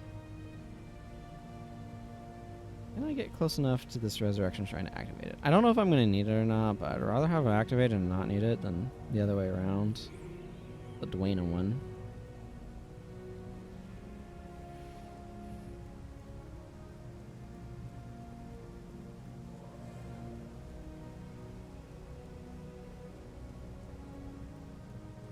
That's right, Norgu has that radiant chest piece.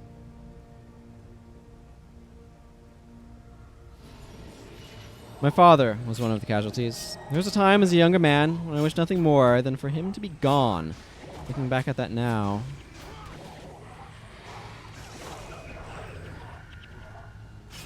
Makes you feel kind of guilty, doesn't it?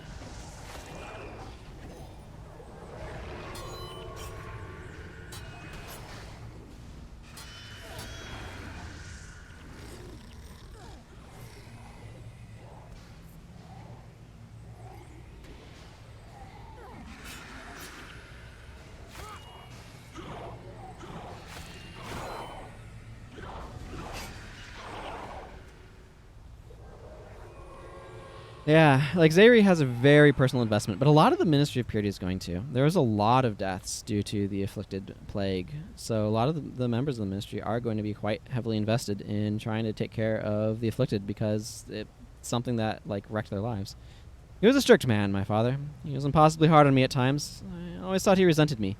Too late, I came to understand that was just his way of showing he cared for me.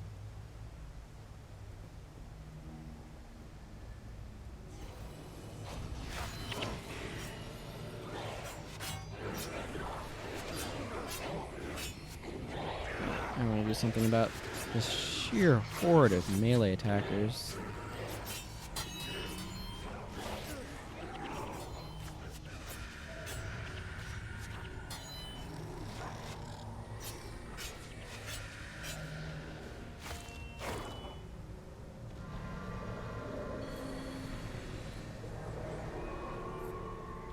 Wonder how much these wells of blood are actually helping. Like, they're not nothing. For one thing, they deprive the Afflicted of corpses to potentially make use of, which is decidedly not nothing. Man, this area has got to absolutely stink. All this open sewage constantly flowing through here like this.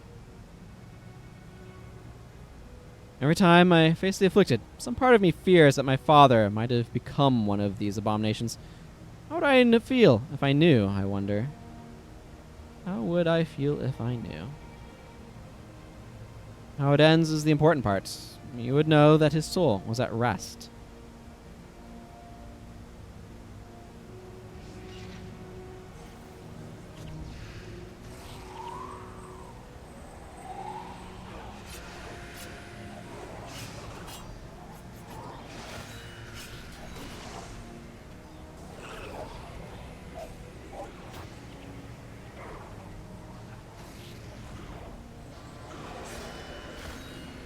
knockdown in. There we go. That Afflicted Soul Explosion knocks you down and strips your stances.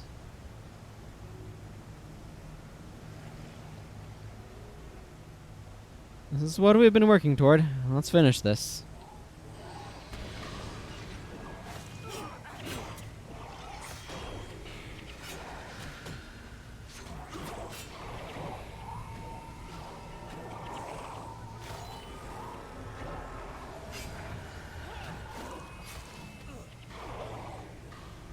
Don't know how much Spirit Bond is triggering or not.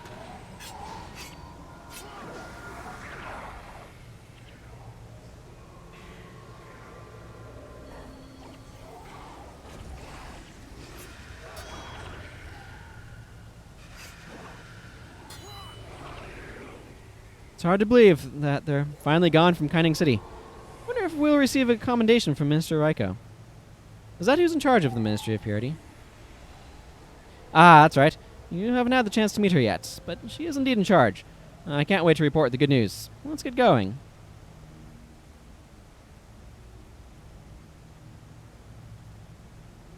Hooray. Okay, let's get going indeed. Back to Kaineng Center.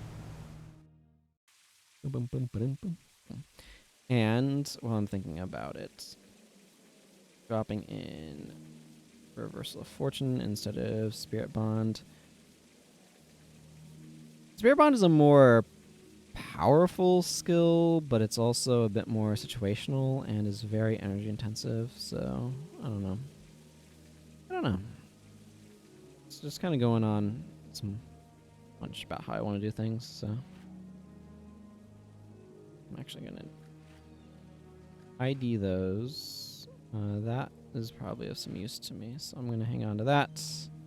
That is a player, not the NPC. All those. Okay, let's go talk to Zei Ri, our initiate friend.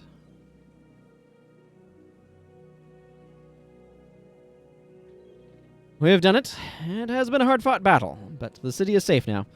However, our work isn't done yet. Some afflicted remain on the outskirts of the city, and there is rebuilding to be done. We must see to the injured and the allies who fell along the way. But we shouldn't let those thoughts taint this moment. This is an important step forward. Take this. I hope that serves as some compensation to you. Our efforts have met with great success. We know that only one group of afflicted remaining in the vicinity of Kaineng. We know of only one group of afflicted remaining in the vicinity of Kaineng. It was last seen in Pengmai Valley, and apparently there's something different about this one. One of the afflicted was described as impossibly massive.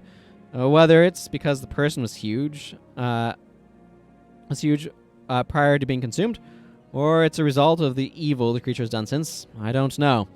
I do know that it's a threat, and it's our charge to deal with it. That's all the reason I need. Will you join me? The greater the foe, the greater the glory. Yes, I will join you.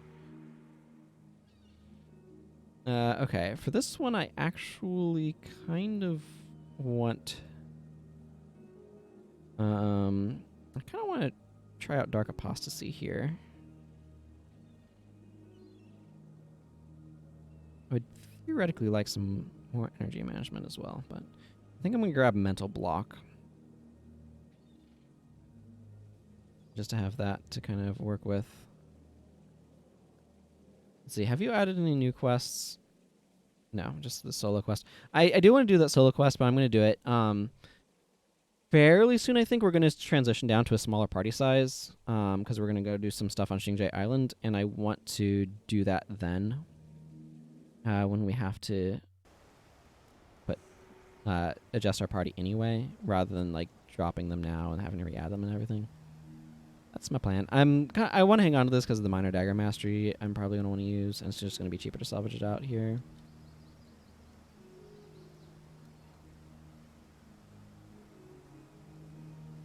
Actually, let's go ahead and... Those are minor critical strikes? Yeah.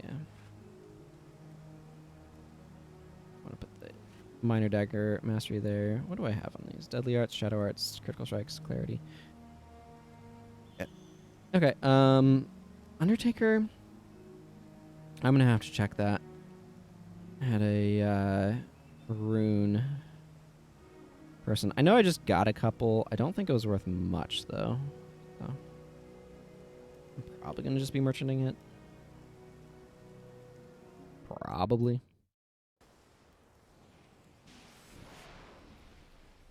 Okay. There you are, Zei Ri. Greetings, friend. I hope that this day finds you well. Well enough, I suppose. Well enough.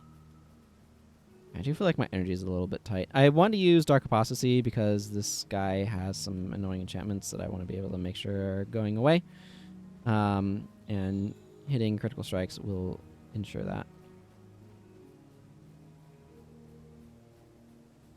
I actually, arguably, could make this swap right now. Drops that to 4 energy. Slightly less damage on some of these. But I think I'm going to do that. I want my Dark Apostasy to be cheaper. Because that's 4 energy. Rather than...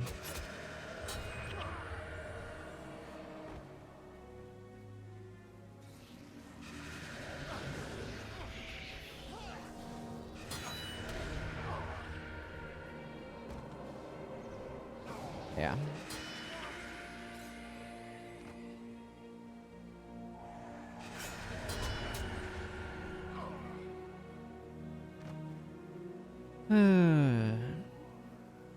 Should put together this whole suit. This whole Luxon suit.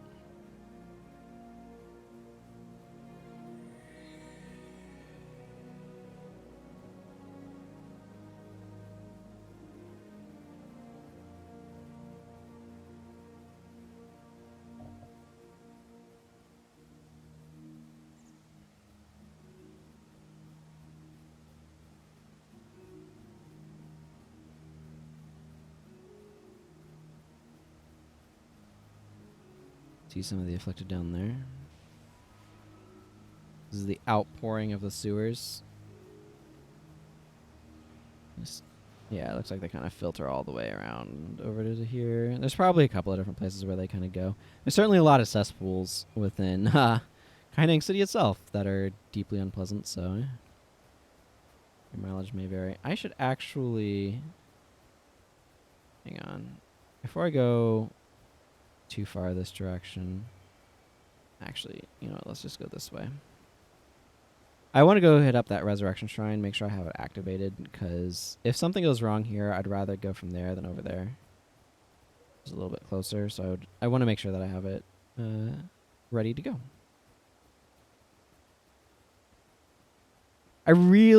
This is one of the things that I really, really like about Winds of Change, is just the way that it changes the enemy mob composition, like as a permanent change due to what you do here. I think that's really, really cool.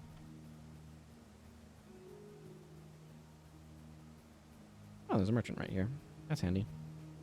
Okay, that's activated. We can go back and fight ourselves some enemies. You can see the outside of Kaineng City. Look at that. He's stretching out before us. It's waterworks.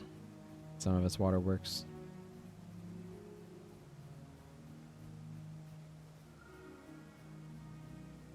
Also stretching out before us, as it were.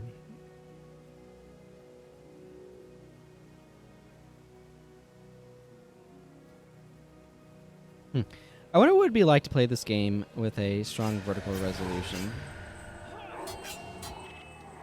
Like if you had your monitor oriented vertically. So that we had narrower left, right, and higher up, down.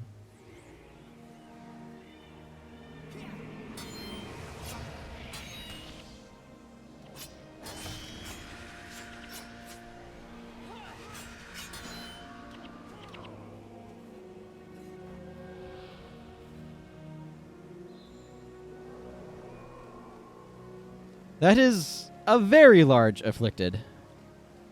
If it makes you feel any better, I fought countless things far, far larger than this.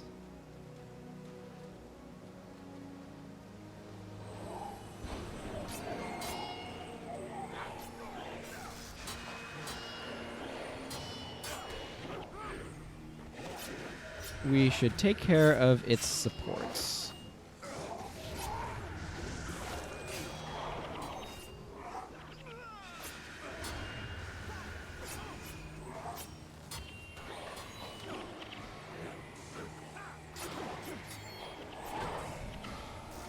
Ow. Some of these soul explosions will probably strip my enchantment off. Yep, that one does. But I really just want to fight this guy alone.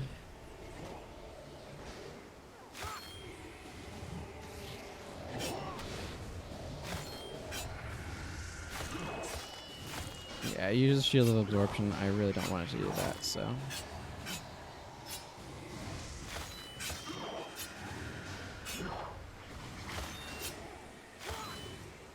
It's getting absolutely wrecked by Shadow Song, by the way. Yeah, and being by itself means that it can't keep that up. This world was not meant for one such as you. May your kind never set foot on these grounds again.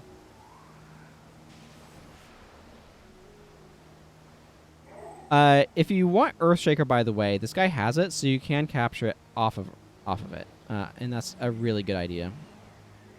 Hello, Mystery Captain. Well done, Initiate. I wish I could grant you a reprieve, but we've just received urgent news from Xingzhe Island. Several people were lost within the abandoned estate that belonged to Minister Cho. We assume they encountered the plague threat that remained there. But those people may not have been be a lost cause. We assume that they encountered the plague threat that has remained there. But those people may not be a lost cause. We need to know what has happened, but most of our forces are engaged in Kenya province. Fighting has been fierce, and we just don't have the numbers to split our efforts yet. I understand. I'll make preparations to leave at once. I don't know if I've ever seen this dialogue before, but this is real important because it tells you where you go next. But yeah, so you can capture Earthshaker off of this guy. So before doing this one, if you're wanting to capture Earthshaker, bring a Signet of Capture as a warrior. Very useful. But yeah, Shadow Song was absolutely wrecking it. 6 seconds of blindness on auto attacks like that. It couldn't keep it off. I was a little bit worried about that, but it turned out to be no big issue whatsoever.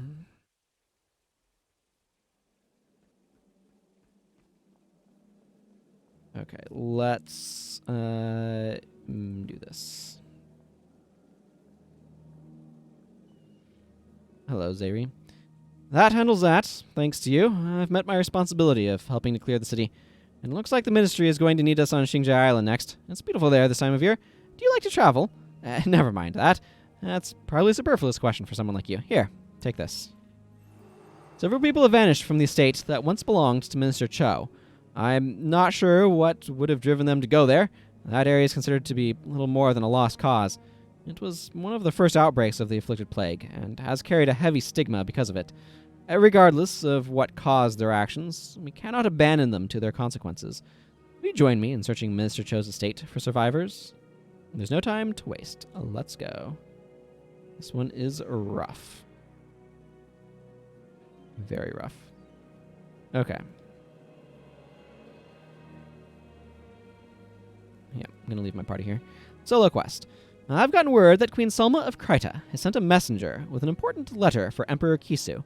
Unfortunately, we're a bit undermanned right now. Do you think you could head down to the Kaineng docks and escort him over here? Neither rain nor sleet nor horde of Afflicted will prevent me from bringing him back. Wait, you need a delivery boy to deliver the delivery boy? This is a really cool quest. I really, really like this quest.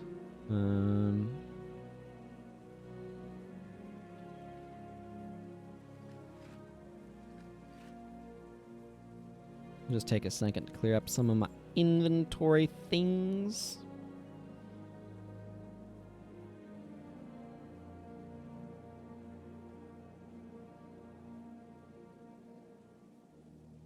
And then we can be on our way. Actually, maybe I should rune up my my new armor. Newish armor.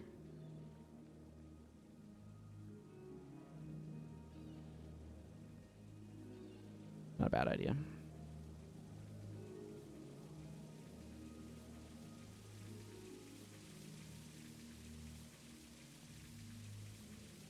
Okay, I'm gonna guess Undertaker's. This is borderline. I'm gonna go ahead and salvage it and see what I get for it. 50 gold. Okay. I kind of actually like the idea of putting Blessed in this, so I'm going to grab 4 Blessed. And then I just need a, that is a Ritualist, not Assassin. Minor Deadly Arts, Minor Shadow Arts. There we go.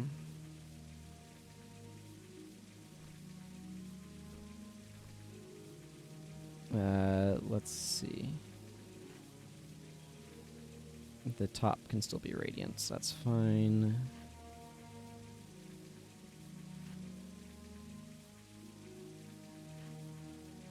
Let's see. Deadly Shoes. Minor Shadow Art Legs. I want to have the runes be in the same spots. Doesn't matter that much, but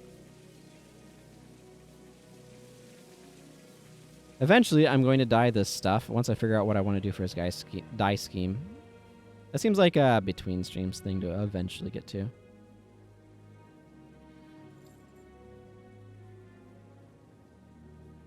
Okay, let's go. I want to keep my critical strikes at the moment. But Junkin Pier is... Okay, off of over here. Sounds good. Marketplace. Kaineng Docks. Yeah, because this is really confusing. The marketplace is connected to the Kaineng Docks, which are over here. Off of Kaineng Center is the Bajunkan Pier, which is up this way. 2 different, like, dock pier, like, locations. The one named Kaineng is not off of Kaineng Center. Because remember, this whole city is Kaineng City. It's very easy to have that be confusing.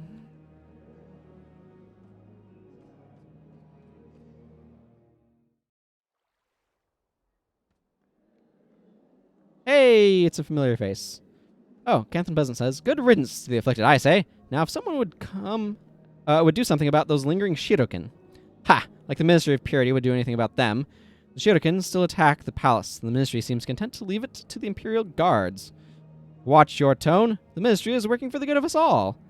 Maybe you need to learn a thing or two about how the world works. Sometimes doing good for others is really doing good for yourself.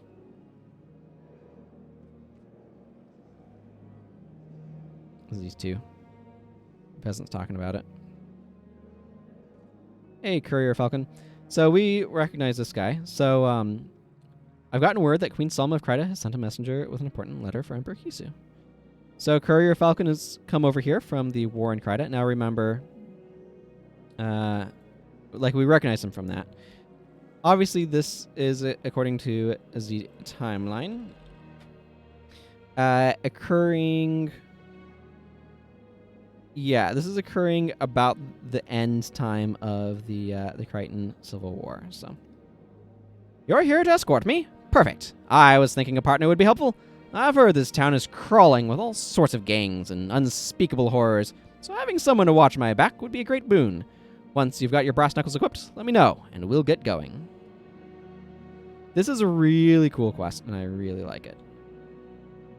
Are you ready to show me your moves? I am, Courier Falken. It's go time. This quest is great, and I love it. Okay, so it gives us a moment to kind of get acquainted. We have our brawling block. I mean, it's just your brawling skills, right? So yeah, that's what it is. All right, before we start, I should teach you this move. Come over here and talk to me. It might be tricky for a beginner like you, but the key is remembering to shout your name, not mine. Alright, let's get this letter delivered Falcon quick. So we got Falcon's Fire Fist. Deals +100 damage to target foe. That foe is also knocked down and begins burning for 5 seconds. Remember to shout your name. Okay, if we just head due north, we can reach Kaineng Center without too much. Not to worry. I consulted a map before I got here. I know where to go. After all, how hard could this city be to navigate? Anyway. I missed the anyway because on a different line.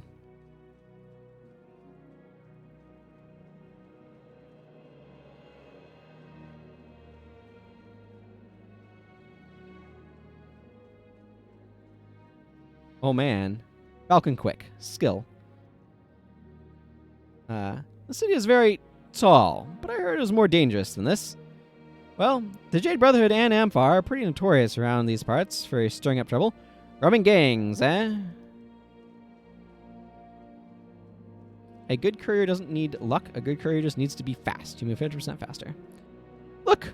A band of ruffians aching for a fight. Let's give them some broken teeth. Remember, spy. What have we here? A little lost foreigner on our turf?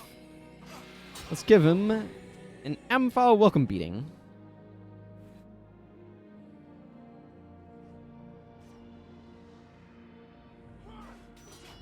You're in over your head, Crichton.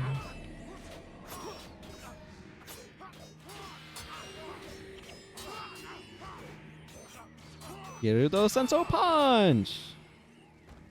Does have a 3-second activation, but it's very strong for this area. What kind of courier punches out the people who stop him from delivering mail? The best kind, of course.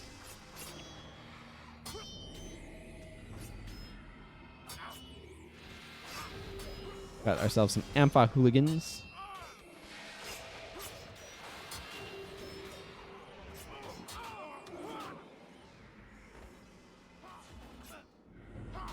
Interesting. It's cheaper than Brawler. Cut.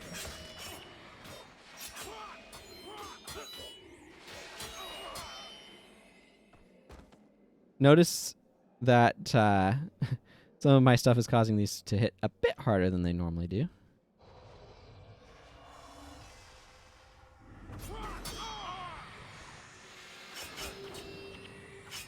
Yeah. I don't know if that's my investment in Dagger Mastery or the fact that these are... Oh, these are not customized. So it must be my Dagger Mastery. I should remember to customize these when I get back to town. This is Jade Brotherhood territory, Crichton. Maybe if you give us all your coin, we'll let you go.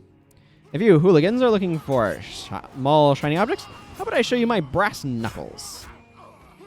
I love that they put a boxing minigame in here.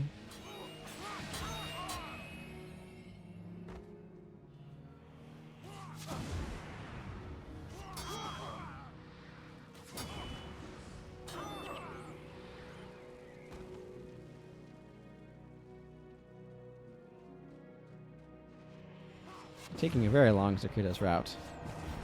It's time for a byway beating. They have some great, taunt dialogue. My fists are like double dragons.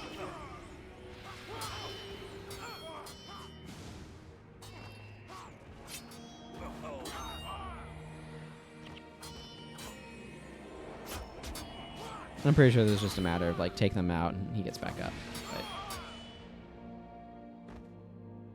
Alright, Courier Falken.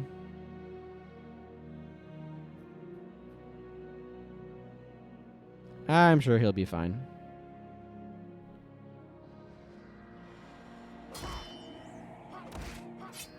Your fate was sealed the moment you stepped off that boat, Crichton. Yeah, see, he's fine.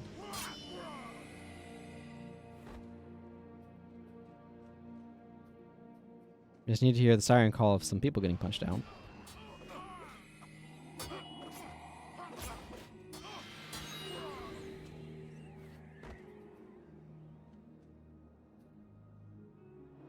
Couple scrappers. See what happens is the weaklings that messes with us.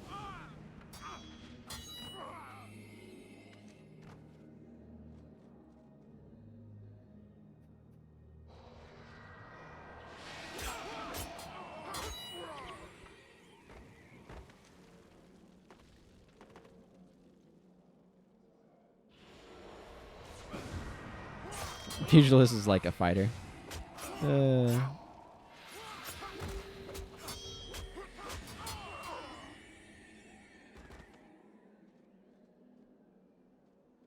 This has some...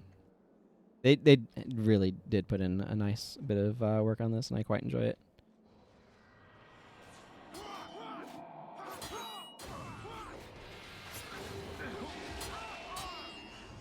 The only thing disappointing about this is I'm pretty sure it's not repeatable.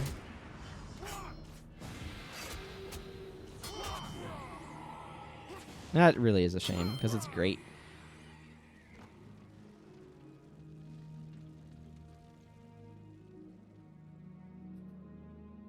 Come on, Courier Falken. You can get back up. You and your Captain Falcon references. There he goes.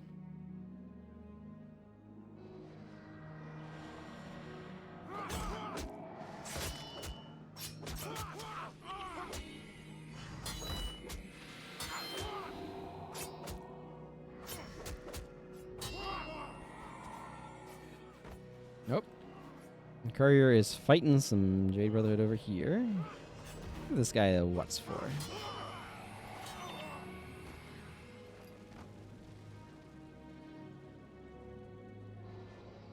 I don't think we're going the right way.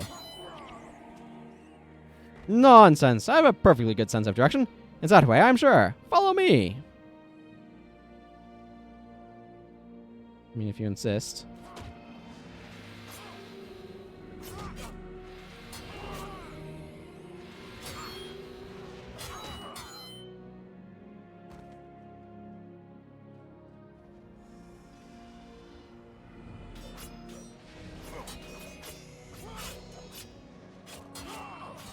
Oh man, it's just a freaking one shot when you use the named punch. It's great. To give these guys all like 100 HP, sort of thing. Is this letter really so important that we have to punch out every armed gang member in Kaineng? There is no such thing as an unimportant letter. Every letter is as important as the feelings behind it. Okay, but the punching? Are there situations where punching isn't necessary?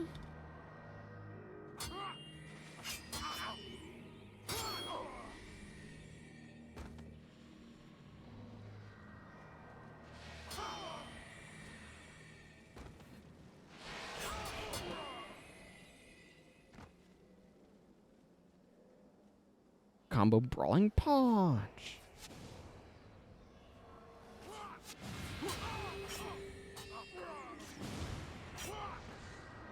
Arcing shot. I can't block that. It says so right in the text. Oh, they gave Courier Falken Shadow Refuge. That's kind of interesting. I appreciate that though. Let's him heal up.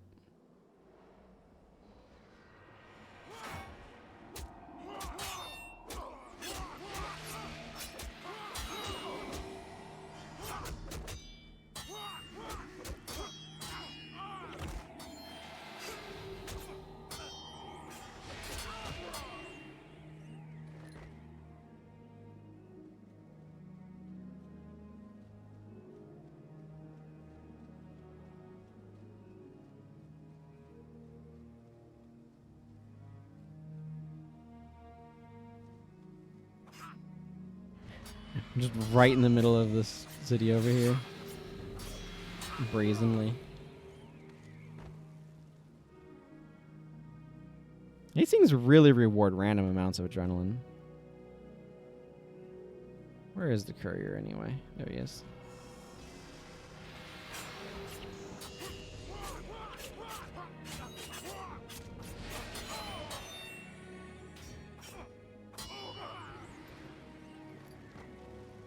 Yeah, my inventory is getting pretty full.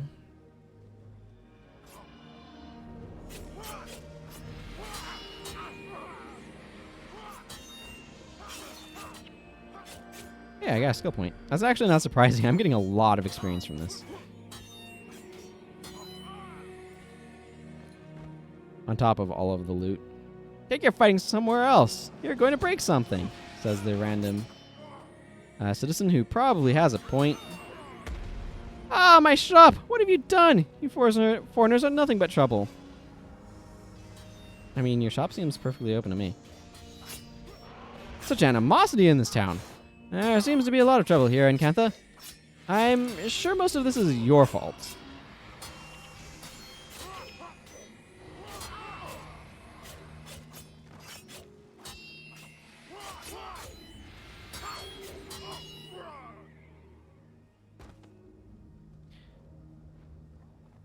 Yeah, probably.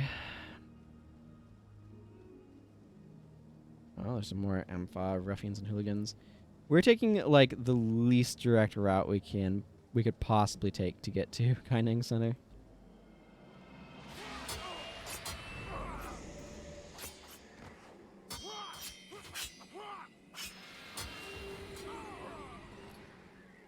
The Shining Blade. He's shouting something about the Shining Blade, eh?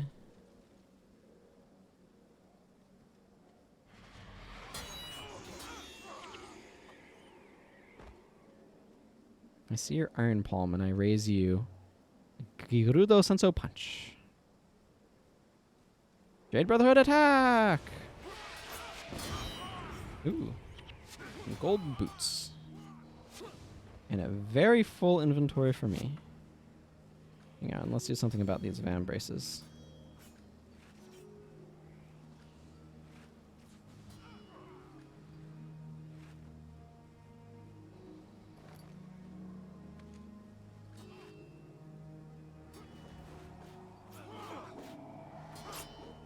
Look, I've gotten a lot of loot here.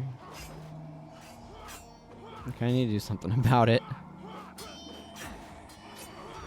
There we go. That's better. Okay. I'll take another gold armor. That seems good. We're almost there. I can feel the letter telling me this is the right way. You didn't really read the map, did you?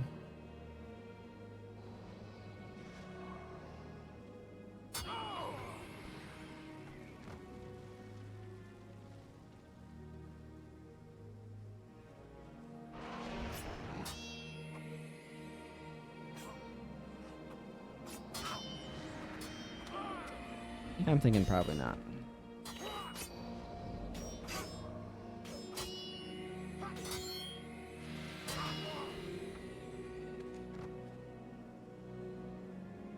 I mean, look at this route. This route's absolutely ridiculous.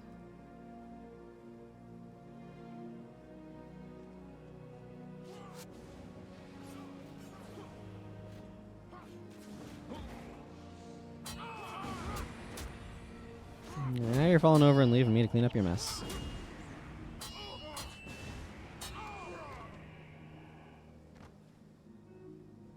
Yeah, absolutely ridiculous route through Bogtek Byway. Like, even here, like, that's a straight shot, but nope, gotta go around this way, probably. Whatever it is that is triggered to stand back up happens. There it goes. Oh, nope, maybe not. Maybe we'll take the straight shot.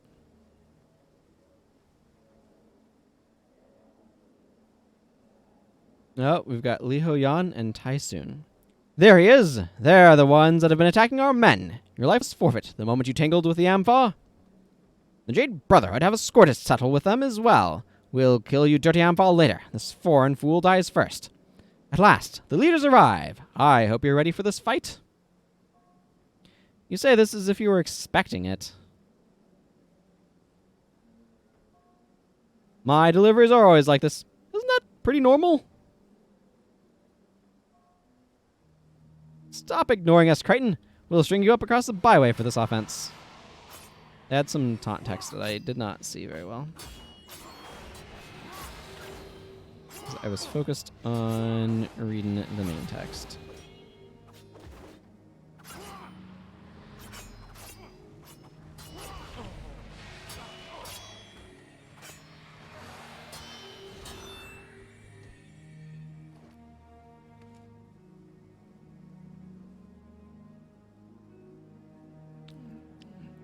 Any moment now.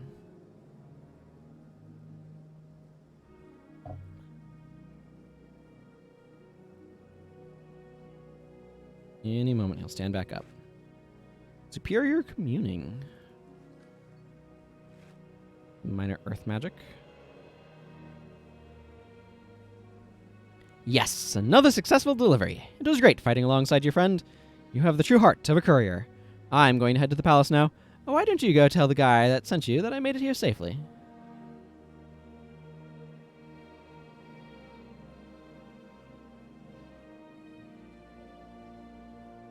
Sounds good. I will go do that.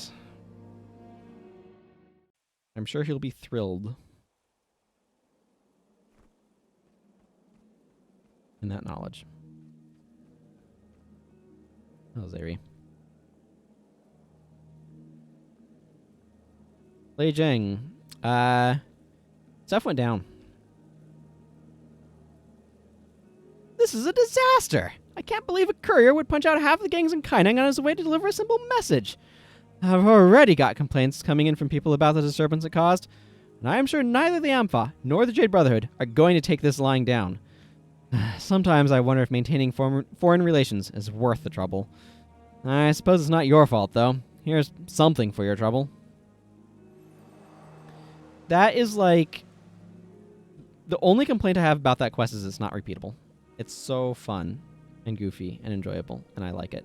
And I'm going to run an ad break while I clear out my inventory, because I got a lot of stuff to clear out.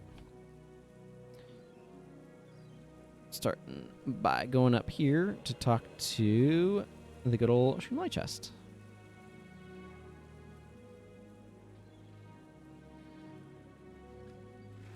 Major energy storage, you say?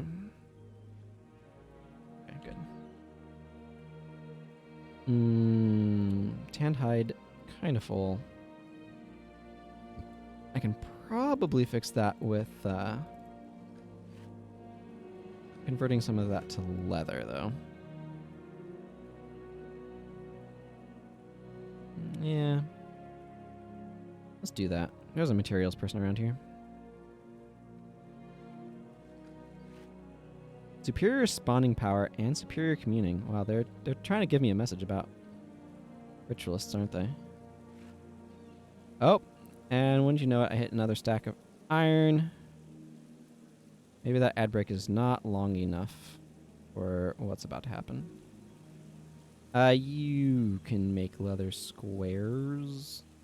Give me...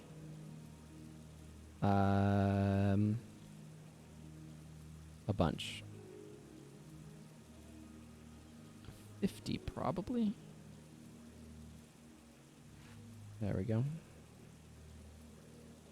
The value of tanned hide, whether or not converting it is nets you value or not, it does oscillate a bit, as an aside.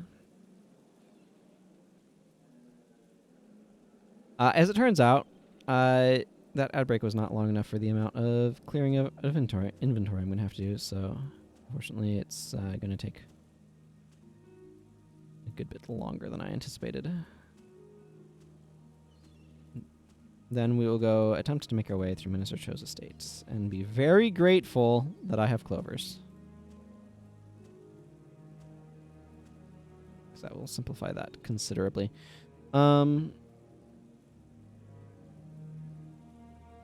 Let's see. Is Zandra set up at all? No. Okay. I'll take that into consideration. What do I do with price is ruining again. Use major communing. The thing is, I don't know what the value of some of these runes is going to be.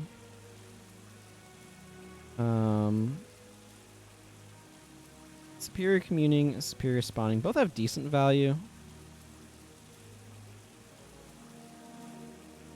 Yeah, both have decent value. I feel like I'm not that sold on them, though.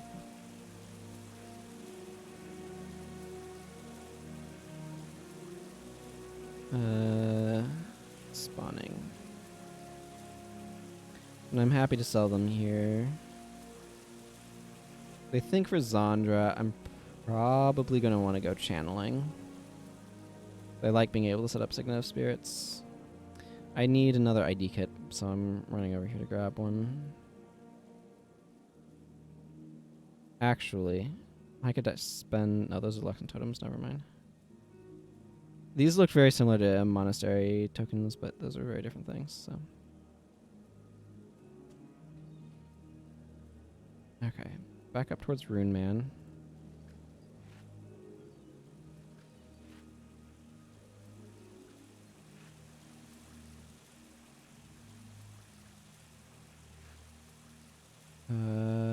Let's see. Need to get these ID'd. Night Stalkers. Night Stalkers has some value last I saw, but I don't know if how much that's still the case. Okay, Bone Lace It's probably not worth anything. Minor Earth is probably not worth anything. Yeah, only that's got any real value. Night Stalkers. Yeah. Kind of what I thought. And Major Energy is not going to be worth anything either. Okay. The rest of the stuff can all go to the merchants now. That was a little bit more legwork than I was expecting.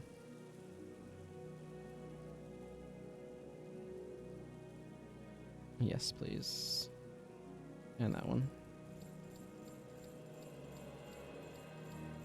There we go. I'm gonna drop Price off, grab Ogden. And grab some more runes here. So I'm gonna grab one of these very expensive spawning powers. Minor Restoration, Minor Communing, Superior Channeling, and for Monk I want... Oh wow, they're out of protection, Minor Protection Prayers. Well, that's awkward. I do want Superior Divine Favor.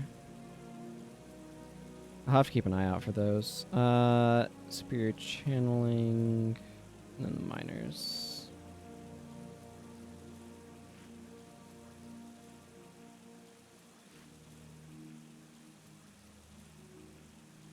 Interesting. I'm surprised to see Monks making that much of a comeback, that their Minor Protection Prayers is sold out.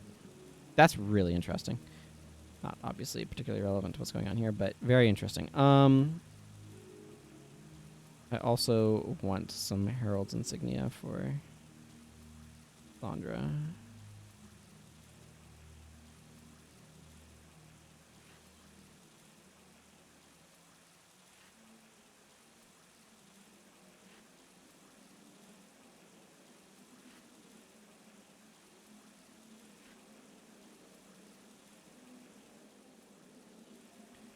Okay, I feel like that's all I need to do right now that way.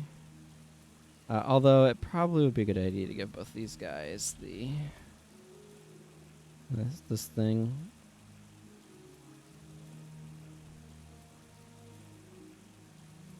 This is not particularly an exciting tool. Then we go back to having to delete all of these. I need to go to Xingzhe then. Again, bonus, really useful. I wish that they put them in a side panel like extra loot at the end of missions that you didn't pick up. So that way I could just close the panel and not worry about having to collect everything, but here we are. Here we are. I should select this quest. So we need to go to Ranmusu Gardens because we need to go to Minister Cho's estate. This is a very challenging quest, in my experience. So I'm not quite sure how I want to approach it. I might actually bring both of these fine fellows. I think a bit of spawning power is not a bad thing. Maybe I want to do a split where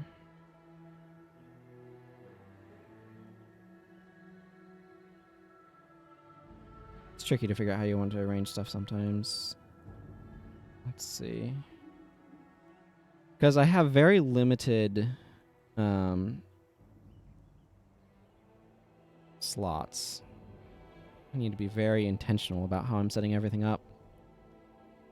So let's see, and I want Kaolai.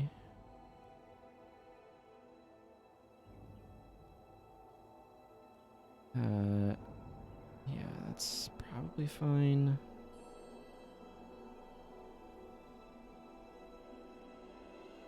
Ancestor's Rage would help add damage, but for Siphon maybe is better or more / more important. Or maybe I want somebody else to have it. Let's go with Renewing Surge, actually. Renewing Surge does decent damage and helps with energy. I'm going to make him Smiting Prayers.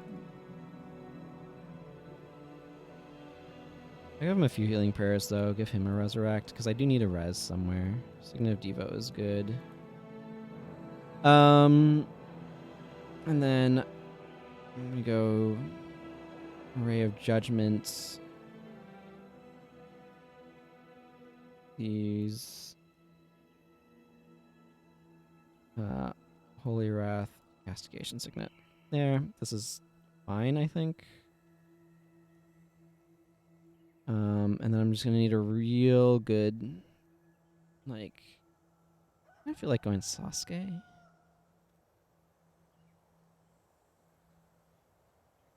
Some good old fire damage. Yeah, this is nice to have. But I don't think you need it. I do like the idea of remove Hex, though, and a Resurrect.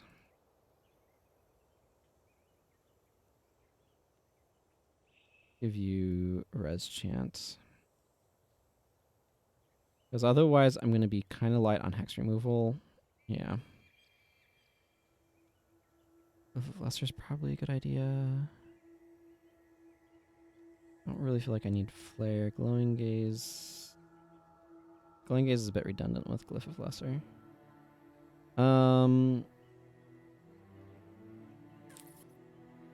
Double Dragon's not bad. Actually. Let's go with Double Dragon. Phoenix would get a little bit of additional healing out there, but not exciting. Firestorm. I could go with like Bed of Coals. But I think Firestorm is maybe a little bit more generically useful. I guess I can go Flare then. Flare is reasonable filler when you have incendiary bonds. So I don't know. Incendiary bonds is going to be a lot of his damage, and then Double Dragon on me for more additional damage. It's difficult though because you kind of need to balance healing with offense. This is a really tricky one, so I'm gonna actually do my I'm gonna do this bar here. The additional knockdown, or the knockdown is really useful, and some of the additional pressure that I get from it is very handy.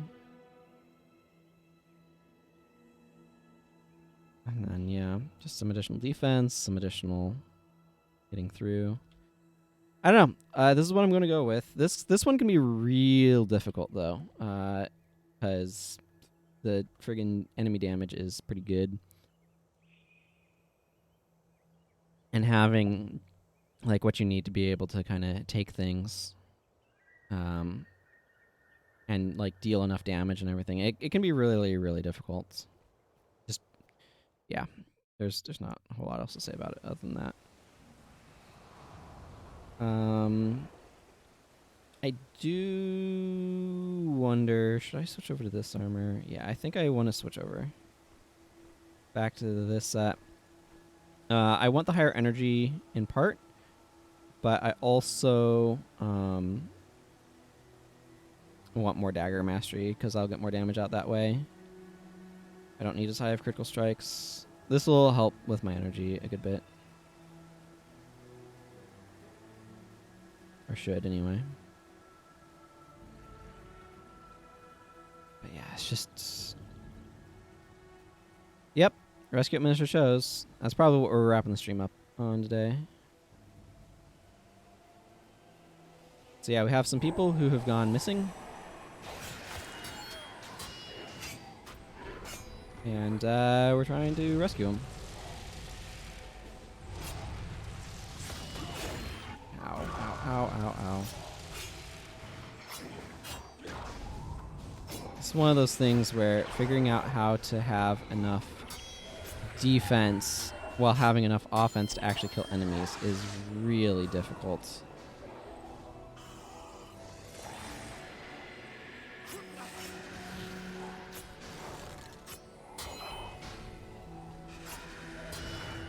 Yeah, it's a tough one. Like, I have a bunch of clovers, so I can at least...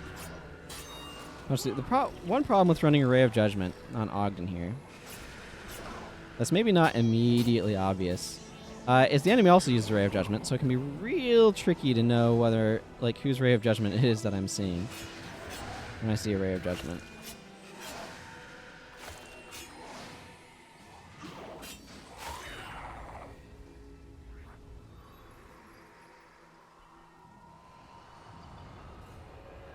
Oh, boy. Yeah, all of the stuff on Xingjie Island is really painful, and I'm always happy when I've gotten through it. Because these are very dangerous enemies, these Afflicted.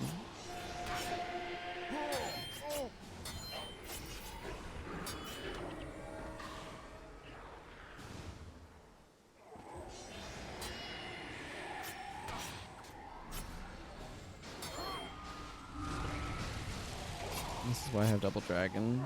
Ow. I got wrecked by their Signet of Spirits over there.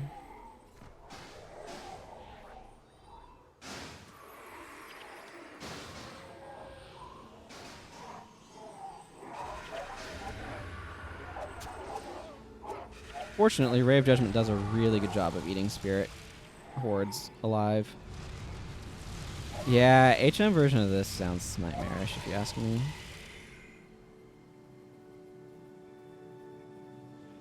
Because it's like, you know what? What if we made this more difficult? I think you did, yeah, when you were going through it. I need to give Zandra some time here.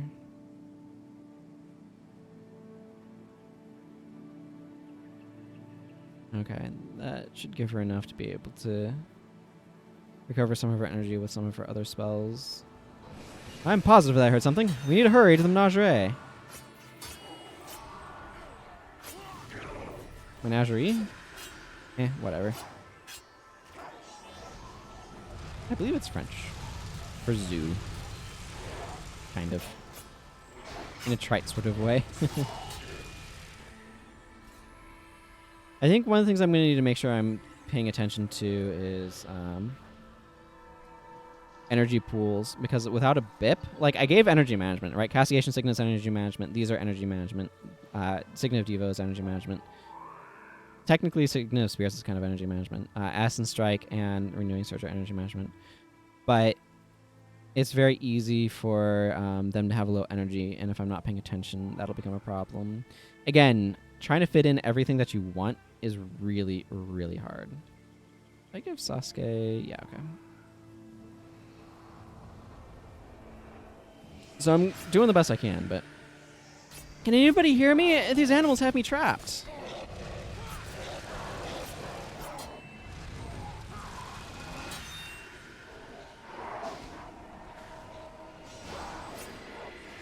Yeah, well, your being trapped is not as big of a concern to me as some of these other things. Oh, this peasant is in a bad way. At least he's a reasonably competent monk.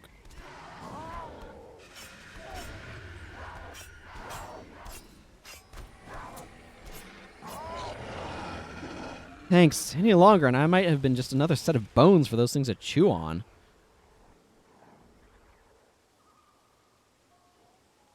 I'm glad you're safe. Hold tight. More of our forces should be coming through. They will escort you back.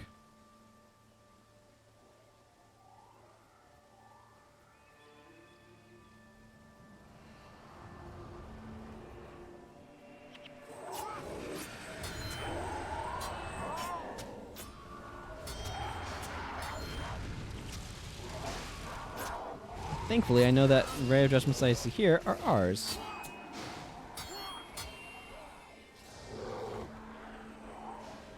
Second Stalker. Fortunately, Zei Ri does have some healing as well. As some damage. Critical Charge is a skill that exists. So he does do some to help with our durability.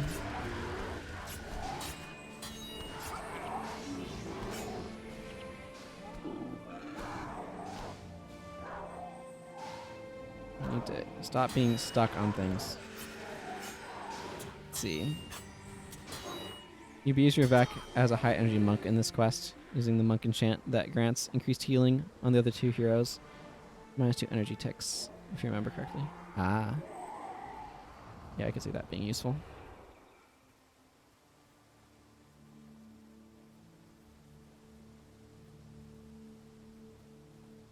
Yeah, life attunement, I think, is what you're talking about.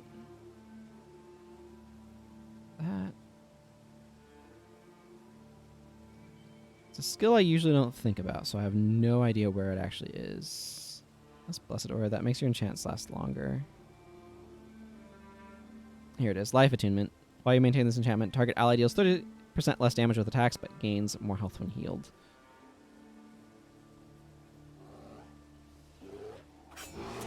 I tend not to use it much personally, but yeah, it does exist. It's just a skill I don't think about very often, you know?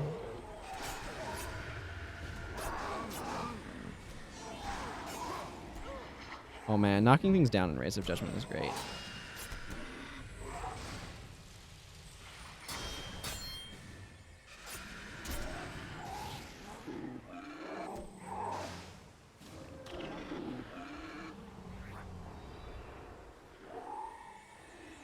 Doing okay so far. There's no mistaking it. There's someone still alive nearby. It must be coming from Faux Wing. Well, what if I don't want a fake wing? What if I want a real wing?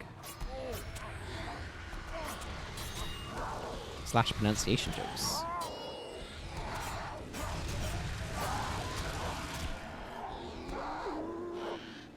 Get back here, Moa. Well, that was a misplaced Ray of Judgment.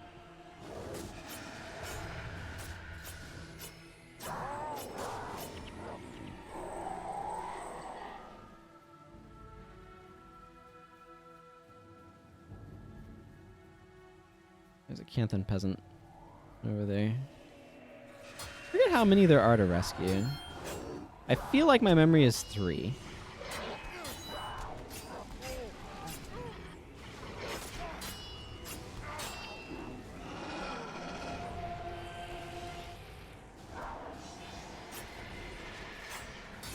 The lower damage doesn't matter if your other two heroes are Spirit and Minion Masters. Yeah. For sure, because then they're not being affected. Hey, get back, you blasted monstrosities! Any closer, and I'll kill you 3 times over!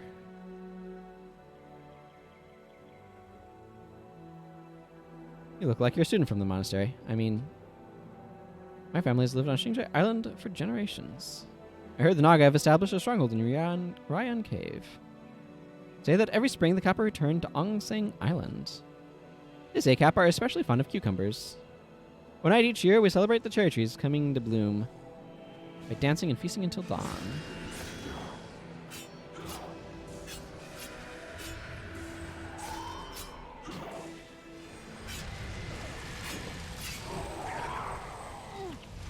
That's rough for our team, getting knocked down like that.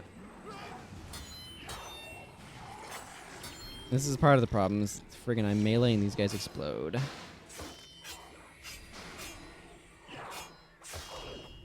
Hey, gold armor at least.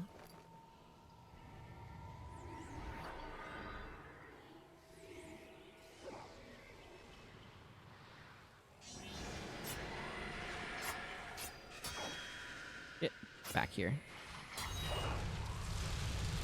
The Ministry of Purity! Please, let me join the fight. I like your spirit. Stay here. Some other members should be by soon to assist you. Speak with them.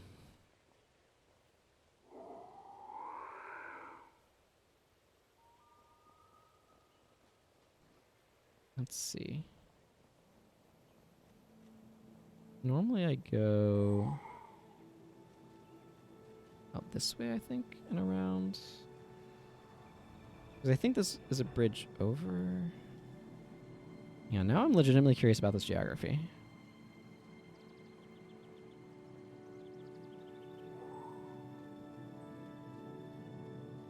Yeah, that totally becomes a bridge over where I need to go. You ultimately need to get over to an island over that way. I think there's like 3 peasants in here. I don't know, that's what my memory is. And the last one's just a real pain in the rear end to get to. Frankly, I've typically had this go much worse at this point than what it's going right now, so. This team's doing an alright job of at least killing things. Its defenses could be a little bit better. I could have some blocking support stuff, but you know, we're not having that. Not doing too badly.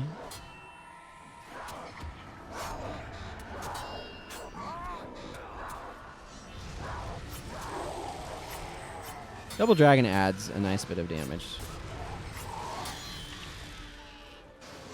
Notably into the backline, which is nice. Yeah. Same, really.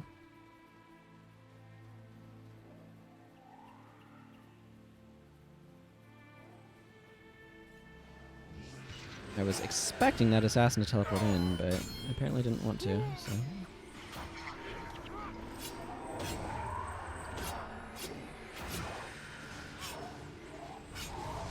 Yeah, I typically wipe a bunch on this as well. It just hurts so much here.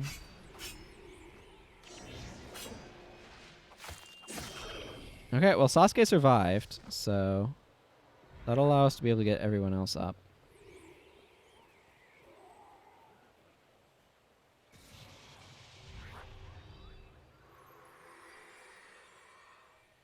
This is just really hard because you have really powerful enemies and a very small team to do it with.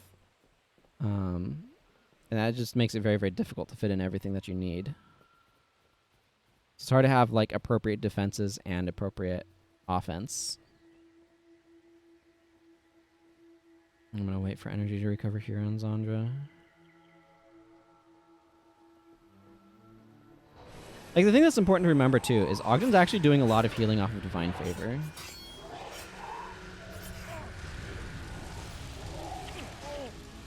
Oh, this is a nasty, huge group.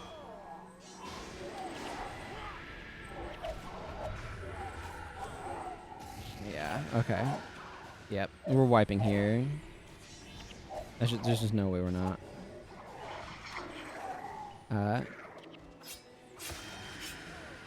I mean, I might be able to kill these guys, but yeah, okay, that's kind of what I expected. We're right by the Resurrection Shrine. Hey, and my degens killed that guy. I mean, I'm not surprised. Look at Ogden's death penalty. Yeah, 56%. He's pretty badly DP'd.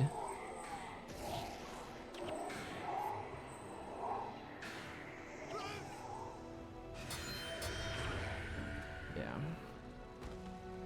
This is a good time for some Clover action. Just clear up some of that, you know? I just need Ogden dying less. Also, let's go ahead and get a golem in here. I don't mind, frankly, right next to the freaking Resurrection Shrine. That's, if you have to wipe, right next to the Resurrection Shrine is the, like, least negatively impacting you spot to do it.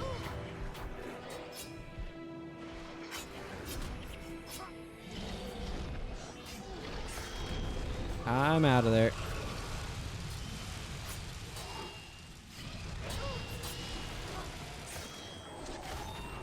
Ow, ow, ow, ow, ow, ow, ow.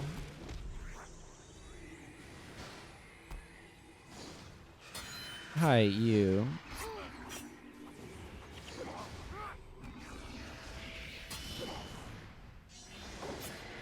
Have you considered a fine course in getting knocked down?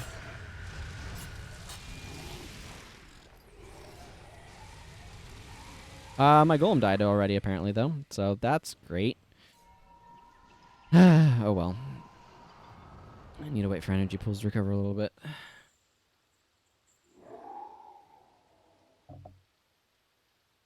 So you can see the Mystery Purity is doing a lot of good work.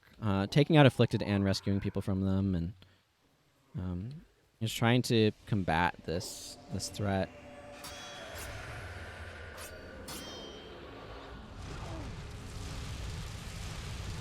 Okay, our Ray of Judgment took down their monk, so that's good.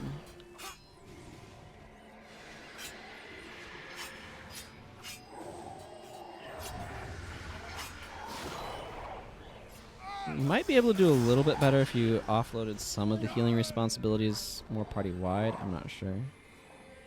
As Invoke Lightning hurt.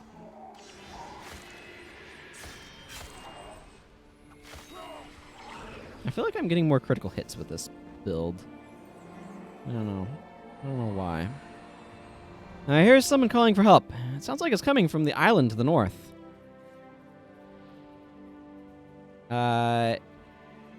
Yeah, it would be nice if you meant that island right there. It means that island right there.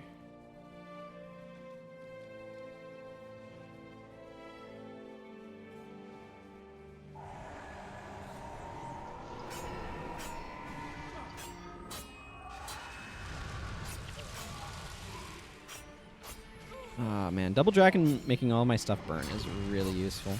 This is one of those spots though where like focusing on the enemy is the wrong choice. I need to do something about these guys in my back line.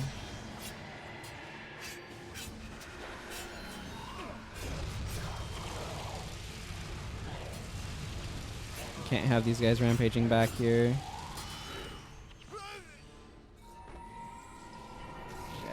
Eat some more clovers soon. Ah, friggin' really? The two guys with reses are dead. Okay.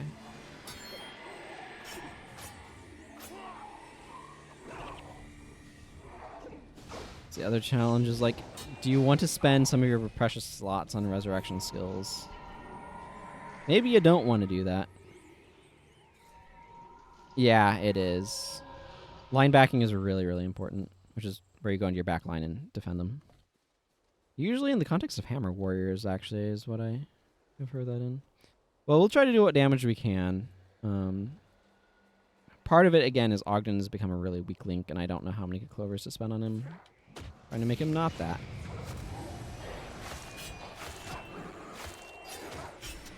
Okay, I need to not be standing there.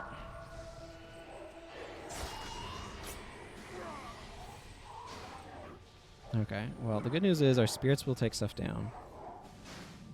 And by me going down, it saves Zandra, I guess, from getting hit by stuff. I don't know.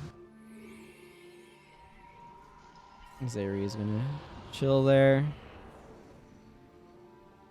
I'm just going to burn off Ogden's death penalty a good bit.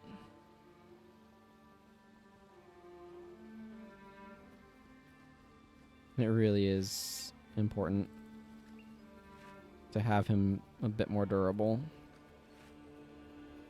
Maybe I should intimidate them by looking like Shido Tagachi. Shout us up in your group. Yeah. For sure. That's true. They do that.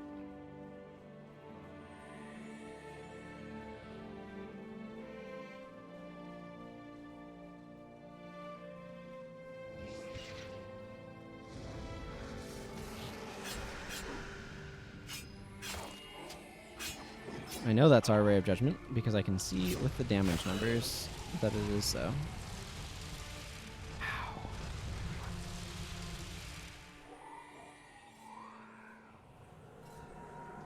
Patience.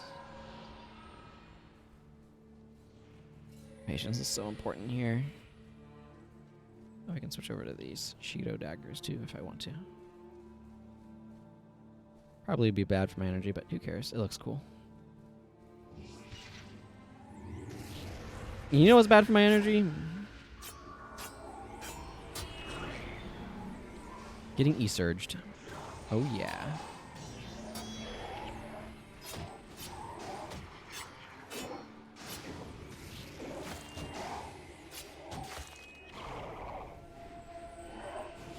Nothing like it. Oh, yeah. This is where our Ray of Judgment comes back to get revenge.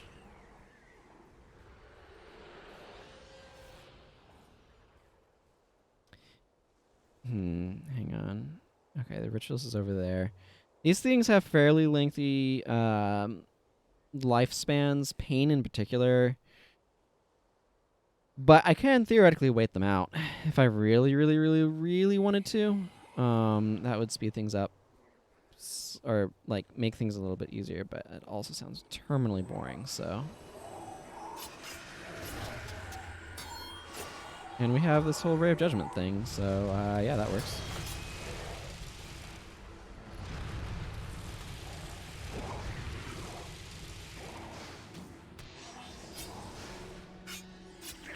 The best defense is no enemies.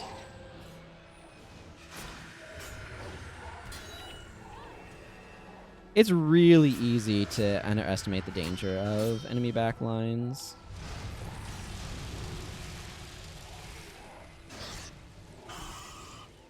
Or to underestimate the danger of enemy front lines, excuse me. It's like, in PvP, warriors and dervishes are really, really, really deadly in your backline, and you do need to be paying attention to them and what they're doing and how they're wrecking you. Help! They've got me cornered out here!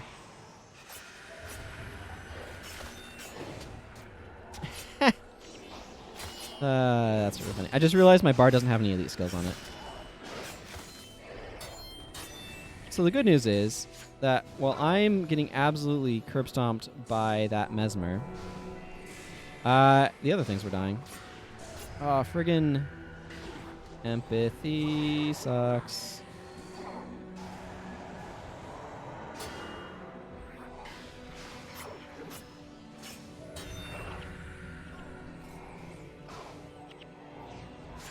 We had 2 Mesmers. We have 2 Mesmers. Let me rephrase that.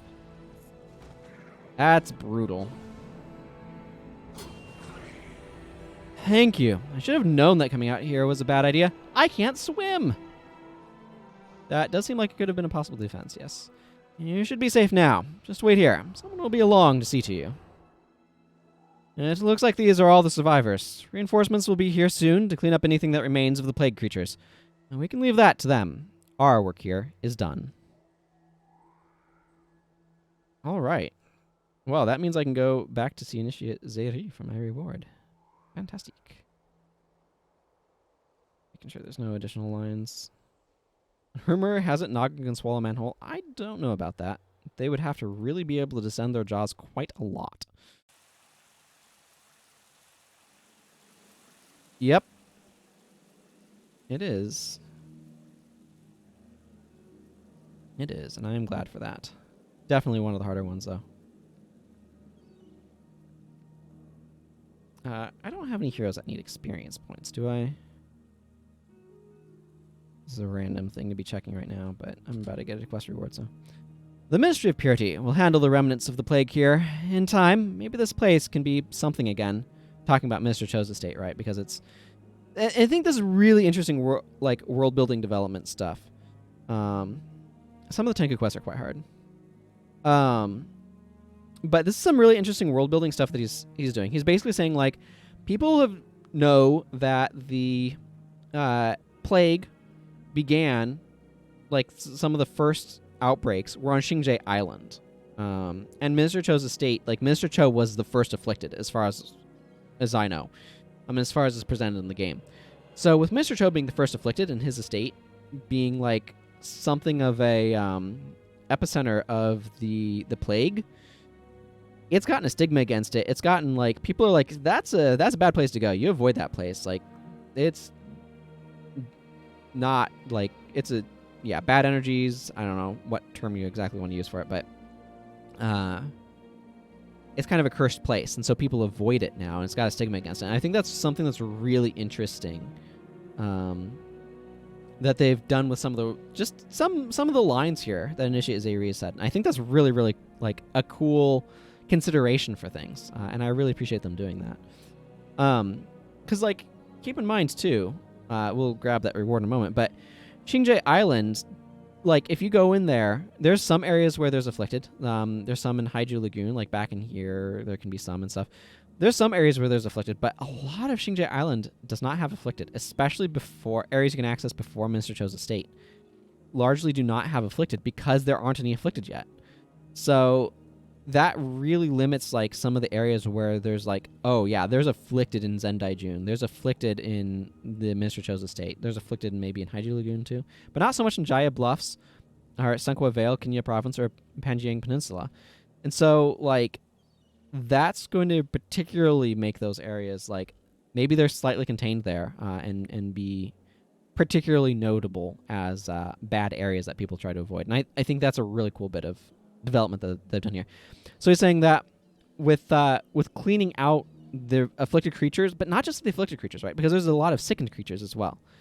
Fair enough. But if you have, like, now that this is getting cleaned out, maybe it can be something again that is a place that people will go to and is no longer going to be treated as a stigmatized, cursed place. So, anyway, he says, in time, maybe this place, again referring to Mr. Cho's estate, can be something again. This is just a reminder of Kantha's condition, damaged and weakened. With our strength, we will treat the wounds she has suffered and help her grow into a stronger whole. In the meantime, threats still persist on Xingye Island. If you're inclined to help, then I suggest you speak with Initiate Zei Ri at Seitang Harbor. All right. Well, thank you, Initiate Zei Ri. And now we can go to Seitang Harbor.